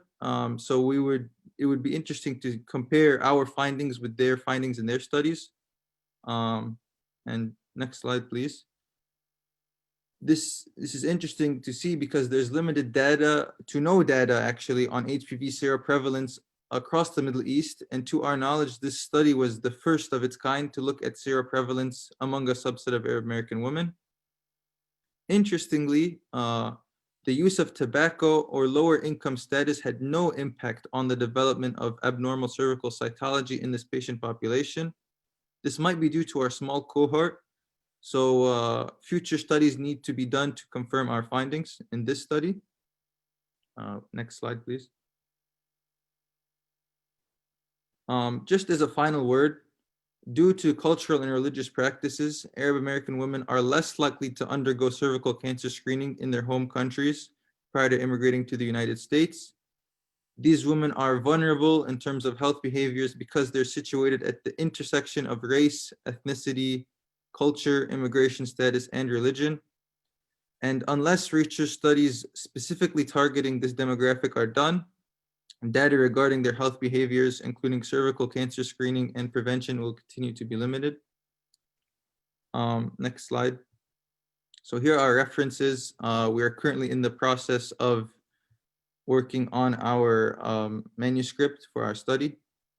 But thank you. I would like to acknowledge Access and NAAMA staff for their support in the study.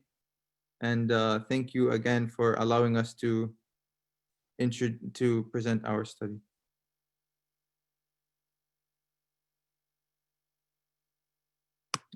Yeah.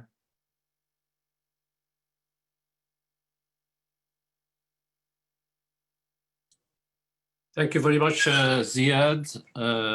This was an awesome work. I appreciate your work, and I appreciate this is very beautiful presentation.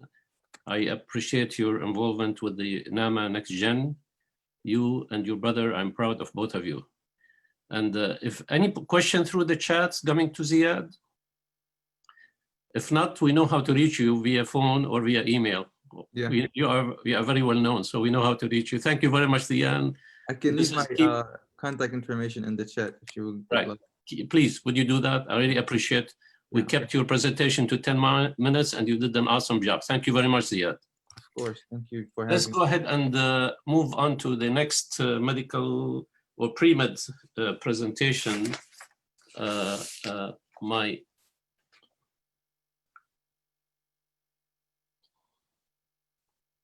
I'm waiting for Rowan. Rowan, you are on mute, yeah, Rowan. Yeah, good. Thank you very much. Thank you very much, Rowan. Rowan is from the state of New Jersey. My understanding, you are working with Dr. Mahmoud Aql, right? Yes. Correct. And she is executive board member of the NAAMA Next Gen in New Jersey chapter. She's a pre-med mentor for Next Gen students. She has a master's degree in science and microbiology, immunology at the New York Medical College. She is one of the co-investigators for 2 clinical research studies. And one of those studies she's going to present today. You want to tell us, Rowan, about your study that you're going to present? So the one that I'm going to present today is on COVID-19. It's mainly a prevalence study that I'll be providing some preliminary data and results on. Go for it. Okay.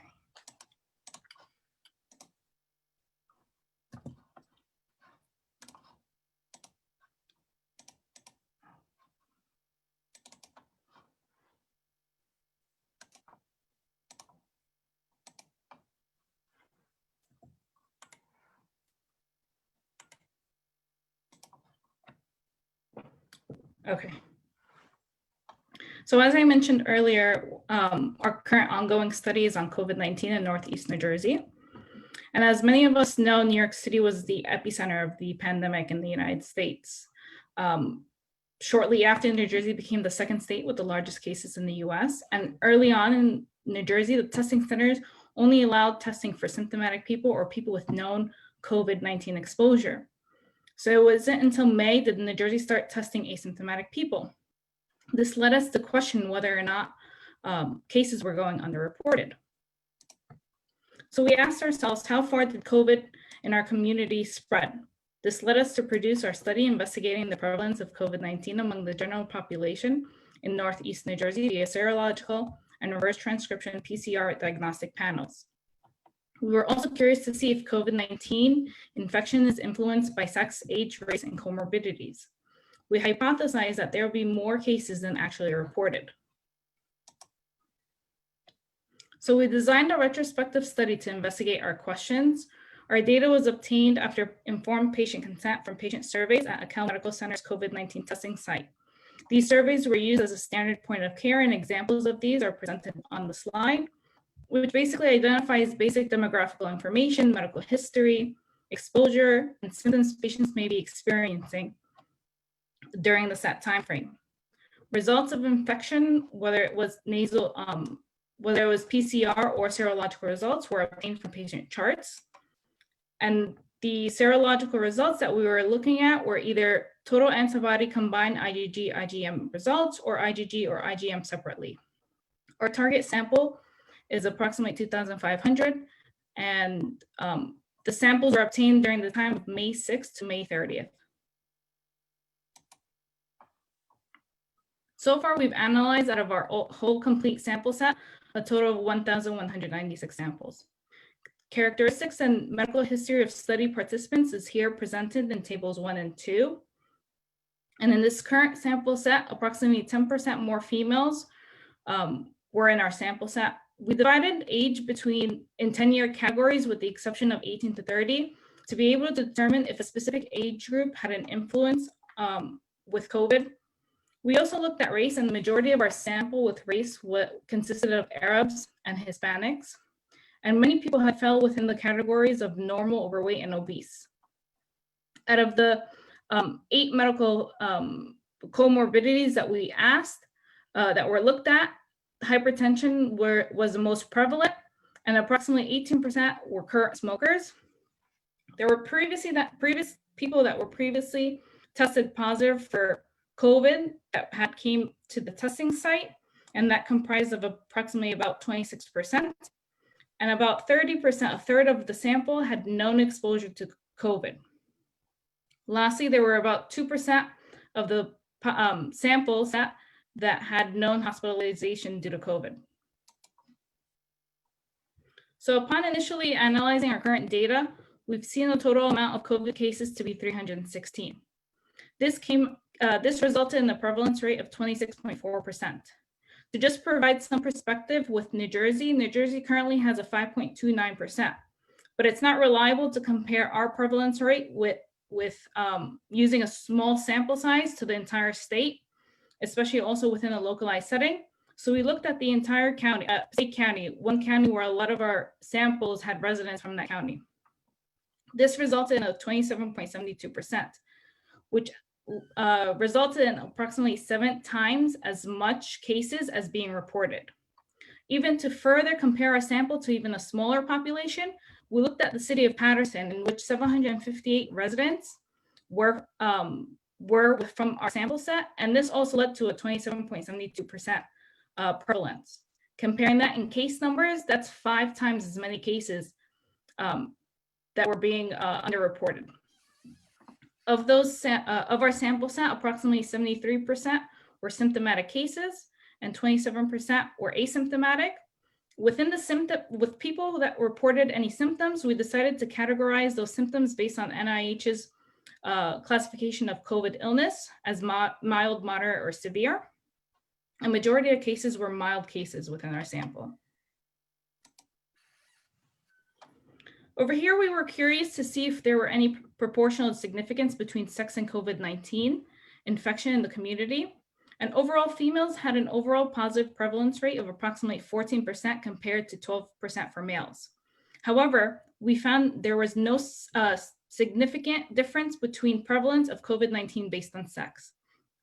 To even look further into that, we decided to compare symptomatic positive males to symptomatic positive females. And over there, we also concluded that there was no significant difference.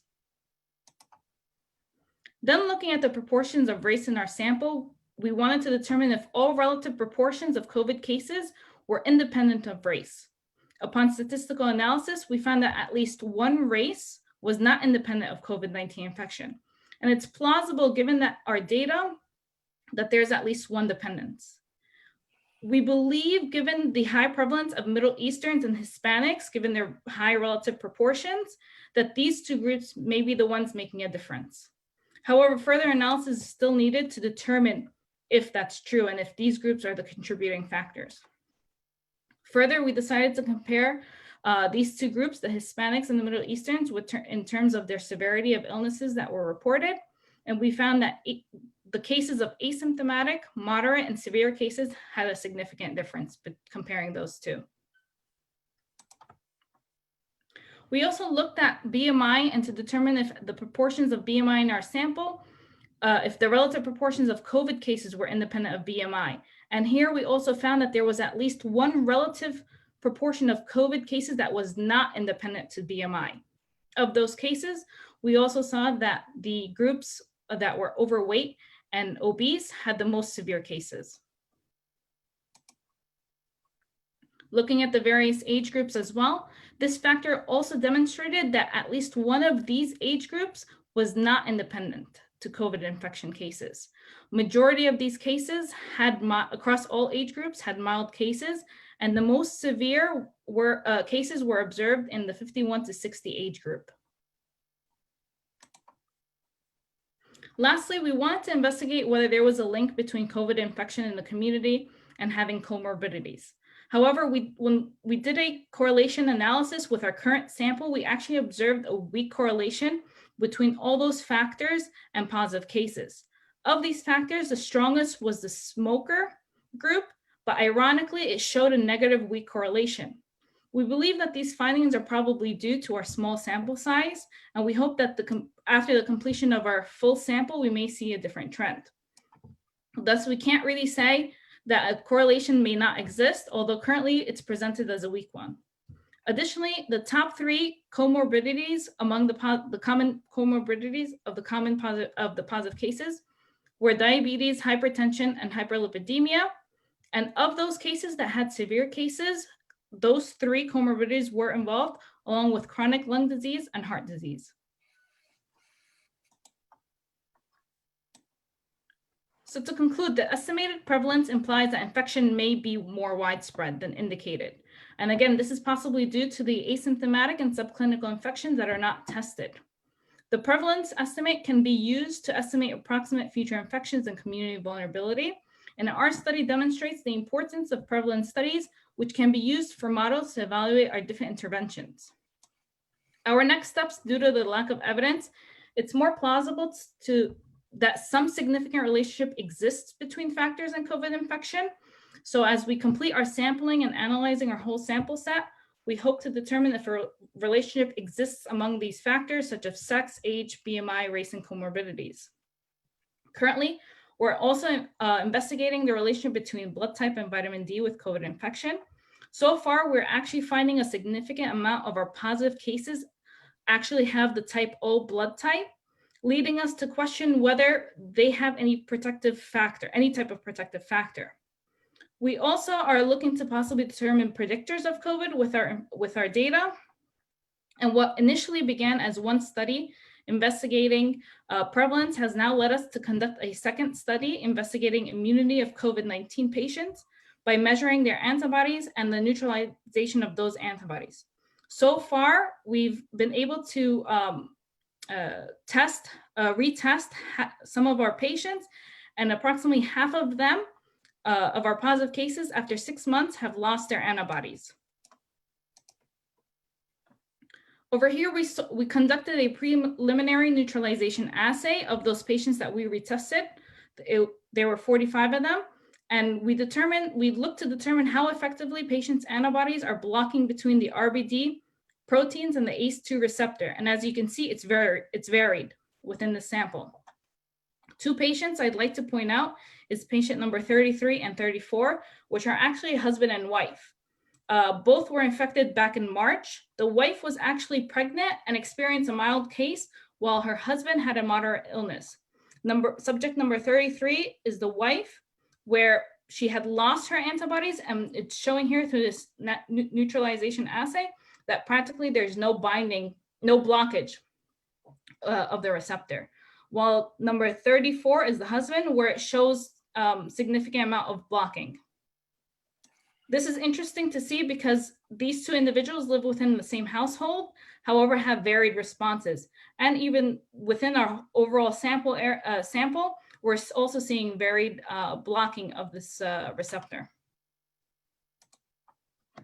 So to conclude on a different note, I'd like to thank our NAAMA NextGen team, who during this pandemic has mobilized by volunteering daily at Cal Medical Center's COVID-19 test for 3 consecutive months. This totaled well over 10,000 volunteering clinical hours for our NextGen members. We also have visited vulnerable communities such as homeless shelters and group homes of the disabled to provide COVID testing. So thank you, NAAMA NextGen and NAAMA, both at the local and national levels. Leaders like Dr. Akal, Dr. Sharuf, and Dr. Ruba have been so implemental in supporting NextGen overall and this research. Thank you. Thank you, Ms. Saleh. This was an awesome presentation. Of course, we like to take some questions. This is a beautiful presentation, but because you went over a couple of minutes over your time, I'd like you to put your email on the chat group so anybody can contact you. and send you a lot of questions. Thank you. So I hope that, but I really appreciate your work and hopefully you will continue growing within NAAMA and the next gen and New Jersey and connect with the other chapters. You take care and thank you and say hi to Dr. Aqil. You take care. Thank you. Let's go ahead and move to final work in this session. I'd like to have Dr. Nidal with me here. مقدم.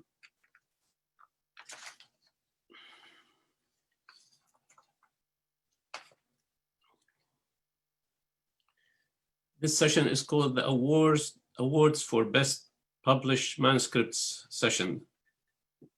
I will wait until Dr. Muqaddam comes to the podium here. Dr. Muqaddam is working today in her hospital. She worked last night and she worked this morning, so I hope she's not with the patient. I'm here. No, I'm trying to find it. Okay, Nidal, you have the floor, ya Nidal. Thank you. Thank you very much for everybody. It was such an exciting conference. I want to thank everybody who was part of NAAMA's Best Published Paper / Manuscript Award. This was our very first competition. It has allowed us to highlight our student and trainees' talents. We had excellent submissions, more than we anticipated, and some of those were placed in prestigious journals. They covered essential far-reaching topics. What we did is we had a 5-judge panel selection. We rated the submission on a set of criteria, 5 criteria, averaged the results, and we have 3 winners that our NAAMA president, Dr. Shbeeb, is going to announce now. So we have 3 winners. I'm so proud of this young group. I will go from the first winner. I hope I'm saying her name correct. Dr. She's a Hiba Al-Ghul. I don't know where she is locating, what country, what state. Hiba is not with us, is she? I don't think she's with us. Okay, so Hiba is gonna get a check from NAAMA for $1,000. Congratulations. Is that you, Hiba? You need to unmute yourself. Hi, everyone. Hi, Hiba, how are you? Fine, thank you. What state are you located? Which state are you locating in? I'm in Boston now. You're in Boston. Yeah. Congratulations. You won the first award from NAAMA. Awesome. What's the title of your paper that you won the award for? Actually, it's talking about hydroxychloroquine in combination with azithromycin in treatment of rheumatoid arthritis patients. Great, fantastic. Congratulations. This is an awesome thing. This is the first time NAAMA do this kind of thing. We give presentation, monetary presentation to our winners. So congratulations, Dr. Al-Ghul. You will hear from us the next few days. The second winner is Dr. Ala Abu Dahir. Is Ala with us? Hello, doctor. Hi, Ala. Ala, you know what? You won the second award, which is $500. Congratulations. Thank you. I don't see your picture, Ala. Yeah, well, I'm trying to figure out how to go on Zoom. While you are figuring it out, can you tell us about your paper? Yeah, well, my paper was about radiation-induced kidney injury. I focused on the interplay between the proteomics and the lipidomics. So research has focused for a long time on the proteins inside the cell. We decided to focus on lipids and the interaction between sphingolipids and proteins, and see how we can figure out what enzymes are at interplay so that we can have nephroprotective medications in order to help patients who are suffering from chronic kidney diseases and going for dialysis after receiving radiotherapy for cancer, TBI, or abdominal tumors. Congratulations, Ala. Where are you located, Ala? I'm located in Lebanon. I study in Lebanon. And we love you and we love Lebanon, and congratulations for your work. The third winner is Miss Lina Hamad. Did I say your name correct, Lina? Yes, Lina Hamad. Lina Hamad, I love your first name. I don't know why, but your first name is very good. So thank you. First name is my wife's name too. So Lina, where are you located? I am located in Lebanon. I'm a Med 3 student at AUB currently, and I'm a Syrian national by origin. You're Syrian national? Yes. Great. Yes. Lena, tell us about your paper. Okay, in the paper, we mapped the diverse genetic disorders amongst the Syrian population, which is now the largest displaced population in the world. And we identified 166 disorders, 12 of which were strictly reported in individuals of Syrian origin. We've also discussed the implications of such disorders on refugee health and healthcare services in hosting countries, and provided recommendations to tackle these implications. And so the paper as a whole, basically it provides an exhaustive list of the genetic disorders identified amongst the Syrian populations to physicians and researchers. And it basically emphasizes the need to start considering migrant population-based risk for the development of genetic disorders, the control and prevention programs. So, yeah. Lena, congratulations for your work and for your colleagues. And you will receive check from NAAMA for $300. Thank you. This is a new experience for NAAMA to present monetary reward for our young generation, and I hope we'll keep that tradition going forward. Thank you, Lena. Thank you. You take care and good luck to you. Thank you. And good luck to you, your family. I assume your family are in Syria, correct? Yes, some of them are still there, yes. God bless. You take care. Thank you very much for coming. Thank you. This will conclude our awards session. As you've seen, it's my time, Los Angeles, is 12:53. We promise everybody will conclude the meeting at 1 o'clock my time. Thank you, Dr. Muqaddam. I didn't thank you enough for doing the manuscript review and your judges and everything. You're awesome. Thank you very much. It was such an amazing competition, and I'm very sorry we couldn't offer an award for everybody, but some of these papers were fantastic, very prestigious journals, amazing. And Dr. Muqaddam, since you are on the phone with us, I'll give you 30 seconds to tell our participants about how they're going to get their CME from this convention. Absolutely. You will receive an email with the survey. Please fill out the survey and we will email you your CME certificate. Zoom has kept track of who attended what, so the hours will be adjusted accordingly. Thank you so much for everybody who's attended. And to be honest with you, Dr. Muqaddam, I have been keeping track with every session participants. I think the participants in all the sessions have been unbelievably outstanding, more than in-person meeting. I never seen something like this before. And I am very proud of your work, for all the organization committee work. And thank you, Dr. Muqaddam. I know you're driving your car. You're going to go and take care of patients. So thank you very much. You take care. Thank you. Now, thank you. Thank you. Now we are coming to the end of the meeting. You know, have you ever been in a NAAMA meeting where all the speakers, moderators stay on time before? Have you ever been? I can challenge you, go back and look. Always it goes 1 hour or 2 hours more, and we are on time exactly today. Thanks for the work of our organization committee, headed by Dr. Latouf and Dr. Ruba Ali Fahmi, whom they are with me now. I'll give 1 minute to each to wrap up this convention meeting. I'll start with Dr. Latouf.